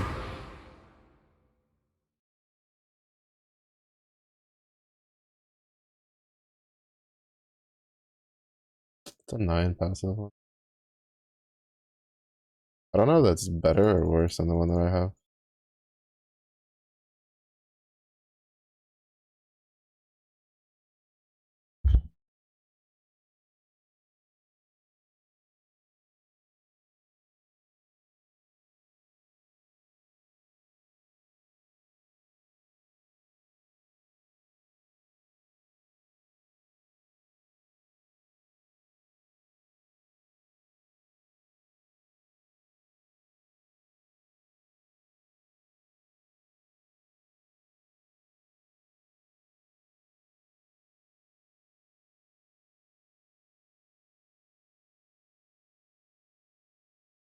Holy, this is answers.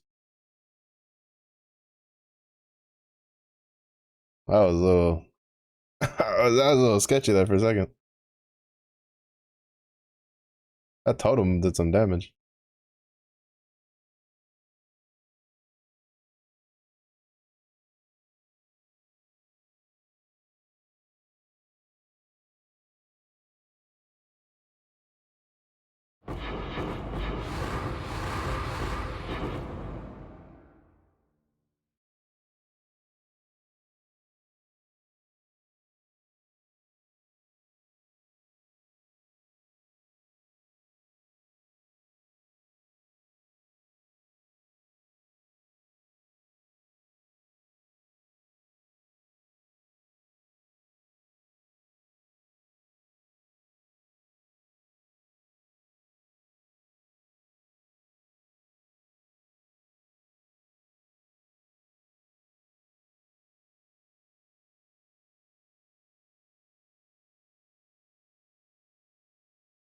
So risky to throw a crushing fist out.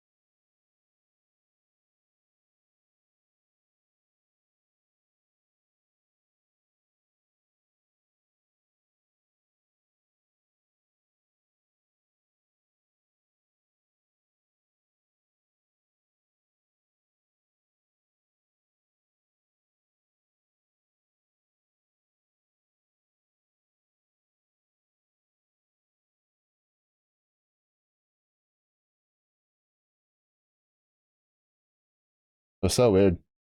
I was like stuck in a spot where he couldn't hit me somehow.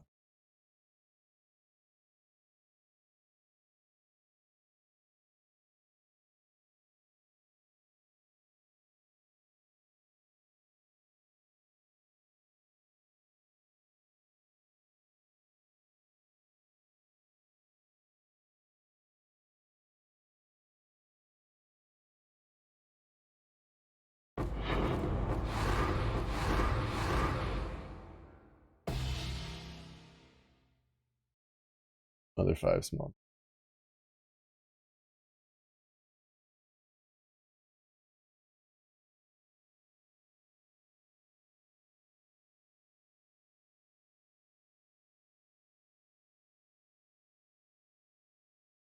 Okay,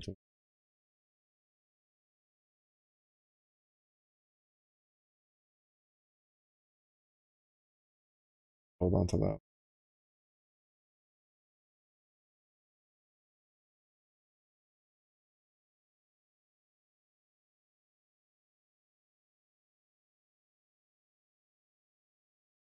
Oh, mod.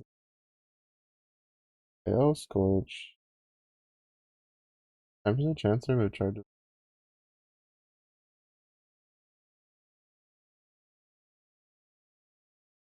Huh. I feel like I should have been able to survive that.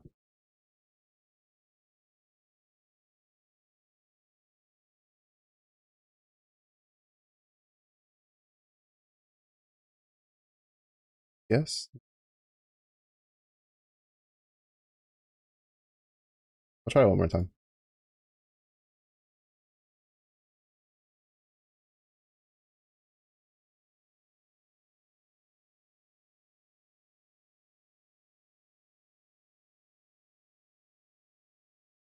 I think I might have been standing on some sort of degen, maybe.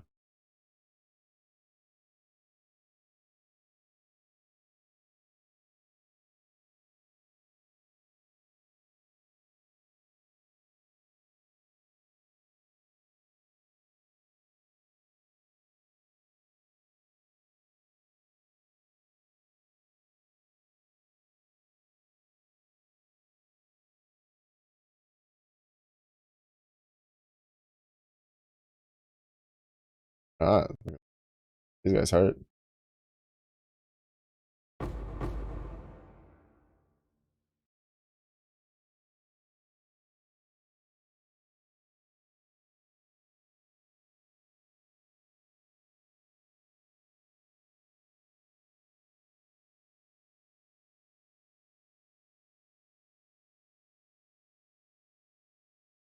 Oh, maybe it's probably the combination of this. They have like 200% extra damage, and then they also impale and score. Actually, yeah, that's probably what it was.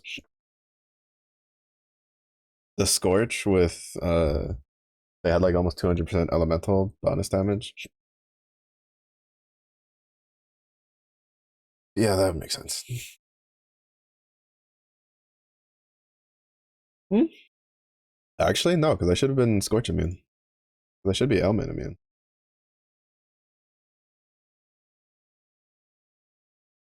Oh, wait, actually,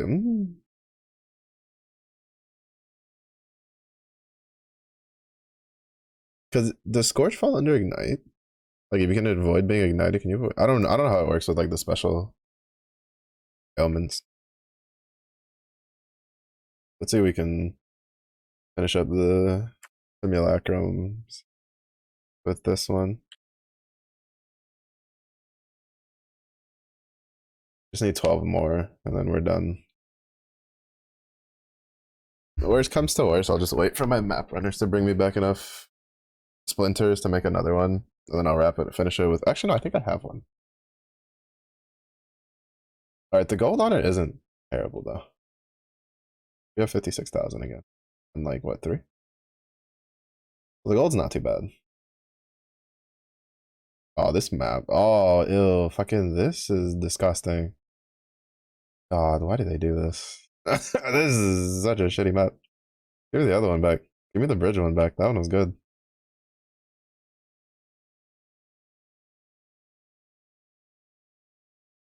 Or not the bridge one, the Lion's Eye Watch. That one felt probably the best out of all three of them.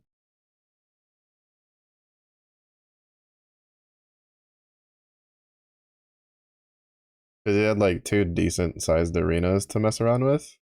This is just, ew. I'm not looking forward to getting stuck to fighting both of those bosses in this arena.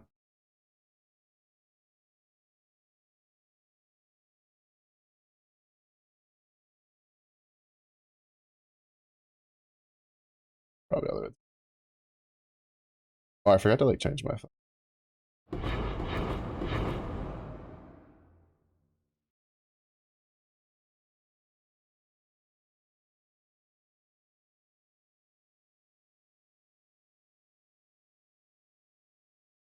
I'll fix those.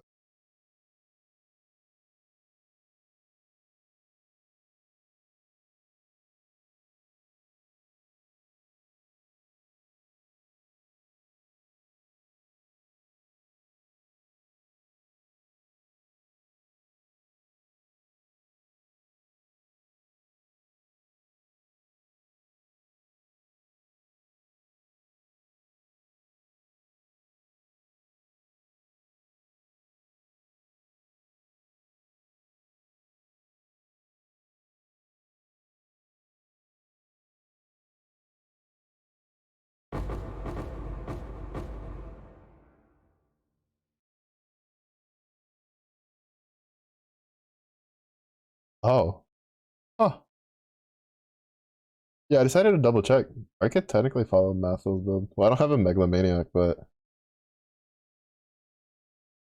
I don't need the large chaos clusters anymore. I still might like keep them a bit just to use like one. Use the one that's like 8 passive. Because Mathil's build uses 2 5 passive 3 cluster voices. I have 2 of those now.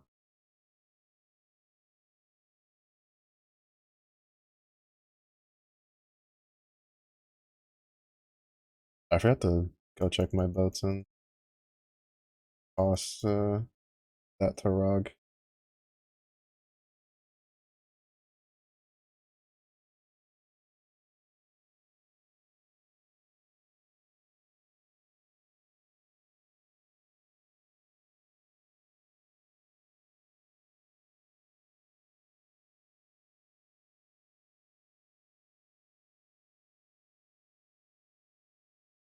You know, with the bleed changes, I wonder if it'd be better to do like a lacerate gladiator for a second build or a like bleed bow gladiator. Because I know bleed bow still takes a lot. From what I've heard, it still takes a lot of investment to be like pretty potent. But kind of curious of like how much. I think it's like most people. I think it's also like another way to strength stack. I don't know. I have to look into it a little bit more. Granted, though, I think if I did a bow build, I'd probably just make another Bama. Because Bama's just nutty. Bama was fun. I just never got around to getting a Jinx Juju, so I had a hard time on pretty, like, rough tier 16s. Like, I had to be kind of careful. Well, to be fair, it's also a bit of a not fair to compare it because it was when I ran it was also Necropolis. So those lantern mods kind of sometimes royally fucked with my ability to run something. Man, the lantern shit sucked.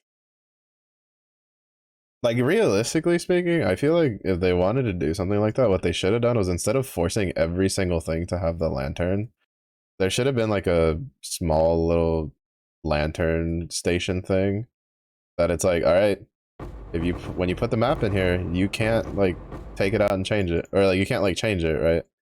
Like once you have it here and it's like adjusted, you can't do anything. Now it's probably like a coding thing that they didn't do something like that. But I feel like that makes more sense than we're just gonna hard force you to have to deal with these mods every single map, and you have absolutely no choice. So, vaya con Dios. Hopefully, you don't get something that like bricks it for your build somehow.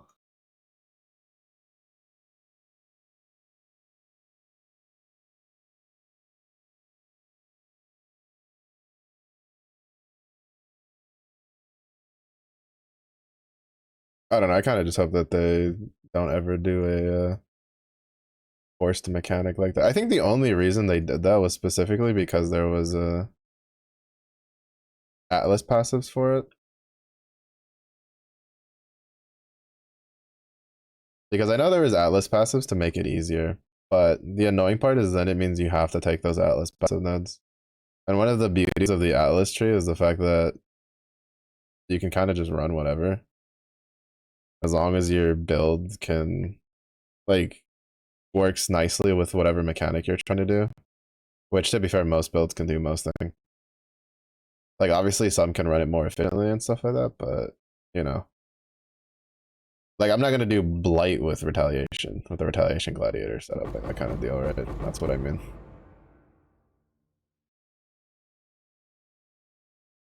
Even though you probably could,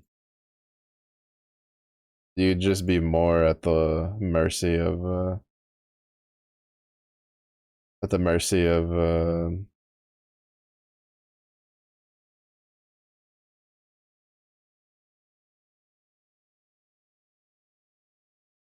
the immunities.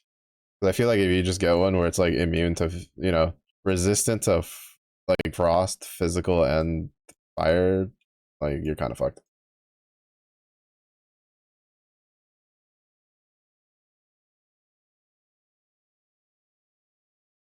in that like in playing like a retail. Like you could probably still be okay. You just have to stand in a way where you get hit. I don't know. Actually, it might not be too bad. I'm kind of just basing it off of trying to do Petrified Ember, where sometimes shit just doesn't look at you and just makes a beeline for whatever it wants. But then again, there's like, I guess the Basalt Flask could fix that eventually. I don't know. Oh, Perseverance. Another one of those. It'll be worth it.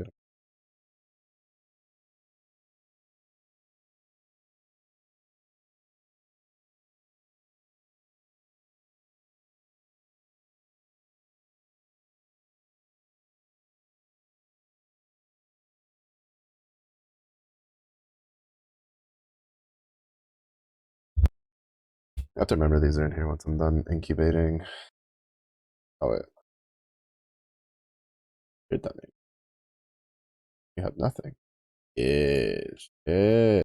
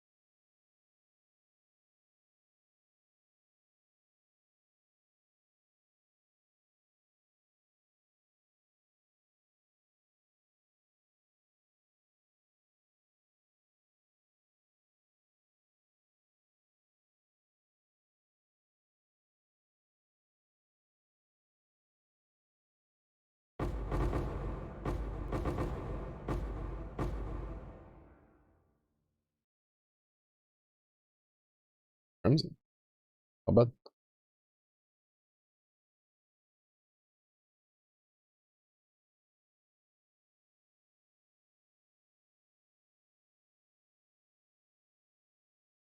yeah? I had a feeling that would still fit in that tab.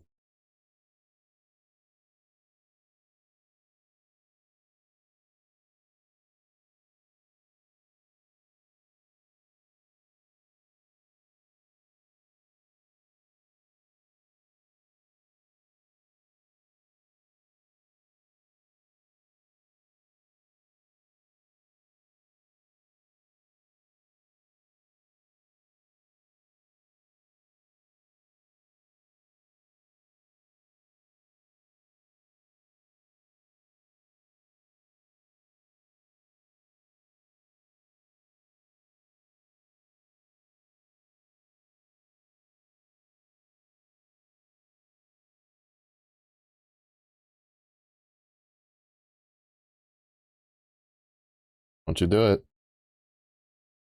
I thought he was gonna go into like. I mean, it wouldn't have mattered at this level because he probably still would have instantly died. But there was one time I had in delirium where I'd almost killed him, and he was like extremely tanky, and he was almost dead, and then he did the energy shield maneuver, and I was like, you piece of shit, you suck.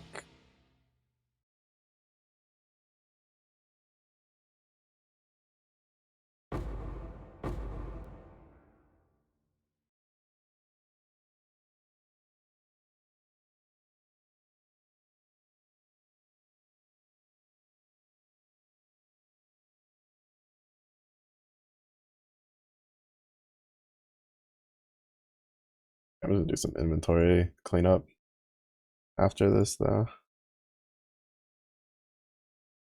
All right, come on, we can do this. We can do it.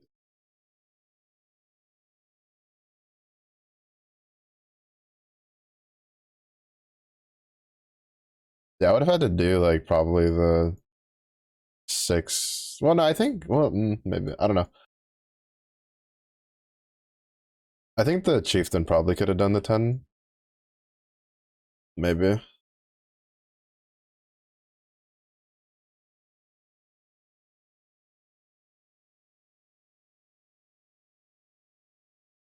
Probably would have been kind of close, but he probably would have been able to do the 10, so he probably would have just had to do the 6 simulacrums.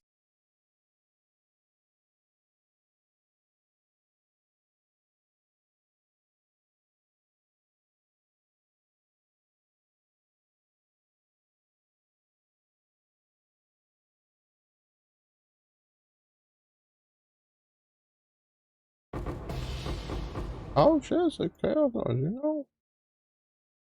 That's pretty good. Can't say no to that.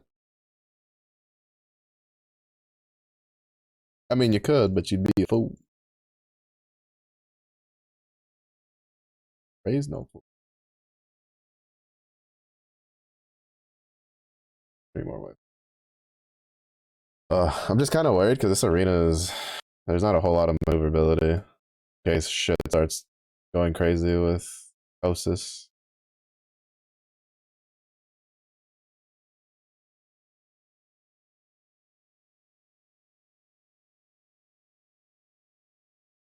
Well, I guess I have this whole way. I can just stretch it up and down the entire way.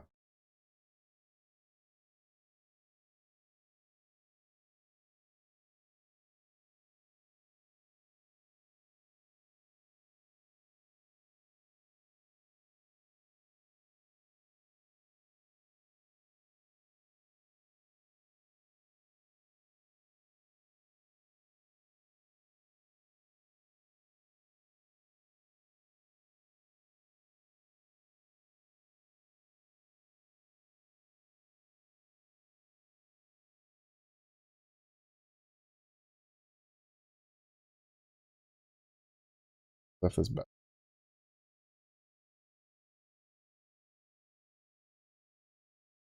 I was gonna be like, there's still more? Are you kidding me? But no. We got it done. We got it done, skis.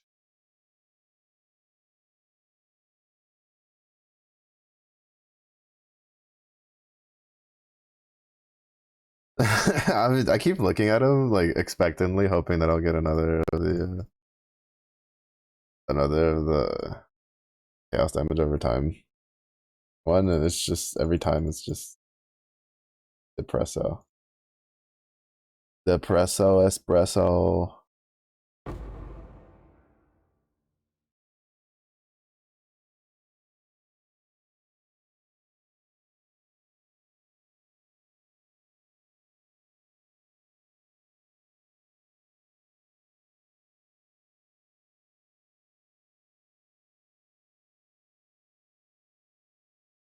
Increased 400% increased fire damage. What the fuck? Or 200% physical is fire, like extra fire damage. That's insane.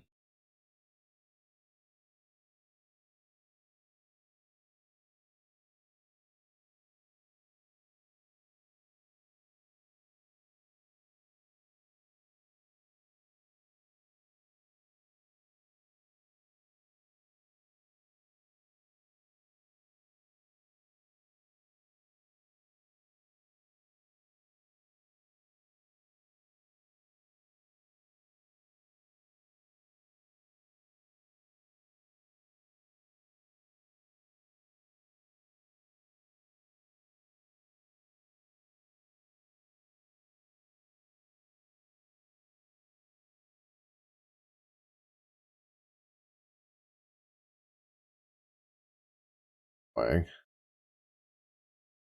Didn't have any charges of anything.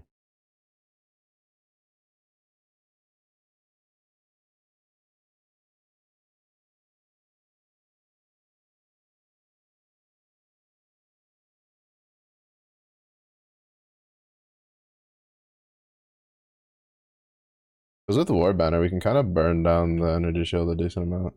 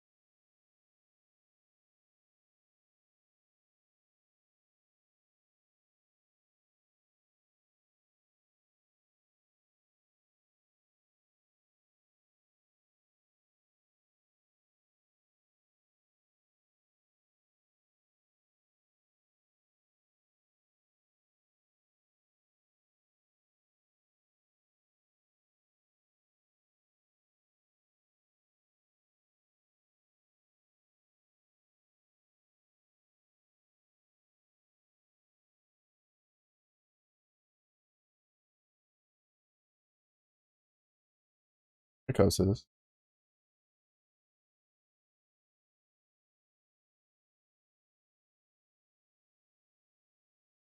Does not want to leave his little corner, little safety corner. Bro, coses. You bastard.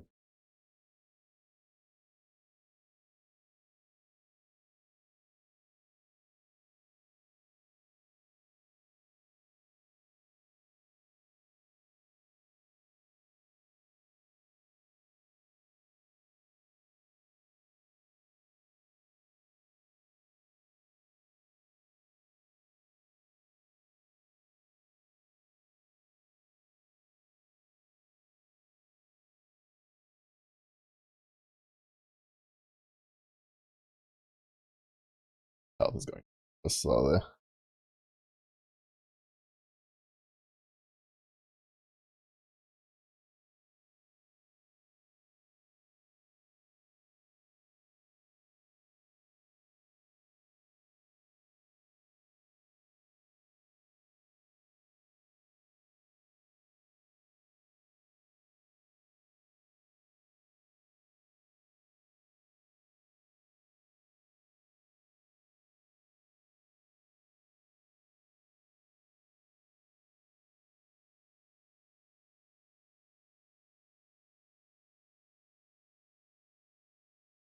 Can't really kill him in time. Oh, we did. Nice.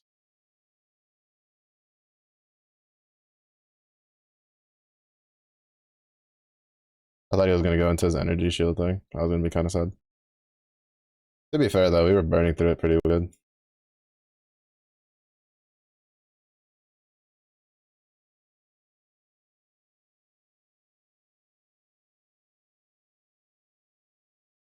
There always has to be at least one pack of physically resistant shit, doesn't there?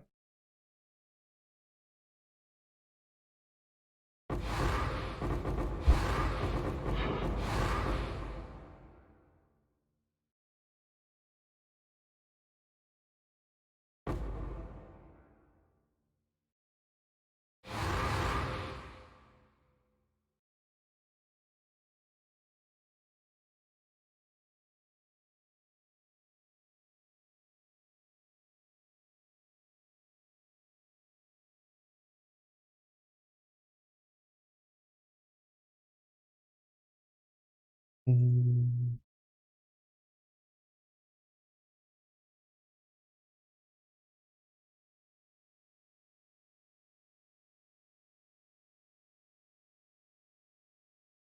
Okay. Dun, dun. If we can clear this, we're okay. Let's see. What is ignite? We're ignite immune. Ah, that seems doable.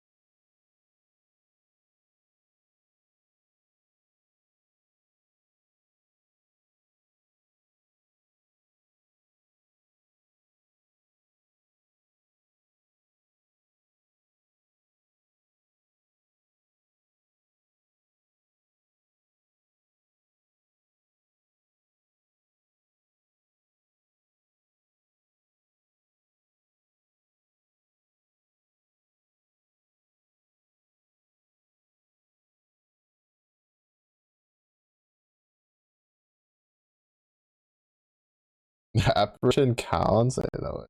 Got it. We did it. That was like an easier mods than what I had gotten in the last like probably 3 rounds. What the fuck? Whatever. I'm not complaining. Makes my life easier.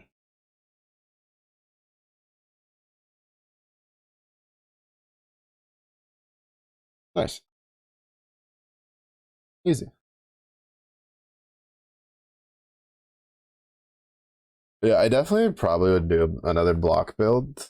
I definitely don't think I could have done that without this shield. Having all of that juice, all that like recover HP is just too good to pass up.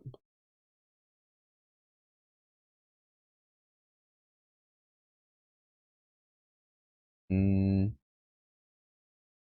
oh, I guess I should see better than persevere.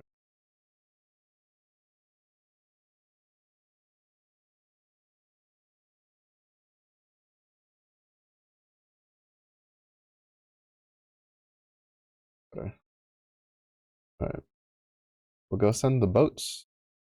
It was now was it like as good of gold as like my maps? I don't know. I think it's pretty similar. It didn't feel like it was too much before on the first couple runs, but 63,000. Actually, no, it was probably more, right? Because I think I did it in two spurts of three. But yeah, no, that actually put a lot more gold than if I just ran maps. It's not bad, honestly. Now, would I do it again? Uh, willingly? No, not particularly. Not very high on my list of things I would do again. It's just because, I mean, dude, I'd rather just blast through maps, honestly, than do simulacrum. Some of the mods of a fucking bitch to deal with, but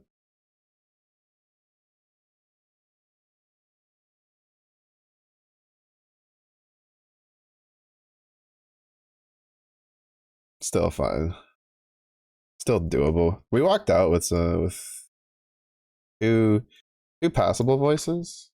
I think it's the more common. Well, is it the more common one? I think there's one that's like worse, right? One that's like seven.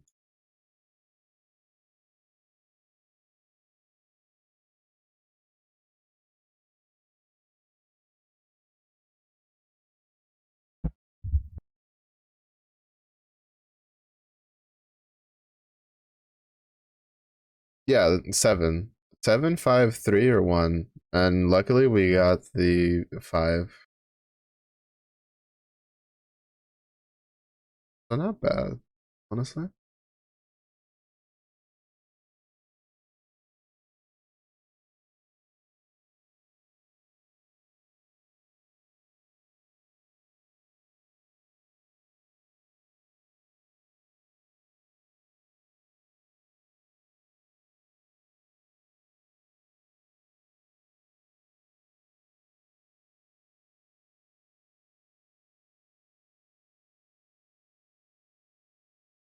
We didn't get like the absolute worst one, right? Which would be seven. Obviously, we also didn't get like a three. A three would have been nice, but it's fine. We can make do.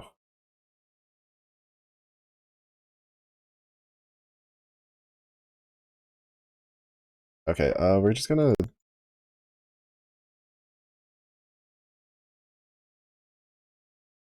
need to clean up my own situation. Probably just sell a bunch.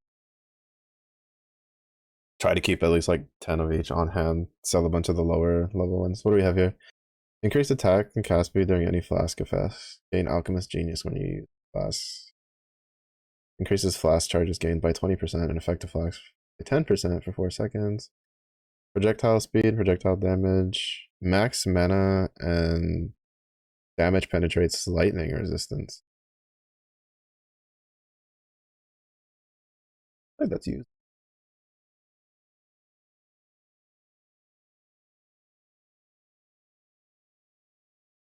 Like, wouldn't that be usable with Archmage Lightning Orb?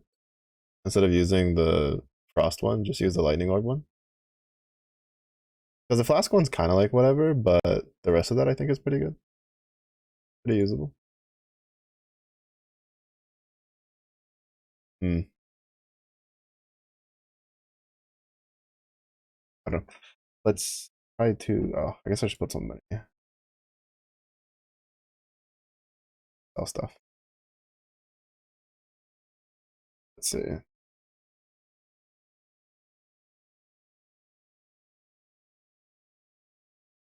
Where's bite? I gotta go deal with the tab. I'm not gonna lie, it's mildly annoying whenever Faustus doesn't realize that you have stuff and just ignores its existence. Mildly annoying. I just come over and mouse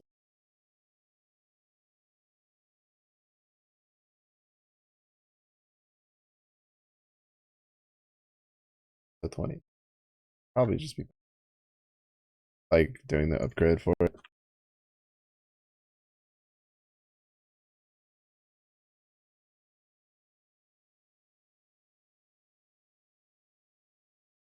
We'll trade all of the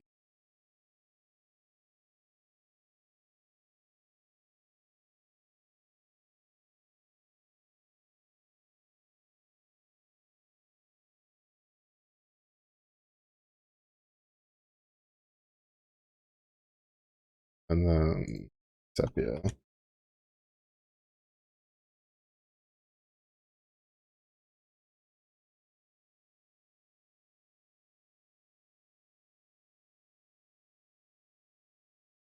These.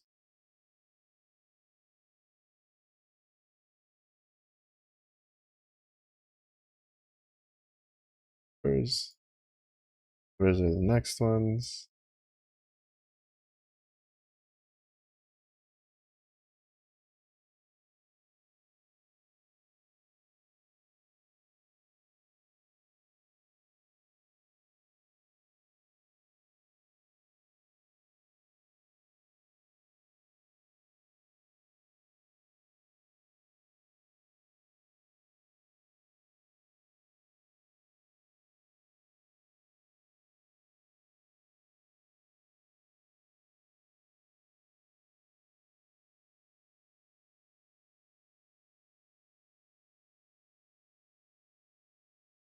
Realistically speaking, I probably don't need to hold on to this many of all this, but safe than sorry. Because I want a clean number.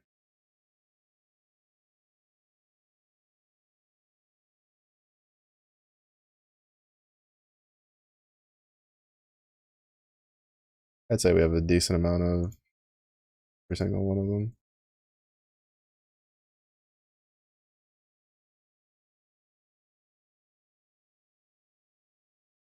Oh, cleared that up. Yeah, see, we have like an extra simulacrum. I'll probably just end up selling that. This here. Need to sell this.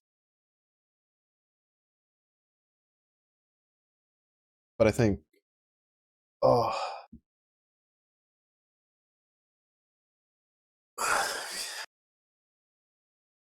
we made out with a decent amount,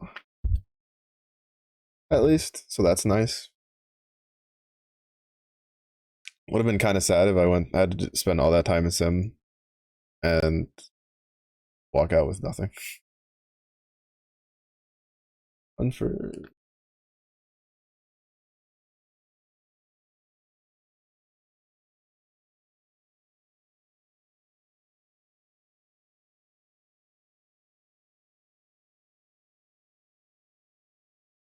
and I have delirium.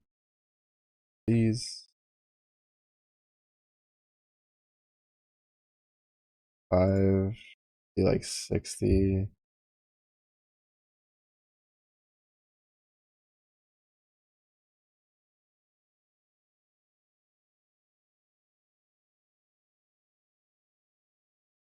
That's good enough.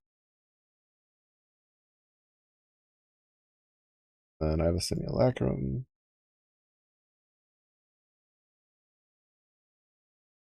Oop.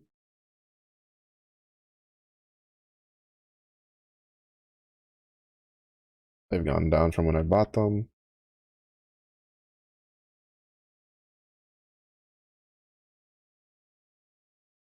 a little bit. I think when I bought mine, I think they're like 25.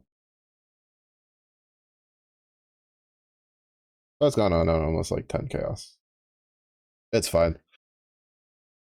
A bit of a waste because I definitely could have just used my dudes to farm up enough, but not too big of a deal. Where am I ink?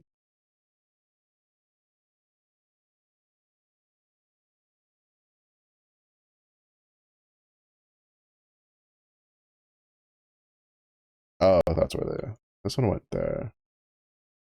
The other one's also up and disappeared somewhere.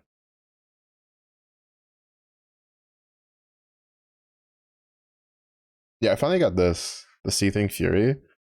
I've spent probably 4 leagues in a row trying to get this stupid corrupted jewel, and I finally got it this time. I don't know if I'll actually use it though. I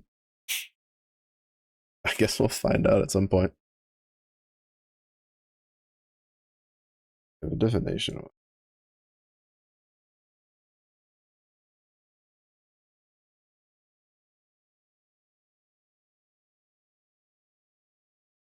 Not bad, not bad, not bad.